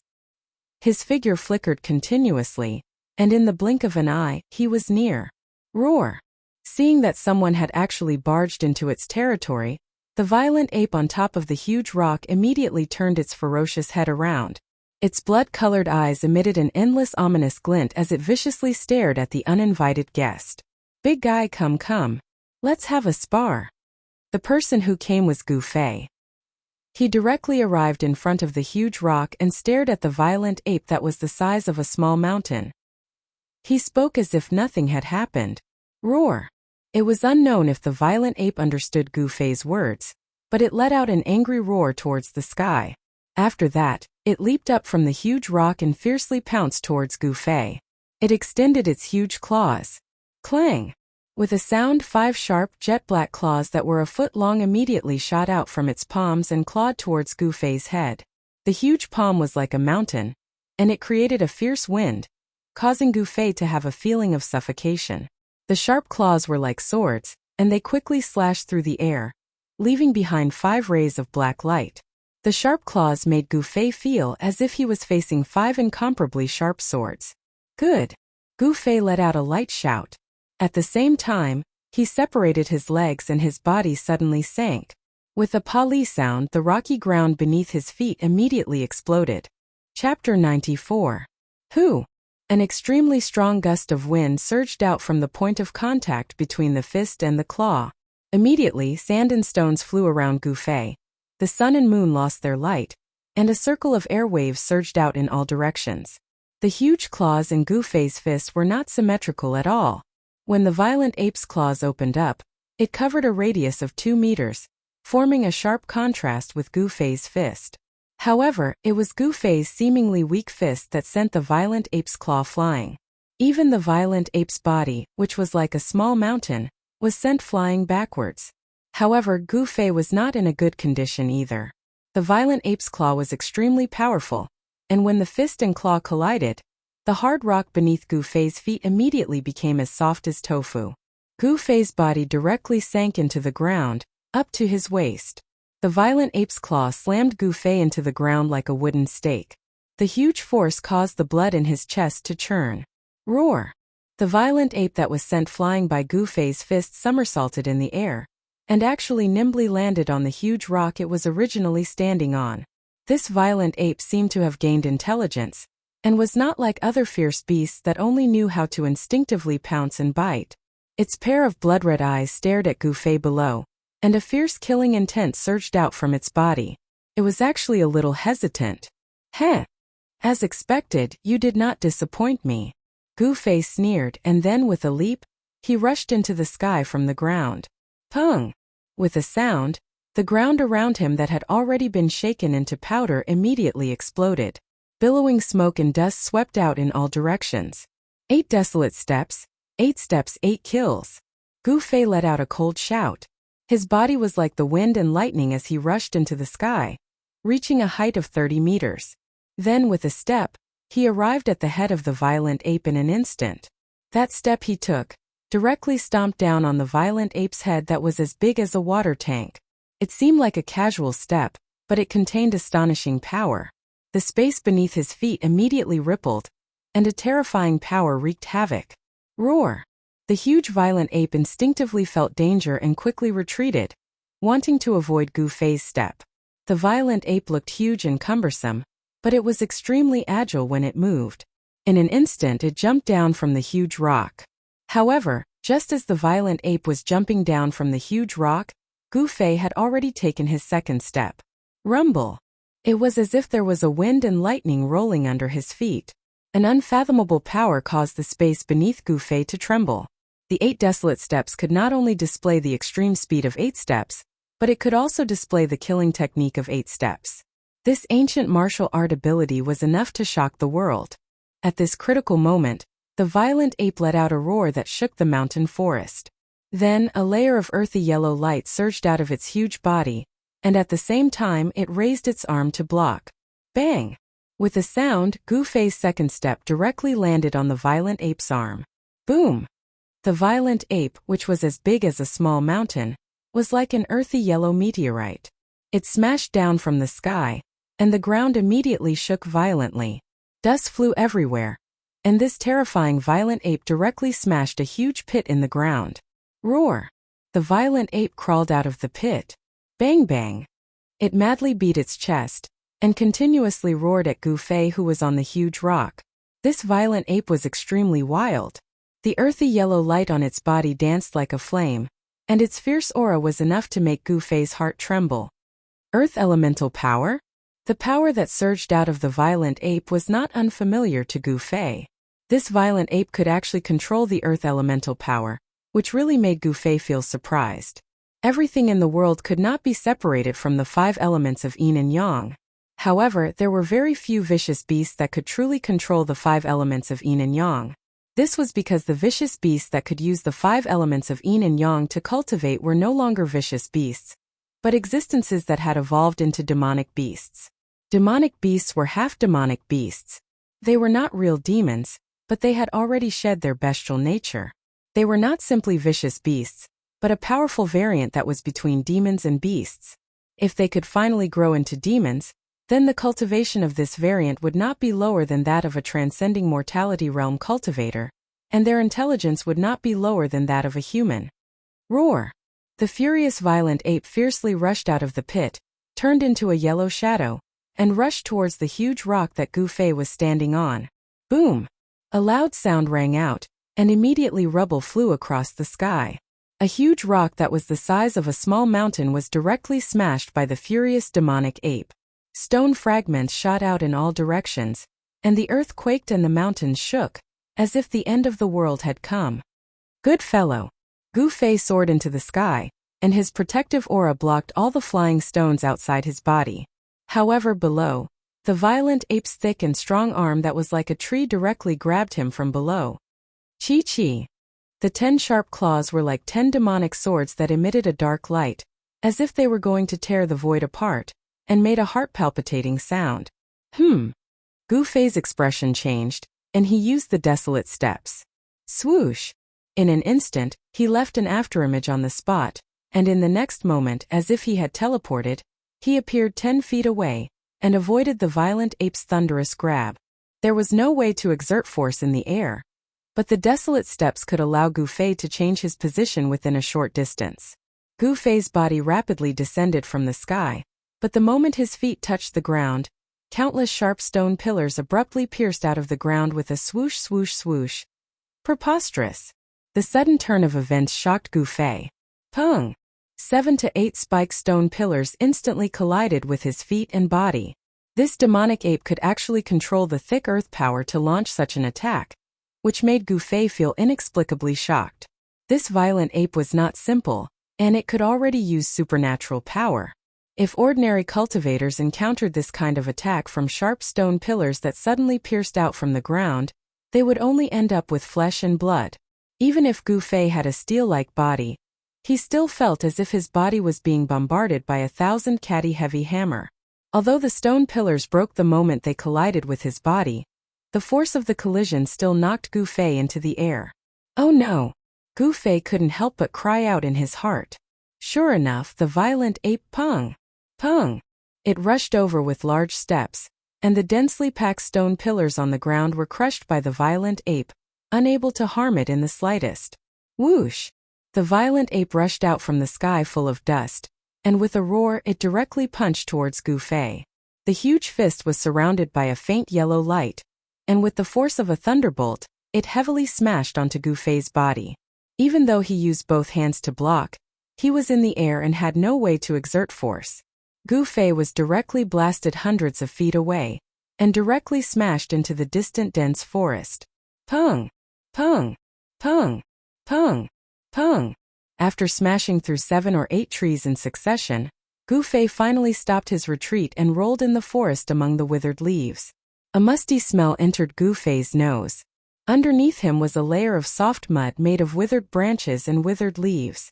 The sound of trees breaking and falling echoed in the air. Chapter 95. The terrifying ape, which was as large as a small mountain, swooped down from the sky, stirring up a piercingly cold gale that caused the trees below to shake violently. Withered leaves and branches were swept up into the air.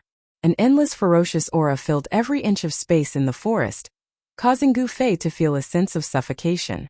The demonic ape, which was covered in light yellow fur, pounced with the weight of Mount Tai. It was extremely ferocious.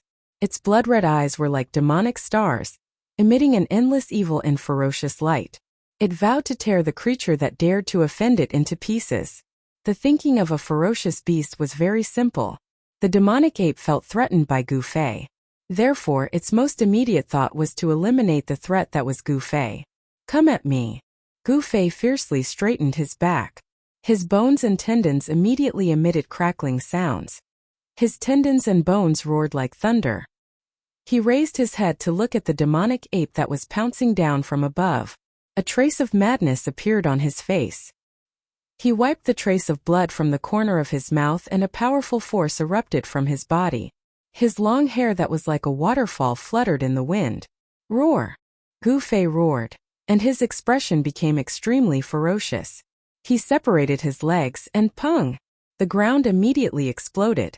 At the same time, his right palm chopped upwards like a blade. Clang! Like a divine weapon being unsheathed, a dazzling blade light immediately shot out from Gu Fei's palm, and rapidly chopped towards the demonic ape that was swooping down from the sky. The deep cold blade light emitted from Gu Fei's body, and the trees within a 5-zhang radius suddenly collapsed without a sound.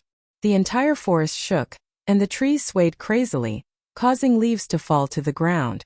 With Gu Fei at the center, huge cracks appeared on the ground. At this moment, Gu Fei's aura was enough to make the heavens and earth lose their color. He was like the reincarnation of the god of war, and the martial ancestor, domineering and awe-inspiring. He used his blade to strike the sky, and an unparalleled sharpness rushed straight towards the demonic ape. A hint of fear immediately appeared in the devilish ape's crimson eyes, and it hurriedly stopped its downward momentum. It reached out with its claws and grabbed at the streak of saber light. Pung! The unparalleled saber radiance shattered under the sharp claws of the violent ape. Roar! The demon ape let out an earth-shattering roar. Its mountain-like body was sent flying the moment it grabbed the saber light. Blood splattered in the air, and the smell of blood filled the air. Boom! The entire ground trembled. The devil ape landed in the forest, and a part of the forest was immediately destroyed by the violent ape's feet. The violent ape's huge claws were already badly mutilated, and beast blood flowed out and dripped onto the ground. Who? The violent ape did something that Gu Fei found hard to imagine. It actually turned around and fled. Bang! Bang! Bang! The heavy footsteps caused the forest to tremble. Wherever the violent ape passed, the trees would fall and leaves would dance in the air. Where do you think you're going? Gu Fei was stunned for a moment, but he immediately leaped up and used the 8 steps extreme speed. His body was like a phantom as he chased after the violent ape. Gu Fei had recently gained some insight into the path of martial arts. As his strength increased, he also comprehended some practical martial skills from the martial path. Using the palm as a saber was one of them. Following the path of the predecessors was undoubtedly a shortcut. However, only by comprehending a combat skill that truly belonged to oneself could one surpass the predecessors and transcend the mortal realm. Therefore, when one cultivated to a certain realm, one had to forget all cultivation methods and combat skills, and create a world that belonged to oneself. Although Gu Fei was still far from the realm of creating a world, He had already begun to try to figure out a simple combat skill that was directly effective and shockingly lethal. Tonight's battle with the devil ape seemed to have a pretty good effect. Using the palm as a saber, the essence in his body condensed into saber chi and surged out, actually injuring the thick-skinned devil ape. 8 desolate steps, 8 steps extreme speed. Among cultivators of the same level, there were very few that could catch up to his speed. Gu Fei stepped on the top of the tree as his body flew past with extreme speed, leaving behind numerous afterimages in the air. In just a few breaths of time, he had caught up to the devil ape. Hey! Gu Fei gave a low shout as his right foot stomped on the top of the tree. Pung!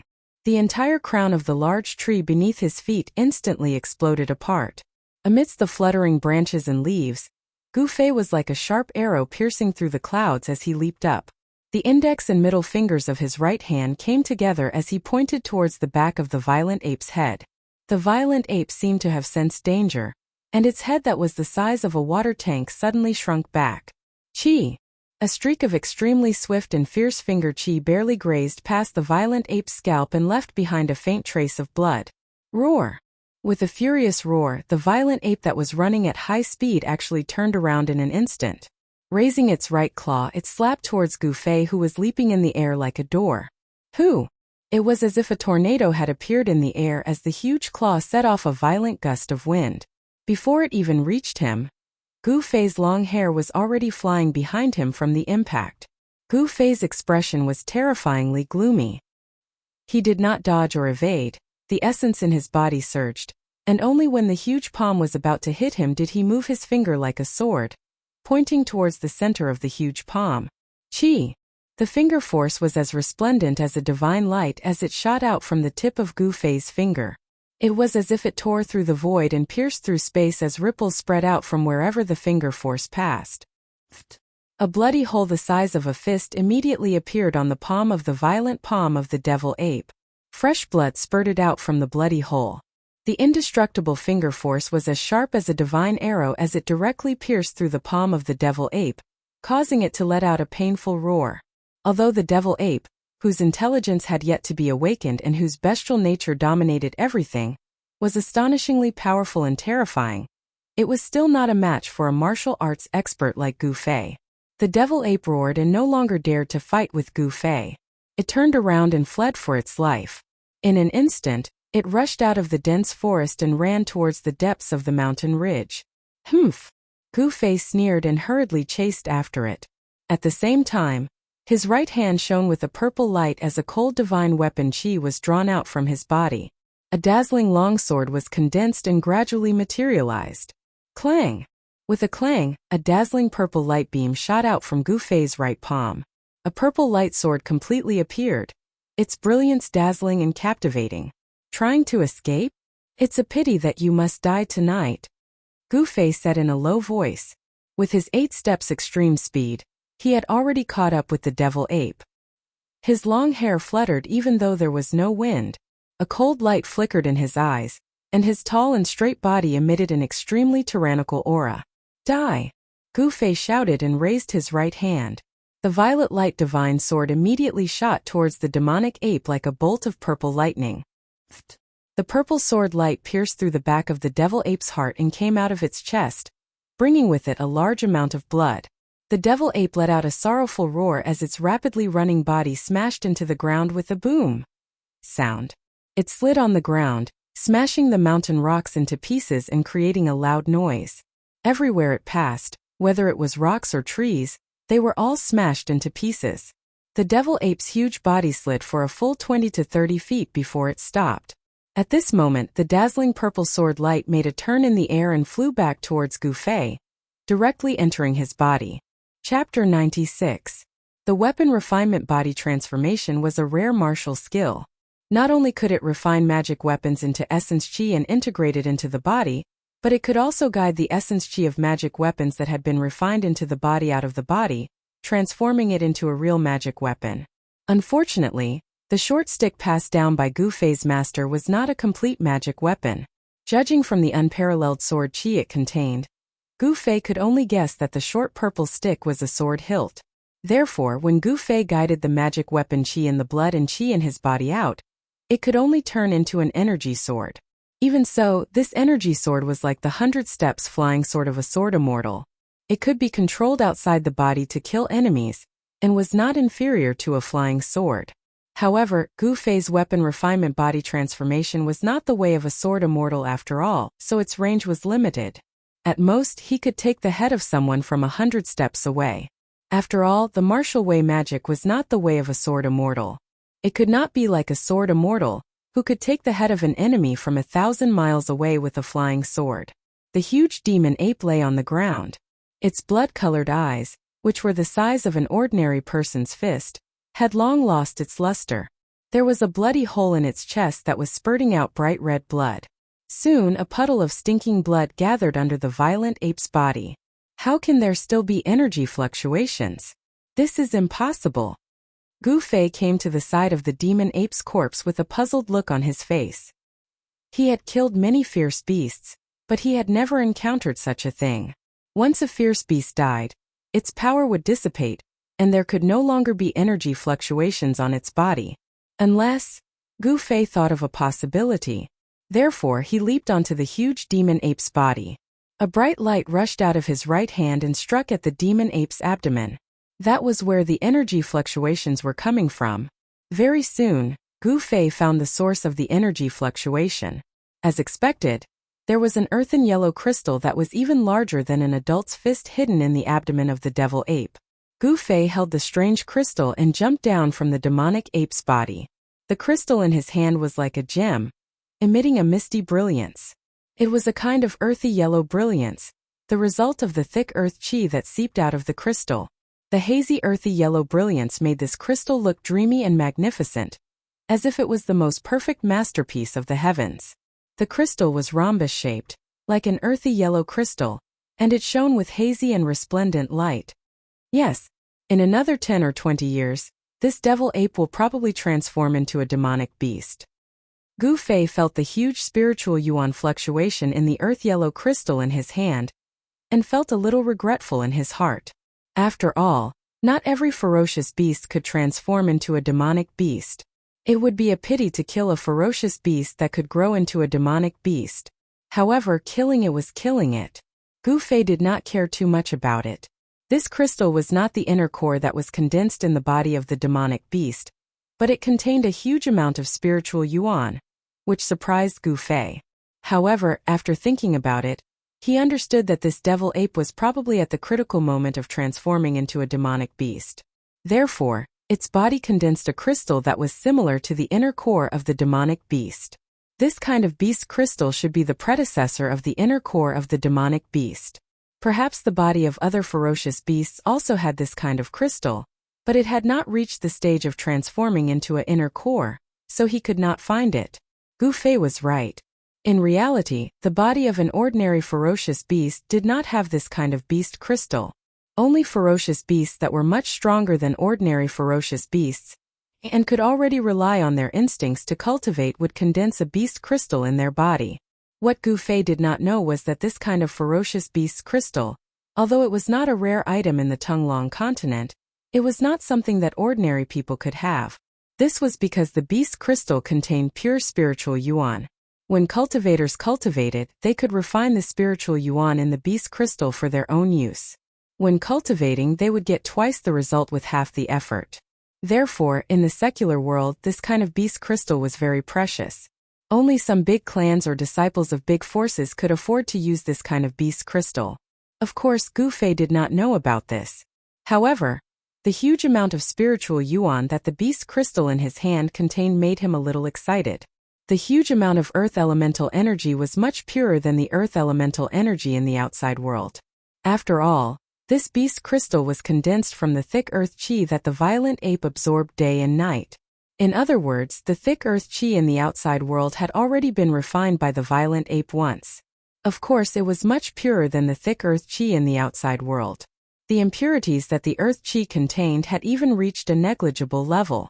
If this energy was guided out from the beast crystal and refined into the body, it would definitely be of great benefit to one's cultivation. Gu Fei looked around. Under the moonlight, the surroundings were silent. This was the territory of the violent ape. There were definitely no other beasts that dared to come close. Thus Gu Fei held the earthen yellow beast crystal that was the size of 2 normal people's fists in his right hand. Then, he circulated the yuan in his body and surged towards the beast crystal in his hand. After a while, the earthen yellow light surrounding the beast crystal gradually became stronger. Seeing this, Gu Fei could not help but be overjoyed. The huge amount of earth elemental spiritual yuan in the beast crystal had really been stimulated. Gu Fei hurriedly circulated his qi to absorb the earth elemental spiritual yuan that was guided out from the beast crystal. Threads of earthen yellow energy light seeped out from the beast crystal and entered Gu Fei's body. After all, it is the energy that has been refined by a fierce beast. Although it is much purer than the yuan qi in the outside world, it seems to be much more difficult to refine than the yuan qi in the outside world. The threads of beast crystal's spiritual yuan were absorbed into Gu Fei's body. They were not refined by the life essence in his flesh and blood. Instead, they were like streams of cold air that passed through his flesh and blood. Gu Fei hurriedly stopped absorbing the beast crystal's spiritual yuan. The brilliance emitted by the beast crystal in his hand gradually weakened. However, there was still a layer of misty earthen yellow brilliance circulating on the beast crystal. Gu Fei's qi circulated 3 times before he could completely refine the beast crystal's spiritual yuan that had been absorbed into his body. He fused it into his flesh and bones.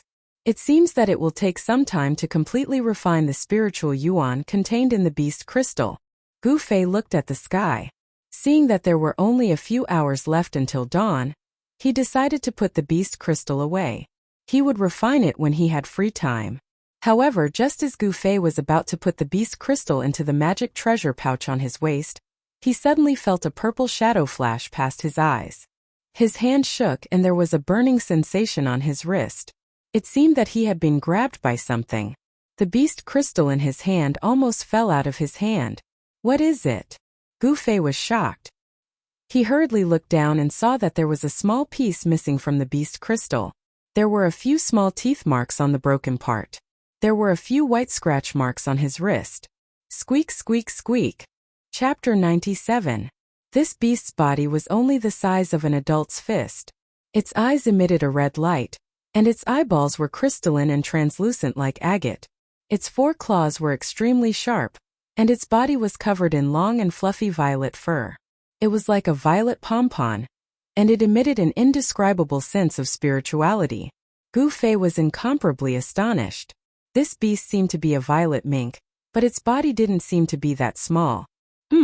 It was like a miniature version of a violet mink. It was only the size of a fist, and its fluffy tail was already as long as the little beast's body. Gu Fei noticed that there was a dark violet vertical stripe at the center of the little violet mink's forehead. At first glance it seemed to be a closed eye.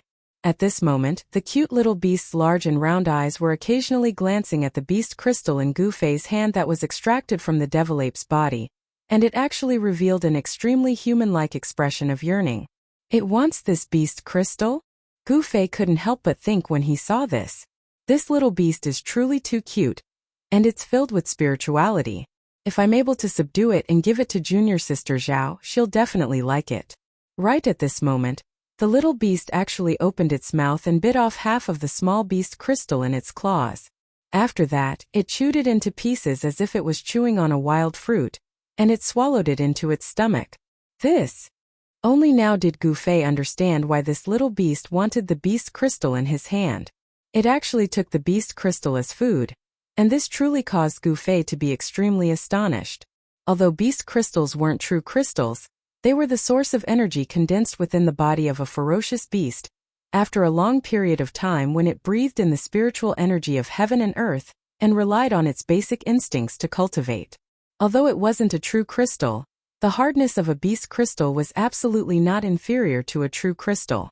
This little beast was actually able to bite a beast crystal. This was truly an unimaginable thing, and it was sufficient to show that this little beast was extraordinary. Kacha! Kacha!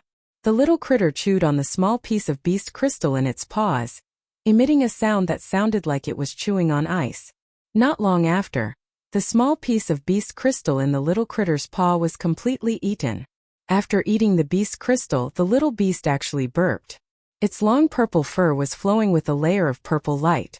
It was like a cute little elf, and its pair of large eyes that were filled with spirituality blinked as it looked at Gu Fei. Gu Fei looked at the little beast, then looked at the beast crystal in his hand, and suddenly smiled. Then he put the large beast crystal in his hand into the magical treasure pouch at his waist. The disciples of the Taishan sect who were successful in their cultivation would all have a magical treasure bag with them. The magical treasures of the cultivators would be kept in the bag when they were not in use. However, Gu Fei did not cultivate Dao techniques, nor did he practice Dao techniques. Therefore, he did not know how to blood bond with immortal treasures. Gu Fei did not have any immortal treasures. If other cultivators knew that Gu Fei actually used a magical treasure pouch as a storage pouch, they would definitely scold Gu Fei for being so wasteful. A magical treasure pouch was different from an ordinary pouch. It was something similar to a magical treasure refined by a great cultivator at the void-resisting stage in the sect. Within the magical treasure pouch, a great cultivator at the void-resisting stage had opened up a small space. A magic treasure pouch was different from an ordinary pouch. It was something similar to a magic treasure refined by a great cultivator of the void-resisting realm. Inside the magic treasure pouch, a small space was opened up by a great cultivator of the void-resisting realm with a great amount of magic power. After Gu Fei put the beast crystal of the demon ape into the magical treasure pouch, he did not attack the little purple marten. Instead, he turned around and walked out of the mountain range. After Gu Fei put the beast crystal of the demon ape into the magical treasure pouch, he did not attack the little purple marten. Instead, he turned around and walked out of the mountain range. He did not want to use brute force to subdue the strange little beast. Instead, he planned to use the beast crystal as bait to lure the little beast and make it lower its guard. Gu Fei wanted to make friends with the little beast by his side. However, when this idea came to Gu Fei's mind, he also felt that it was a bit ridiculous. With a little kid, it seemed that no one would be willing to do this. Whoosh! Gu Fei used the 8 desolation steps and quickly traversed through the barren mountains. He went back the way he came and headed toward the river. It was already getting late. There were still about 2 hours before dawn. Gu Fei did not want the Haotian merchant group ship to disappear under his eyes at this time. For someone who was unfamiliar with the place and the people, following the Haotian merchant group to the Dragon Emperor city of the southern wasteland was definitely the wisest choice. Gu Fei paid attention to his back. As he imagined, the little purple marten really followed him. Like a purple lightning bolt, it flashed in the woods and followed him about 30 m away. This little beast seems very alert. Gu Fei couldn't help but think. This little purple marten really covets the beast crystal in Gu Fei's hand. As long as you are willing to follow me, I will have a way to subdue you. Gu Fei sniggered inside. Soon Gu Fei appeared on a cliff on the riverside. Looking up the river, he saw a wharf dozens of miles away was still brightly lit. In the dark night, it was like a shining pearl being inlaid in the primitive woods, which was so eye-catching. As it was still early before daybreak, Gu Fei was sitting on a huge rock with crossed legs. Facing the cool breeze, he looked very calm. He knew that the little beast was nearby. He didn't care about it. Instead, he slightly closed his eyes and focused on cultivation. Of course, he dared not enter a deep state of meditation in this place at this moment. With a wisp of spiritual energy, Zhang Tai paid attention to everything around him. As long as there was something abnormal, he would immediately wake up from cultivation and make the most direct response. A misty glow started to appear on Gu Fei's body. Although he didn't purposely absorb the essence of the universe, various essences still gradually converged towards Gu Fei, causing him to be surrounded by glow. As time passed, the spiritual energy around Gu Fei's body grew denser, and he exuded a sacred and peaceful aura. Suddenly, a purple figure jumped out from the bushes beside Gu Fei. A pair of agate-like eyes secretly looked at Gu Fei, who was surrounded by aura, full of curiosity. The little sable seemed to want to come closer, but it was a little afraid. Its pair of bright eyes carefully observed Gu Fei until it saw that Gu Fei was still absorbing the surrounding aura. Only then did it jump onto another big rock beside Gu Fei. Then, Gu Fei once again saw how extraordinary this little beast was. It squatted on the big rock, its claws scratched the ground, and stretched its neck towards the moon that was already setting in the west. It was actually absorbing the rich aura around it. absorbing the essence of the sun and moon and gathering the aura from all directions. This little beast actually knew some simple cultivation methods. The little beast's small mouth opened and closed rhythmically.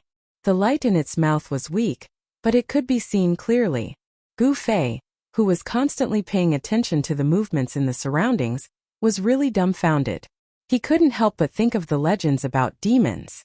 Weren't demons cultivated by absorbing the essence of the sun and moon over a long period of time? Gradually, the moonlight in the strange beast's mouth condensed into a ball of light. As it breathed, the ball of light flickered. The purple sable's purple pompo-like body was also glowing. One could faintly see tiny rays of light flowing on the surface of its body. It was very obvious that it had already gained intelligence and a certain level of intelligence. The purple glow around the purple sable's body also became stronger and weaker, according to the frequency of the purple sable's absorption of the moonlight. A small portion of the aura surrounding Gu Fei was also drawn out. The faint purple light constantly flickered. The little beast was really very mystical. Chapter 98. It was another early morning. The mountain was full of spiritual qi, which made people feel relaxed and happy. On the cliff beside the river, Gu Fei stood up, and his whole body suddenly burst out with a crisp sound, as if there was muffled thunder roaring inside his body. This was the realm of bones and tendons rumbling as mentioned in the ancient body refinement technique. The sound of the heavenly drum of thunder would refine the bones and tendons. Not only would the bones and tendons produce thunderous rumbles, but as Gu Fei's cultivation deepened, even his internal organs could produce thunderous rumbles. The inside and outside of his body became transparent, and he was completely reborn. This was the sign of entering the ninth heaven of awakening.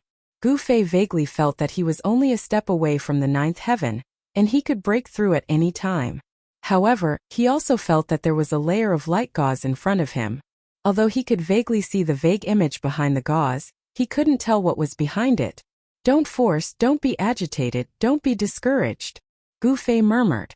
If others encountered this kind of untouchable but itchy cultivation bottleneck, most of them would be restless. This might be the so-called inner demon of cultivators, which came from the restlessness deep in their hearts. However, Gu Fei's current state of mind was as calm as a mirror. He didn't feel happy or sad because of external things. He just watched the flowers bloom and wither in front of the courtyard and the clouds in the sky. At this time, 3 large ships came into Gu Fei's sight from the upper reaches of the river. Behind the 3 ships were dozens of ships of different sizes. Humph! These people are very shrewd. They use the Haotian caravan ships to intimidate others. In this way, no bandits dare to attack their ships, Gu Fei said lightly. The bandits who were active on the waterway of Yunmeng Mountain only dared to attack those stragglers or small groups of merchant ships. With dozens of ships sailing down the river, wouldn't the bandits avoid such a large fleet?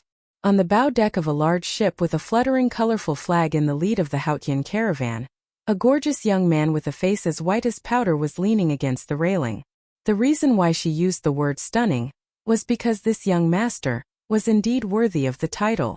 Thin willow eyebrows, red phoenix eyes, red lips, eyes like the morning stars, holding a small white fan in his hand, wearing a light yellow robe, standing there like a thin willow in the wind, giving off an indescribable sense of charm.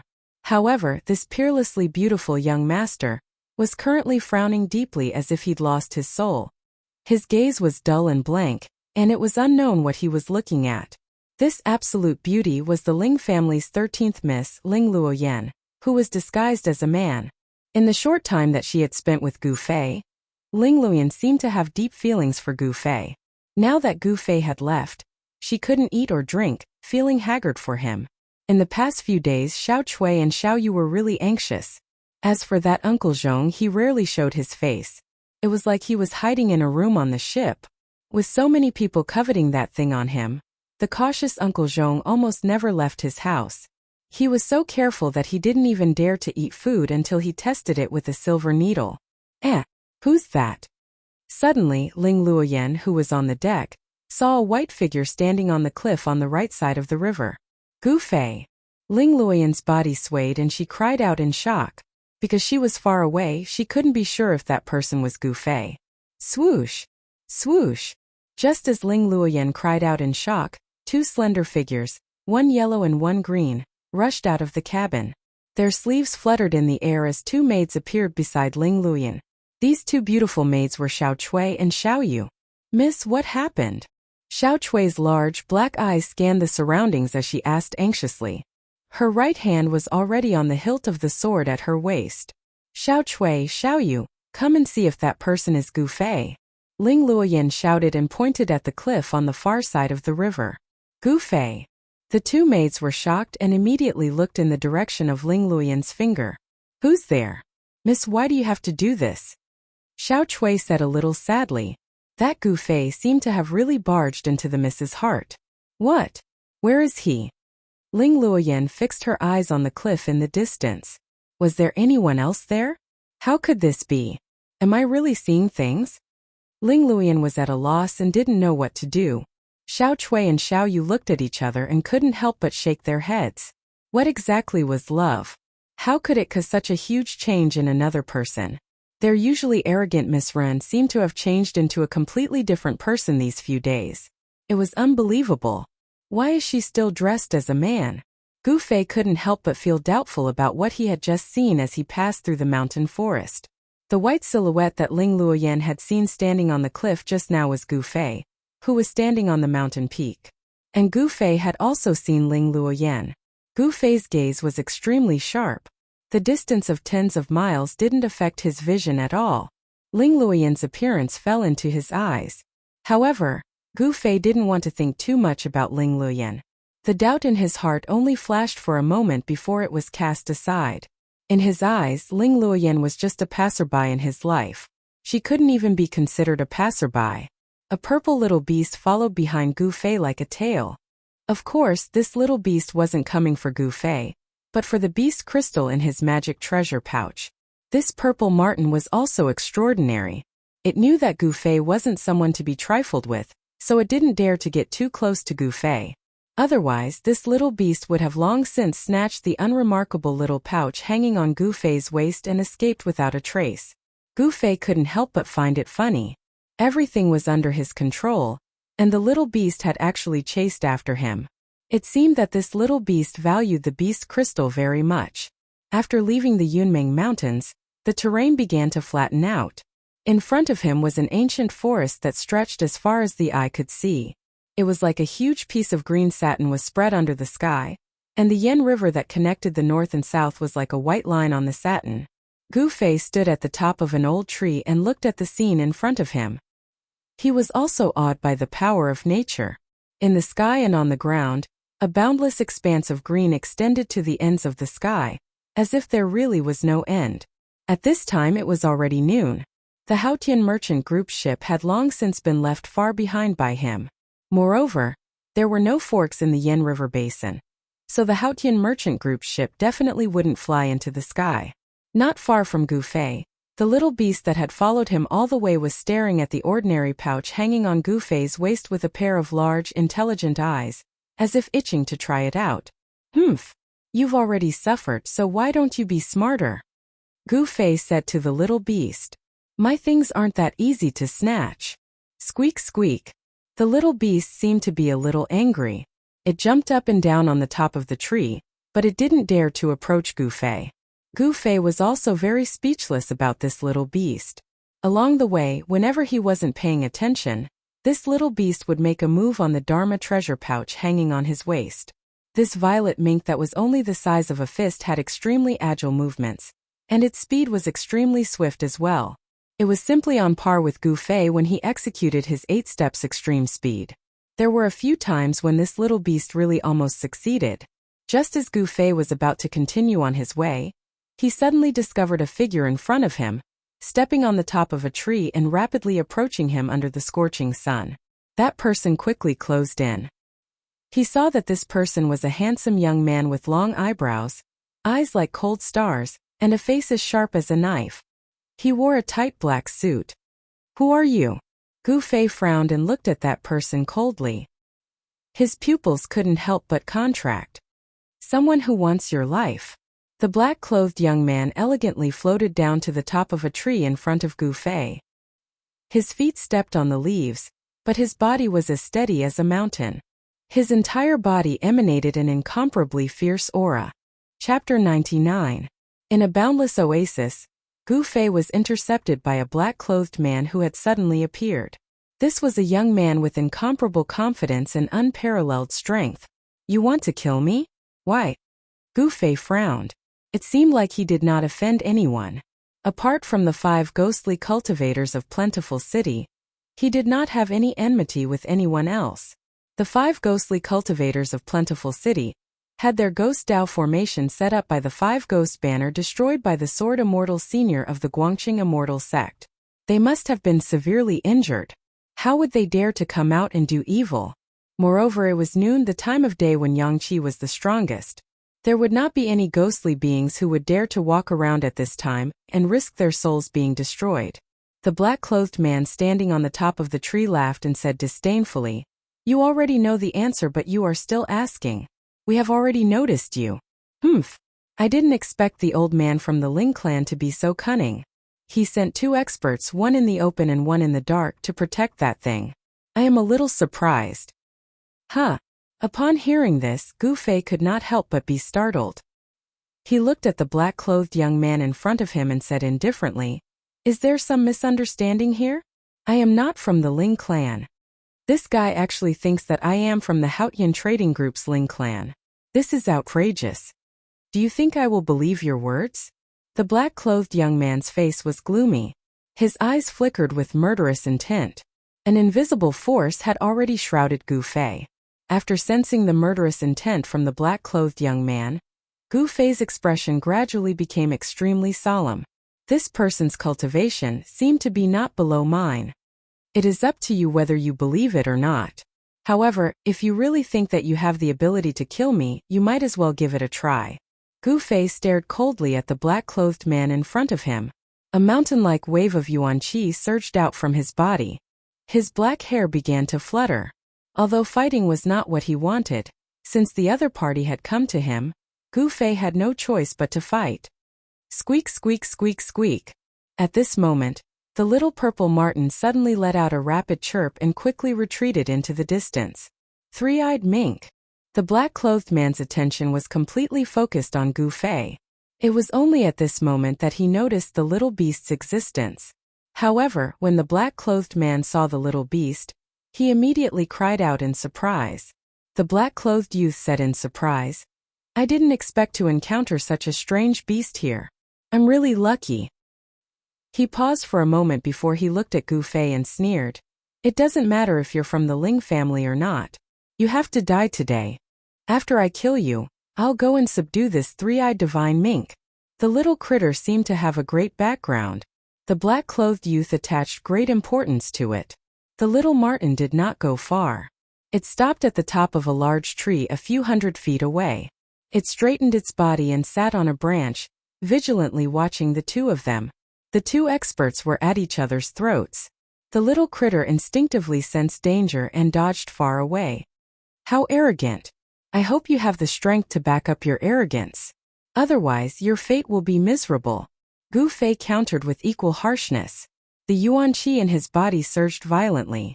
A layer of sparkling splendor circulated on his skin, giving off a powerful and invincible feeling. "Humph. Thanks for the reminder. I'll leave your corpse intact." The black-clothed youth exuded unparalleled confidence. His gaze was like lightning and an extremely obscure and dangerous aura pervaded from his body. The black-clothed youth took a step forward. His body suddenly appeared 2 feet away from Gu Fei like a phantom. Then he directly threw a punch at Gu Fei. Strong winds suddenly rose and surged mightily. It was a simple and unadorned punch, but it had an unbelievable power that could turn something rotten into something magical. It made it difficult for Gu Fei to block it. He couldn't even dodge it. Gu Fei could not help but shiver. This person's cultivation seemed to be extremely powerful. Moreover, he had controlled the rhythm of the battle the moment he attacked, causing Gu Fei to fall into a passive position. Not only was this black-clothed youth an expert, he was also an expert with incomparable battle experience. It was no wonder that he dared to find Gu Fei. Roar! Gu Fei let out a furious roar. Since he couldn't avoid it, then there was no need for him to do so. He threw a punch out as well. In an instant, golden rays of light were like waves as they pounced towards the black-clothed youth's fist with an imposing manner. Gu Fei didn't think too much. He immediately used the golden element fist. As soon as he punched, the golden light suddenly rushed out from his body, making him look like he was wearing a golden armor. It was so powerful that people couldn't look at him directly. Bang! The two fists collided in an instant. A circle of transparent ripples that was visible to the naked eye spread out from the point of the collision. The entire space seemed to shake a little. The trees under the feet of the two suddenly exploded, and broken branches and leaves flew all over the sky. The two figures flew out like lightning. Then they collided again like two bolts of lightning. Boom! The two directly punched each other again. There were no fancy moves. This was purely a collision of strength. Continuous bombardment, like the dull sound of thunder that shook the forest, sounded in succession. The two experts were like phantoms, emitting a vast and terrifying energy wave. They moved quickly in the forest, fighting fiercely. Everywhere they passed, the trees were all shattered by the power of the two. Gu Fei was extremely shocked. He never expected that there would be someone who trained his body to be so strong. He could actually fight with him with just the strength of his body. It's really hard to imagine. Is this person also a martial artist? But the aura on his body doesn't belong to a martial artist. It's really strange. Golden element fist. With a low shout, Gu Fei threw another punch at the black-clothed youth. The dazzling power of the metal element seemed to cover the whole world. Waves of chi swept towards the black-clothed youth with earth-shattering force. Reversal of heaven and earth. The black-clothed youth's hands moved. Mysterious and strange waves appeared between his hands. A strange wave followed the trajectory of his hands and emitted out. The black-clothed youth no longer fought with Gu Fei. Instead, he displayed his unfathomable magical power. The unfathomable power turned the world in front of the black-clothed youth into a black hole. In an instant, it completely swallowed the unparalleled golden element fist force that Gu Fei blasted out. "I'll return it to you," the black-clothed youth shouted softly. As he moved his hands, the world seemed to be reversed. The swallowed fist force gushed out and was hit back by the black-clothed youth.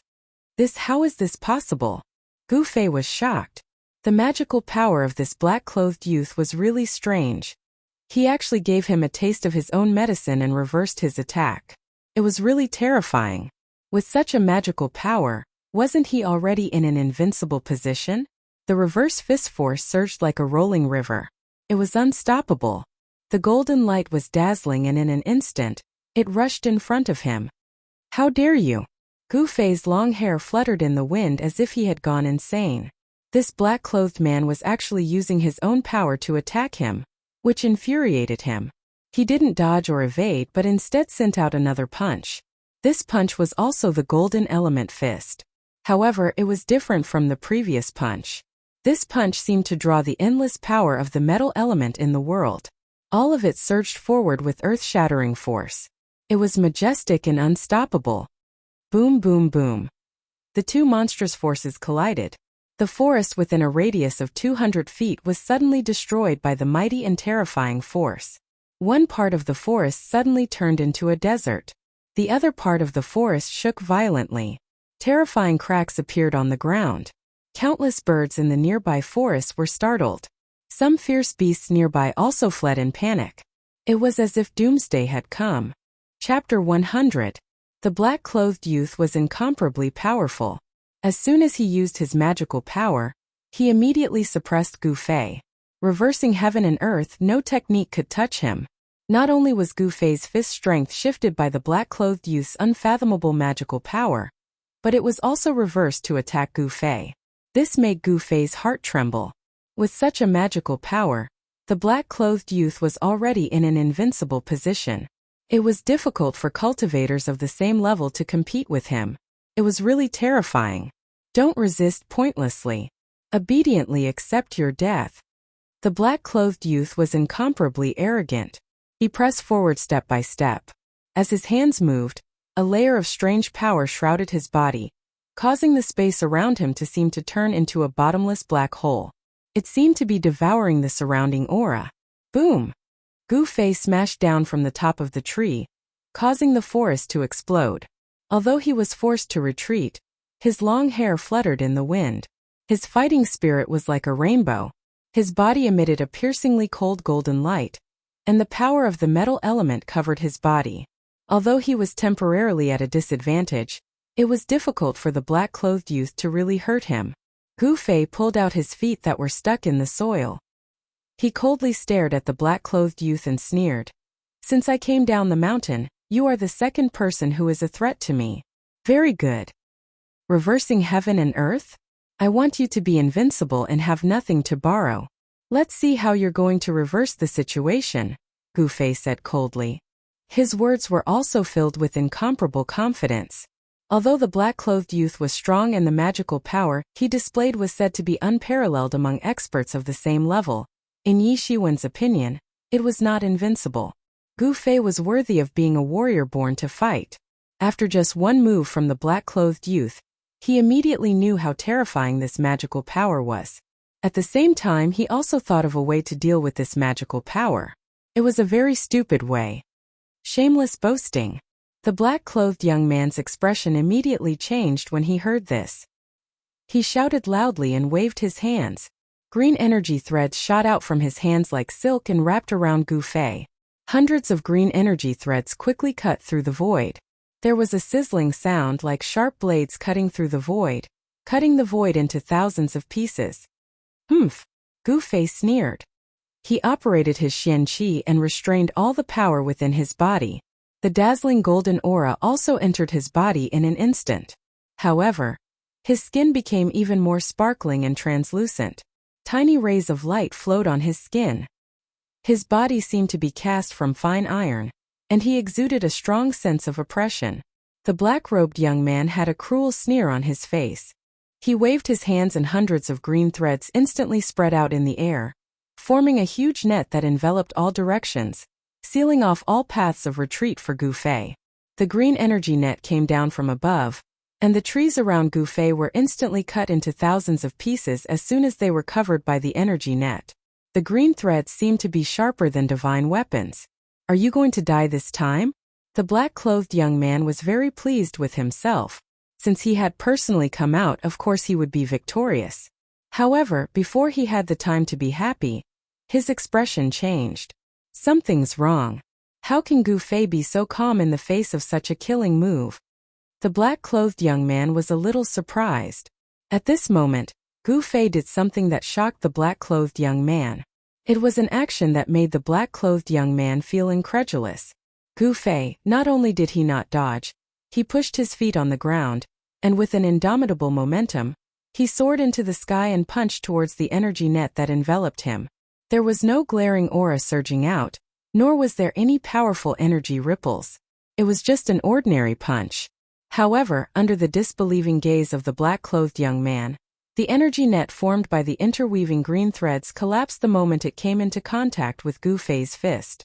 The razor-sharp energy threads did not hurt Gu Fei at all, but a large hole was torn open in the energy net.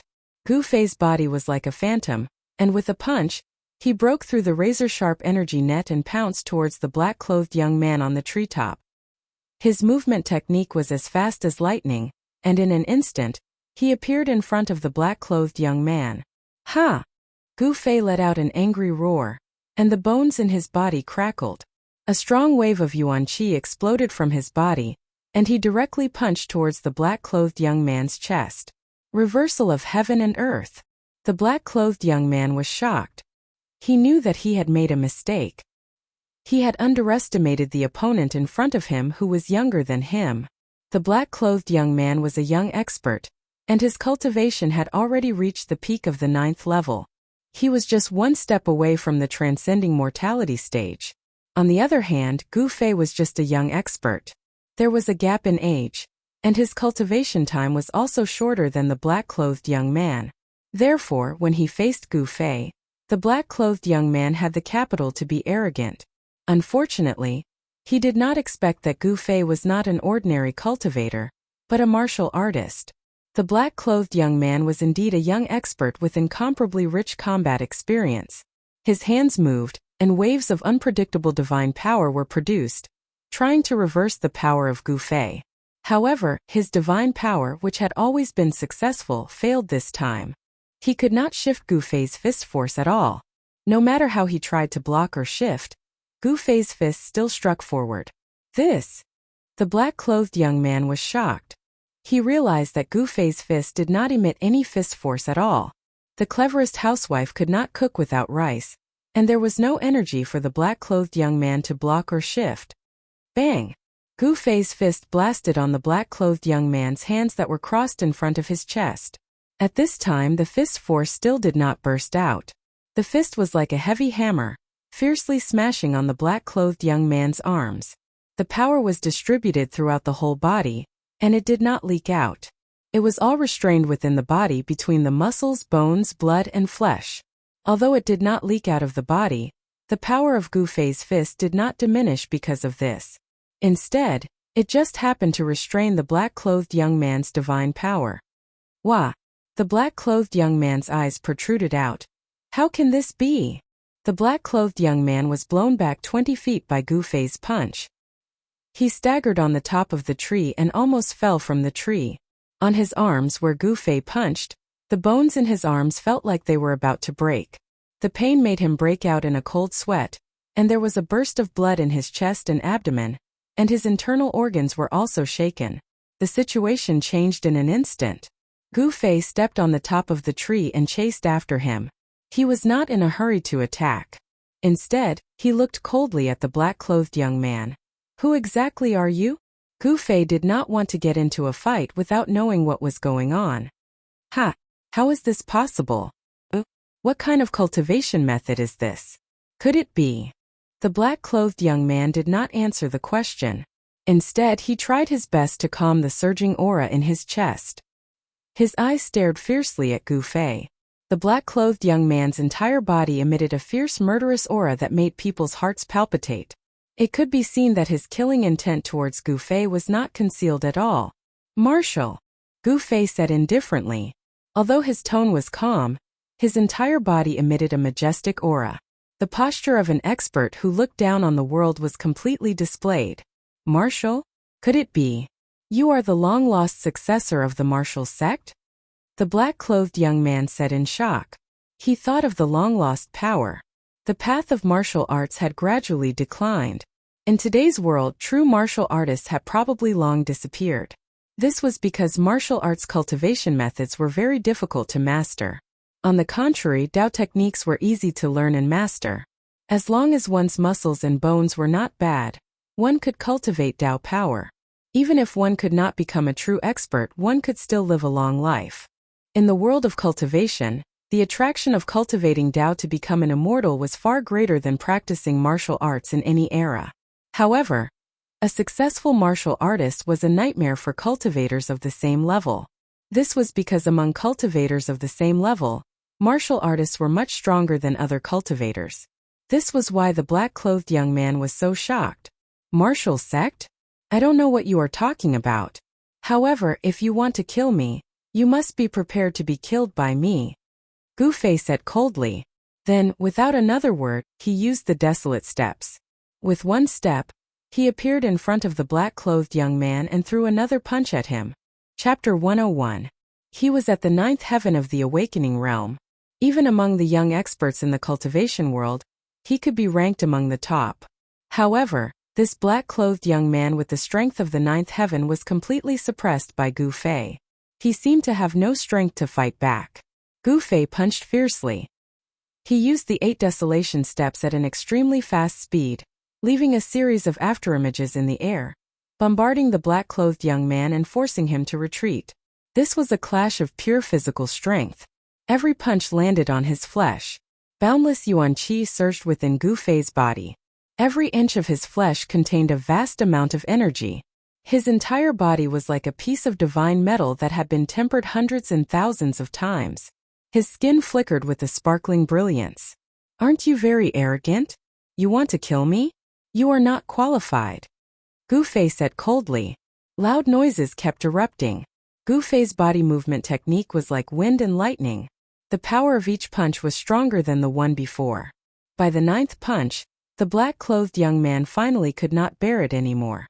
A trace of blood flowed out from the corner of his mouth. Gu Fei's words deeply pierced the arrogant black-clothed young man, causing him to be enraged and roar incessantly. However, in a battle, strength determined everything. How is this possible? How can there be a young expert like you in the Haotian trading group? It's really hateful. The black-clothed young man's eyes turned red. He madly struck out with the power of magic power, trying to reverse the outcome of the battle. Unfortunately, Gu Fei was like a huge mountain that could not be moved at all. Gu Fei's whole body's strength was converged in his body, surging under his skin. There was no power at all outside his body. The magic power of this black-clothed young man had no effect on him. If it was an ordinary cultivator, perhaps this black-clothed young man would have the advantage. Whether it was Tao technique or magic power, if he wanted to use it, he would need to use the power of his body to mobilize the essence of the world. In this way, the black-clothed young man's magic power of reversing heaven and earth could reverse Tao technique and magic power. He used the power of the caster to attack the caster, and he was like a bystander. However, no matter how profound and inconceivable this black-clothed young man's ability was, it was absolutely impossible for him to create a second Gu Fei out of thin air. Therefore, he turned from a spectator to a participant. He had to endure all of Gu Fei's attacks. Once again, I'm not a member of the Haotian trading group. Gu Fei pressed forward step by step, and his moves were swift and fierce. His attacks were broad and large, and he didn't give the black-clothed young man the chance to dodge at all. A punch, a palm, a kick, a finger. All of the fierce attacks were linked together, wave after wave, and the black-clothed youth could only defend, unable to dodge. Unless he risked his life and forcefully took on Gu Fei's terrifying attack. Pung! Gu Fei's right leg was like a long whip as it fiercely swept towards the black-clothed youth. The black-clothed youth roared in anger. Finally, he could not hold on any longer. His body was swept away, and he spat out a large mouthful of blood. Did we make a mistake? The black-clothed youth's heart was filled with hatred. He seemed to have provoked someone he shouldn't have provoked. Humph! Gu Fei followed up with extremely swift and fierce movements. It was still a ferocious direct attack without any technique to speak of. With one step, an invisible momentum had already enveloped the black-clothed youth, who had crashed into several trees and fallen into the dead branches and withered leaves in the forest. The 8 desolate steps had 8 steps of extreme speed and 8 steps of 8 kills. With the first step of the 8 kill steps, Gu Fei wanted to force his opponent to face it head-on, so that his opponent couldn't dodge or evade. Rumble. Under Gu Fei's feet, there seemed to be a roar of wind and thunder. The world under his feet seemed to tremble, and the surrounding trees collapsed one after another. The power of destruction filled every inch of the space under Gu Fei's feet. Boom! The black-clothed youth could only brace himself and raise his fist to meet the attack. His fist and his leg collided, and a fierce power swept out in all directions like a storm. A large area of the surrounding forest collapsed in an instant, and the debris flew all over the sky. The trees that were further away also fell down in a circle. 8 steps, 8 kill steps. With only the first step, Gu Fei directly stepped on the black-clothed youth, and only half of his body was left above the ground. If you are arrogant, I will be even more arrogant. If you are arrogant, I will be even more arrogant. However, if you don't have the strength to be arrogant, then everything will be a joke. Gu Fei flew backwards and with a backflip, he took another step towards the black-clothed youth below. As Gu Fei took this step, the space under his feet really trembled, and transparent ripples spread out. The power contained in this step seemed to be able to tear the void, and it made people's hearts palpitate. 8 desolate steps, 8 steps, 8 kill steps. With every step, both the power and the aura would multiply from the previous step. This was not just a superposition of power, but also a superposition of the aura. Gu Fei was like the reincarnation of the god of death. His eyes flashed with a murderous light, and his body surged with a murderous aura. He often fought with ferocious beasts, so his body had a fierce murderous aura that was not something that someone his age should have. Gu Fei would never be lenient to those who wanted him dead. He would not show mercy, and when he attacked he would not show mercy. This was Gu Fei's motto. In battle there was no room for hesitation or mercy. Being merciful to the enemy was a fatal taboo in battle, because the enemy would not be merciful to you. When Luo Yunyang took the second step, The powerful pressure almost pressed the black-clothed youth to the ground. The ground began to tremble, and the broken wood and leaves on the ground floated up before completely collapsing into dust. In the face of such a fierce move, the black-clothed youth's expression changed completely. He had never expected to meet such a terrifying opponent here. He had thought that he would be able to quickly get rid of the young man that the Haotian trading group had planted in the dark, and then meet up with his subordinates to attack the Haotian trading group's ship. He was determined to get the item that the Haotian trading group was escorting. However, the current situation was that his life was in serious danger. "You forced me to do this." The black-clothed youth looked up at Gu Fei, who was stepping down from the sky, and a hideous smile appeared on his face. Roar! With a loud roar, a majestic energy wave as heavy as a mountain erupted from the black-clothed youth's body. Suddenly the ground cracked and the sky shook. Chee! At the same time, countless rays of green light flew out of the black-clothed youth's body, like a peacock spreading its tail, shooting in all directions. "Rise!" The black-clothed youth shouted coldly and formed a seal with both hands. Then all the green lights that shot out in all directions flew into the sky and shot towards Gu Fei from all directions. "What's that?" Gu Fei was shocked when he saw this, but he continued to take the second step down. The vast yuan qi wave that came out of his body deflected most of the green lights that shot towards him. However, the other dozen or so rays of green light directly broke through Gu Fei's protective upstanding qi and shot toward his vitals. "I'll give you another thing." Below, the black-clothed youth raised his hand, and a black and white light ball immediately smashed towards Gu Fei from below. Chapter 102. Ding ding ding ding. More than a dozen green lights struck Gu Fei like meteors. However, they could not hurt him at all. Each green light was wrapped in an incomparably sharp flying knife.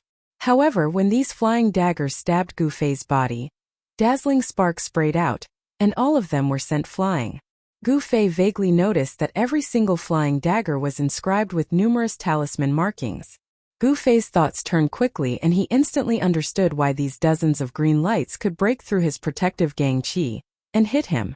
It seemed that these dozens of flying knives had been sacrificially refined. Sacrificially refined a magic weapon?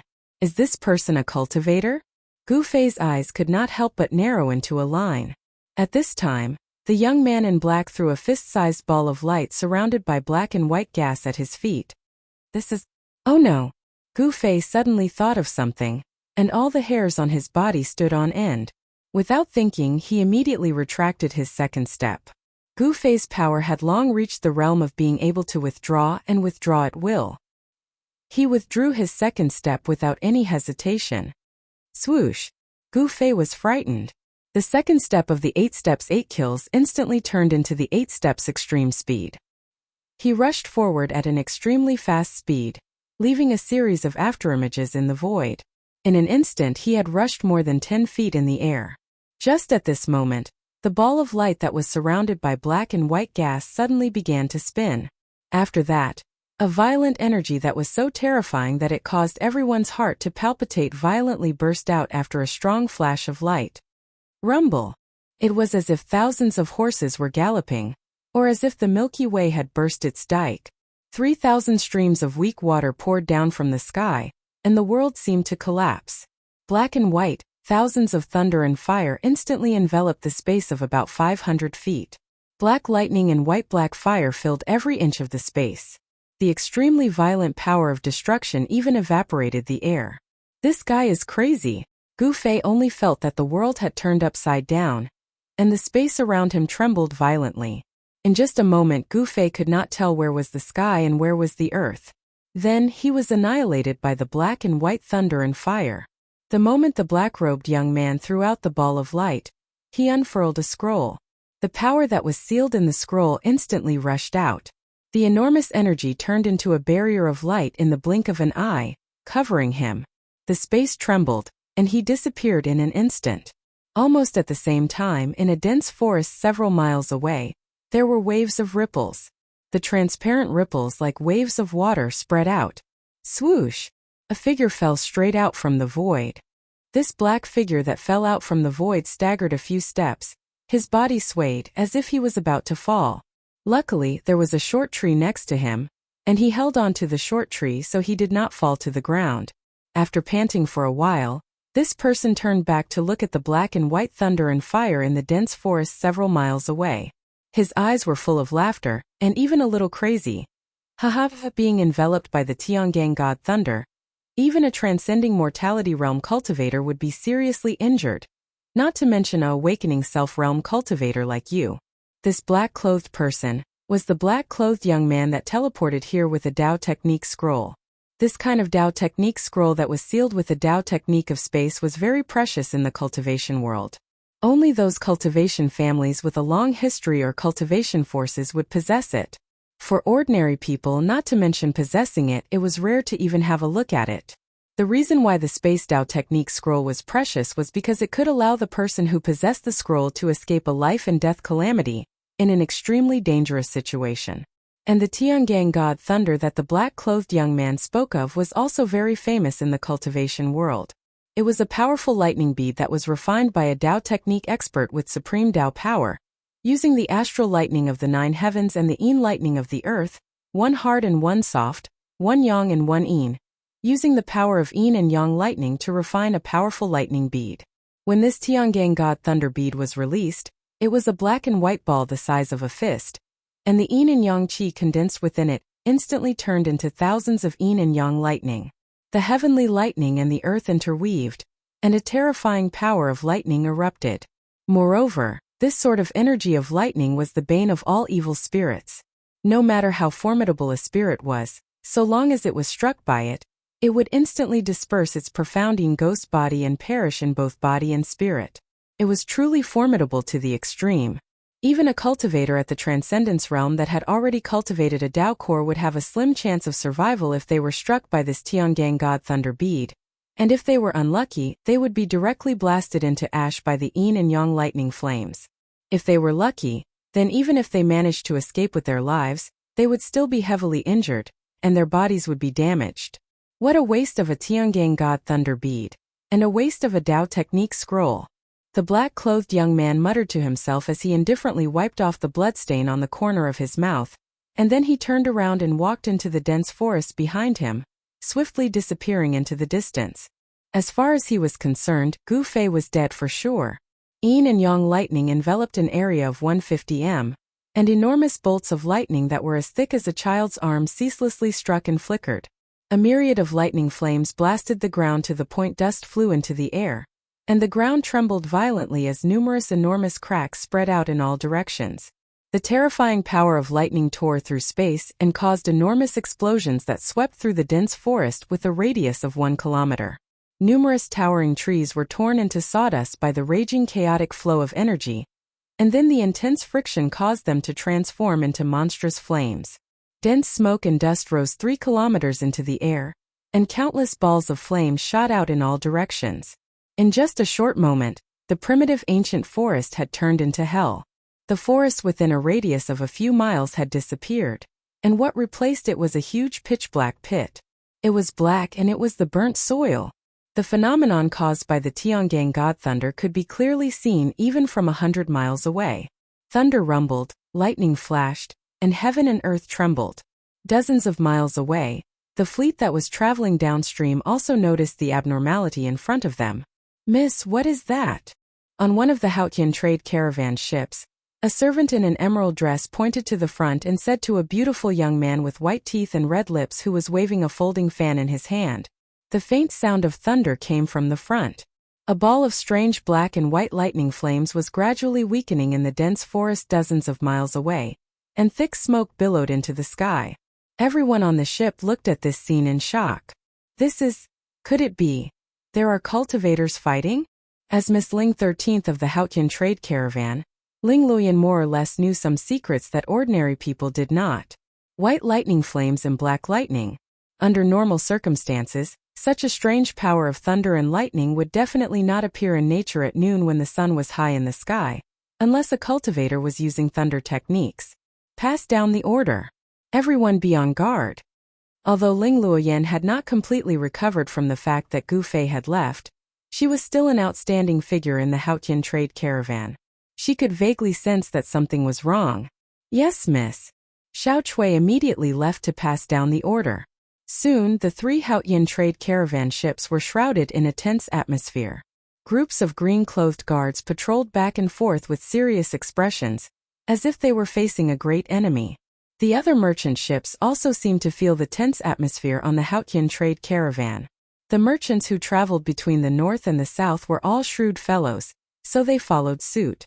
The ship owners also told their subordinates to be on guard.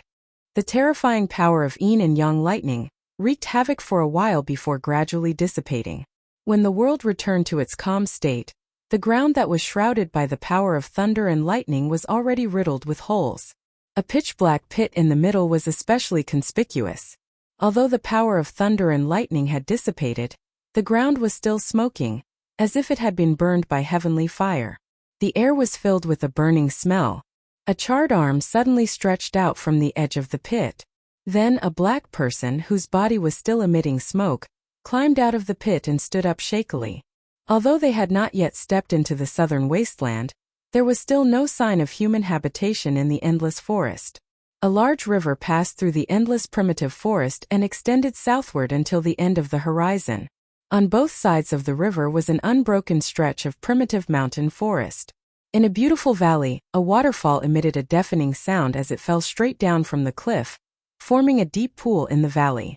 The valley was green and the valley was green. The valley was full of flowers and strange grass. Outside the valley, the roars of wild beasts lingered, and the figures of fierce beasts flashed from time to time.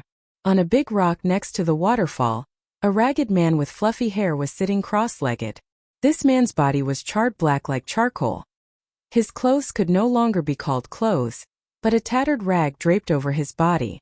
This black man was Gu Fei, who had been plotted against by the black-clothed man with the celestial thunder bead. Although he had defeated the black-clothed man, he had also been injured by the crazy guy with the celestial thunder bead, and his injury was very serious. The celestial thunder of the 9 heavens and the yin thunder of the earth, these 2 kinds of thunder and lightning could be said to be extremely terrifying. Moreover, they were extremely unstable. To refine them into a thunder bead, one could imagine the amount of energy needed. Moreover, once the 2 kinds of thunder and lightning inside the thunder bead were stimulated, it would be out of control. The 2 kinds of thunder and lightning would repel and collide with each other, and the power would be much more terrifying than a single kind of thunder and lightning. Fortunately, Gu Fei had copper skin and iron bones, and with the protection of the divine weapon's essence, he was not blasted into ashes by the destructive thunder and lightning that erupted from the celestial thunder bead. Gu Fei operated the mysterious technique to heal himself. A misty glow emitted from his body, and his skin, which was burnt black by the thunder and fire, began to flicker with a sparkling luster. The world's essence converged from all directions and surged toward Gu Fei's body. Chapter 103. The flowers and trees in the valley trembled slightly, and spots of green light drifted out from the plants. Gu Fei's body was like a bottomless black hole, crazily absorbing all the life qi in the surroundings. Only when the sun set and darkness descended on the earth again did Gu Fei's body burst out with a bright light. The bright light was like a 5-colored flame burning. Crack! A subtle sound came from Gu Fei's body, and his pitch-black skin began to crack. Very soon Gu Fei's body was covered with cracks like a spider web, like a delicate porcelain breaking. All of Gu Fei's flesh and bones trembled slightly, and the charred necrotic skin gradually fell off his body, revealing crystal-clear skin that emitted a misty brilliance like suet white jade. The Tai Chi diagram on his body gradually disappeared, turning back into yin and yang qi and entering his body. The yin-yang diagram on his chest suddenly flashed with a bright light and disappeared into the skin on his chest. After being nourished by the endless spiritual qi, Gu Fei's injuries were completely stabilized. Even though the divine weapon's essence qi in his body protected his body at the critical moment and resisted the heavenly lightning and earthly fire, Gu Fei was still charred on the outside and tender on the inside.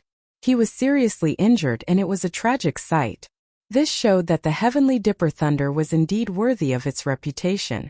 If it was an ordinary cultivator, they would have been killed by the thunder and lightning long ago. This time he was seriously injured.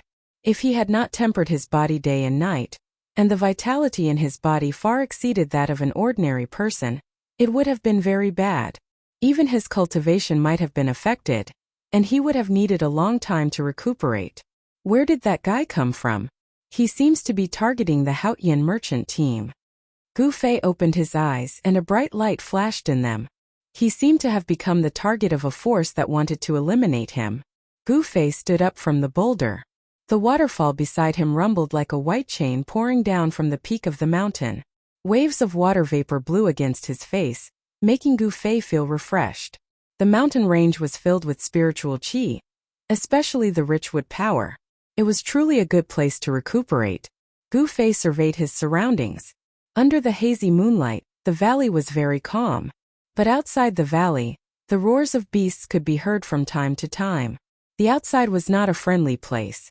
I wonder if the people of the Haotian trading group can deal with those mysterious fellows.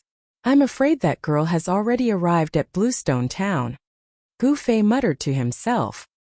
He knew that with this delay, the Haotian trading group's merchant ship had already left and might have already arrived at Bluestone Town. The girl he was talking about was the 13th daughter of the Ling family, Ling Luoyan. Squeak squeak. Suddenly, a crisp chirp came from outside the valley. Following that, Gu Fei saw a tiny silhouette flash by the entrance of the valley, and a little beast charged into the valley at lightning speed. The small beast was only the size of a fist. The most mystical thing about it was that there was a vertical scar on its forehead, as if there was a vertical eye growing on its forehead. Three-eyed mink? Gu Fei could not help but feel happy when he saw this small beast. When he was fighting with the mysterious black-clothed youth, how could he have the time to care about this small beast? Now that he saw that this small beast did not seem to be affected by the battle, Gu Fei was filled with joy. This little critter was really too adorable. Its purple fur was as smooth as silk, and it was faintly circulating with a layer of faint brilliance. It had a pair of quick-witted big eyes that were flickering like agate, and were brimming with intelligence. This small beast was actually a little elf born from the spiritual qi of heaven and earth. It was really extraordinary. Squeak squeak. The small beast came to the top of a short tree, not far away from Gu Fei, and stared at the magical treasure pouch on Gu Fei's waist that was used as a storage bag. It let out a series of chirps. Hee hee. Little fellow, you're still thinking about that beast crystal. Gu Fei could not help but smile when he saw this. Suddenly, he noticed that there was a flash of light between the small beast's sharp claws. Gu Fei quickly fixed his eyes on it, and was surprised to find that the small beast's sharp claws were actually holding a small crystal-clear stone that looked like an emerald. Gu Fei knew that it was not a stone, but a beast crystal.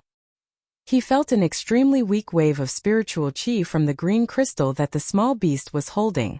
It was a wave of wood elemental spiritual qi.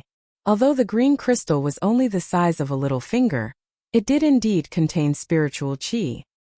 He didn't know where this little critter found this beast crystal. Seeing that the spiritual qi it contained was so weak, it should be the beast crystal of a weak fierce beast. Could it be that this little beast killed a fierce beast and obtained this beast crystal from the fierce beast's body? If that's the case, this small beast is too shocking. When Gu Fei thought of this, his heart could not help but tremble. Squeak squeak. The small beast suddenly grabbed the small beast crystal and gestured at Gu Fei. Little fellow, what are you trying to do? Gu Fei said with a smile. This was really a psychic small beast. Unfortunately, it could not speak, so Gu Fei had no idea what it wanted to express to him. The small beast seemed to be a little anxious as it chirped and constantly used its little claws to point at the magical treasure pouch on Gu Fei's waist. The clothes on Gu Fei's body were tattered, but the magical treasure pouch on his waist was still considered intact, and was not damaged by the power of thunder and lightning. The magical treasure pouch refined by a great cultivator of the Imperial Void Realm was not so easily damaged. After curiously looking at the small beast jumping and gesturing for a while, Gu Fei seemed to know what this small beast wanted to do. It seems to want to exchange that beast crystal with me? Gu Fei hesitantly took out the khaki-colored beast crystal from his magic treasure pouch. The beast crystal was the size of 2 adult men's fists. It was emitting a faint khaki-colored light, and a huge spiritual yuan fluctuation immediately spread out. Squeak squeak. When the small beast saw that Gu Fei took out the beast crystal, it immediately chirped happily and waved its 4 claws. Whoosh! A purple shadow flashed and the small beast pounced towards the beast crystal in Gu Fei's hand like lightning. Gu Fei did not stop it. He only felt a shake in his hand and the small beast flashed away again. He looked down and sure enough, on top of the beast crystal in his hand, there was another small piece missing. Gu Fei smiled helplessly and saw a green crystal rolling beside his feet. It was the beast crystal that contained a trace of Jupiter and spiritual qi that the small beast had taken out. Such a weak spiritual qi could hardly attract Gu Fei's interest. However, he still bent down and picked up the small, sparkling and translucent beast crystal that was like an emerald and placed it together with the earthy yellow beast crystal into the magical treasure pouch. When Gu Fei was about to continue sitting cross-legged on the big rock and circulate his qi to heal his injuries, suddenly a cold and gloomy aura came from the direction of the entrance of the valley. Gu Fei was startled and quickly flew behind the waterfall. Behind the waterfall, there happened to be a shallow cave that he could hide in. Just as Gu Fei hid, two ghost-like black shadows floated in from outside the valley. That gloomy aura immediately pervaded the valley. Through the water curtain in front of him, Gu Fei saw that beside the deep pool, there were already two people standing silently. These two people could no longer be called humans. Their faces were fair without any facial hair and their lips were pitch black. Their bodies seemed to be shrouded in a layer of misty black gas. At first glance, these two people seemed to be condensed from a mass of black gas. They were light as a feather and did not have a physical form. Chapter 104. The two ghost cultivators were looking around beside the waterfall, as if they were looking for something. One of them, a tall and skinny middle-aged man, said, "Senior brother, we clearly sense that there was a strong fluctuation of spiritual energy in this small valley. Why did the fluctuation suddenly disappear here?" "You ask me, but who should I ask?" The other slightly short and fat middle-aged man, who had a deathly pale face, said angrily. While these two fellows were talking, a pair of green eyes that were like the wisps were constantly scanning the surroundings. This small valley seemed to have a circumference of 100 or 200 feet. Other than a deep pool formed by the waterfall that hung down from the mountain peak, there seemed to be only some flowers and trees. It could be said to be clear at a glance. After Gu Fei, who was hiding in the shallow cave behind the waterfall, heard the conversation between these two people, he already understood that when he took out the earthen yellow beast crystal from his magic treasure pouch, it had let these two old ghosts sense the energy fluctuation that was spreading from the beast crystal. Gu Fei subconsciously touched the magic treasure pouch on his waist that contained the beast crystal, and sneered in his heart, "These two ghost cultivators have very sensitive noses. It's good that they don't find me." Gu Fei was secretly on guard. Judging from the huge demonic aura emitted from these two ghost cultivators, their strength was not inferior to his. Moreover, he was currently injured, so it was not suitable for him to fight with others. "Who is it? Come out." Just as Gu Fei was holding his breath and carefully hiding behind the waterfall, suddenly a loud shout came from outside. "No way, I'm so unlucky? I've been discovered?" Gu Fei was immediately shocked. With a thought, he was about to rush out from behind the waterfall. "Humph. You two ghost things, you can actually discover me. Not bad, not bad." Just at the moment when Gu Fei was about to rush out from behind the waterfall, suddenly, there was a clear and melodious voice coming from outside. That voice was like big and small pearls falling on a jade plate. It was pleasing to the eye and sounded very comfortable. "Who is it? Come out quickly." The two middle-aged ghost cultivators at the side of the pool couldn't help but be greatly shocked when they saw that there really was someone hiding nearby, and they shouted out furiously, "You two don't know the difference between life and death. There's only one ending for anyone who dares to scold me in this world." The pleasant voice rang out again. Gu Fei's gaze pierced through the water curtain in front of him. He saw that outside the valley, under the moonlight, a person floated in like a cloud of smoke. A peerless beauty was like a flickering light and a passing shadow, nimbly flitting past the flowers, grass, and trees. She was elegant like a fairy that had descended to the mortal world. Under the moonlight between the mountains, she was simply like a fairy that had strolled out of a painting. Stunning, that's right, stunning. In Gu Fei's mind, there was only the word stunning when he saw this woman. It had to be said that this woman was truly beautiful, but her beauty was somewhat soul-stirring. That was because a terrifying murderous aura instantly enveloped the entire valley the moment this woman appeared. The two middle-aged ghost cultivators couldn't help but be stunned when they saw that the person that had arrived was actually such a devastatingly beautiful young woman. But they immediately prepared themselves for battle. Murderous aura. The two middle-aged ghost cultivators sensed a murderous aura that caused their hearts to palpitate from this young woman. Obviously, this murderous aura was directed at them. Who are you? We don't seem to have any enmity between us. The short and fat middle-aged man was unable to maintain his composure at this moment, because even though the other party was a young woman, she made him feel the threat of death. Even though they had already become ghosts, if they were to die again, then their souls would scatter, and they would completely disappear from this world forever. The peerless and mysterious young woman arrived nearby in an instant, and she stood gracefully on a short tree at the side of the pool.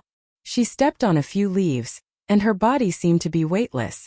A gentle breeze blew by, and it fluttered her fine black hair that hung at her temples and fluttered her dress that was like light muslin. Every single move she made revealed an elegant and refined bearing. The young woman glanced at the two nervous and vigilant ghost cultivators, and a trace of a cold smile appeared on her beautiful face. She said, "What are you waiting for? Aren't you going to kill yourselves? Don't tell me you want me to do it myself?" The short and fat middle-aged man looked at the beautiful young woman standing on the top of the short tree in front of him and said coldly, "We're from the Ghost Palace of Plentiful City." At the same time, the two of them flipped their right hands at almost the same time, and a small flag that was about a foot long and covered in ghostly runes appeared in their hands. The two of them were tightly holding a small evil flag that was shrouded in black chi, and a faint ghostly shadow could be faintly seen. When Gu Fei saw the two small flags appear in the hands of the two ghost cultivators, he couldn't help but be shocked. The two small flags were actually the 5 ghost flags. A few days ago, He Lu Yunhe from the Guangqing Immortal Sect, and Ling Luoyan from the Haotian Trading Group were all trapped in the 5 ghost formation. They were almost refined by the ghost fire and lost their lives. How could Gu Fei not be shocked when he saw the 2 ghost flags for the first time? So what if you're from the Ghost Palace of Plentiful City? Since you're not willing to kill yourselves, then I have no choice but to reluctantly send you on your way. After the young woman finished speaking, she pressed her right hand forward. At the moment when the young woman's palm pressed forward, the two middle-aged ghost cultivators looked at each other and waved the 5 ghost flags in their hands at the same time. Suddenly, as a cloud of black chi swept out in all directions from the flags, it instantly drowned the figures of the 2 ghost cultivators. Immediately, waves of sharp ghost howls that made one's hair stand on end resounded in the valley. It was mournful and ear-piercing. Following that, the black chi and ghost fog spread out in the blink of an eye. The valley was immediately filled with a violent storm, and the sun and moon lost their light. This side of the world seemed to have fallen into the netherworld. The rolling black clouds were as fast as galloping horses, and they covered the sky and the earth as they surged toward the young woman. Amidst the black clouds, thousands of dark green sparks shot out, and the sound of explosions could be faintly heard. It was as if a sky was raining stars. It was the extremely and poisonous ghost flaming lightning. If an ordinary cultivator were to come into contact with one of these dark green sparks, their bones and flesh would immediately melt and turn into a pool of yellow water. Even the origin spirit that was condensed in the Naiwan Palace would be burned into ashes by the ghost flame lightning. It could be said to be extremely sinister. Behind the waterfall, Gu Fei, who saw this scene, couldn't help but break out in cold sweat for the beautiful young woman. These 2 ghost cultivators had obviously been waiting for a long time. Once they attacked, they used their full strength, and they hoped to kill this mysterious young woman in one go. However, the wishful thinking of these 2 ghost cultivators was destined to fail. The young woman's right hand that pressed forward erupted with a vast wave of energy. After that, a large hand of raging flames rushed out from the young woman's palm, and it instantly enlarged to the size of a house. The vast and mighty raging flames burned the surging black chi and ghost fog into light smoke, and the thousands of ghosts and spirits in the ghost fog dispersed at the same time.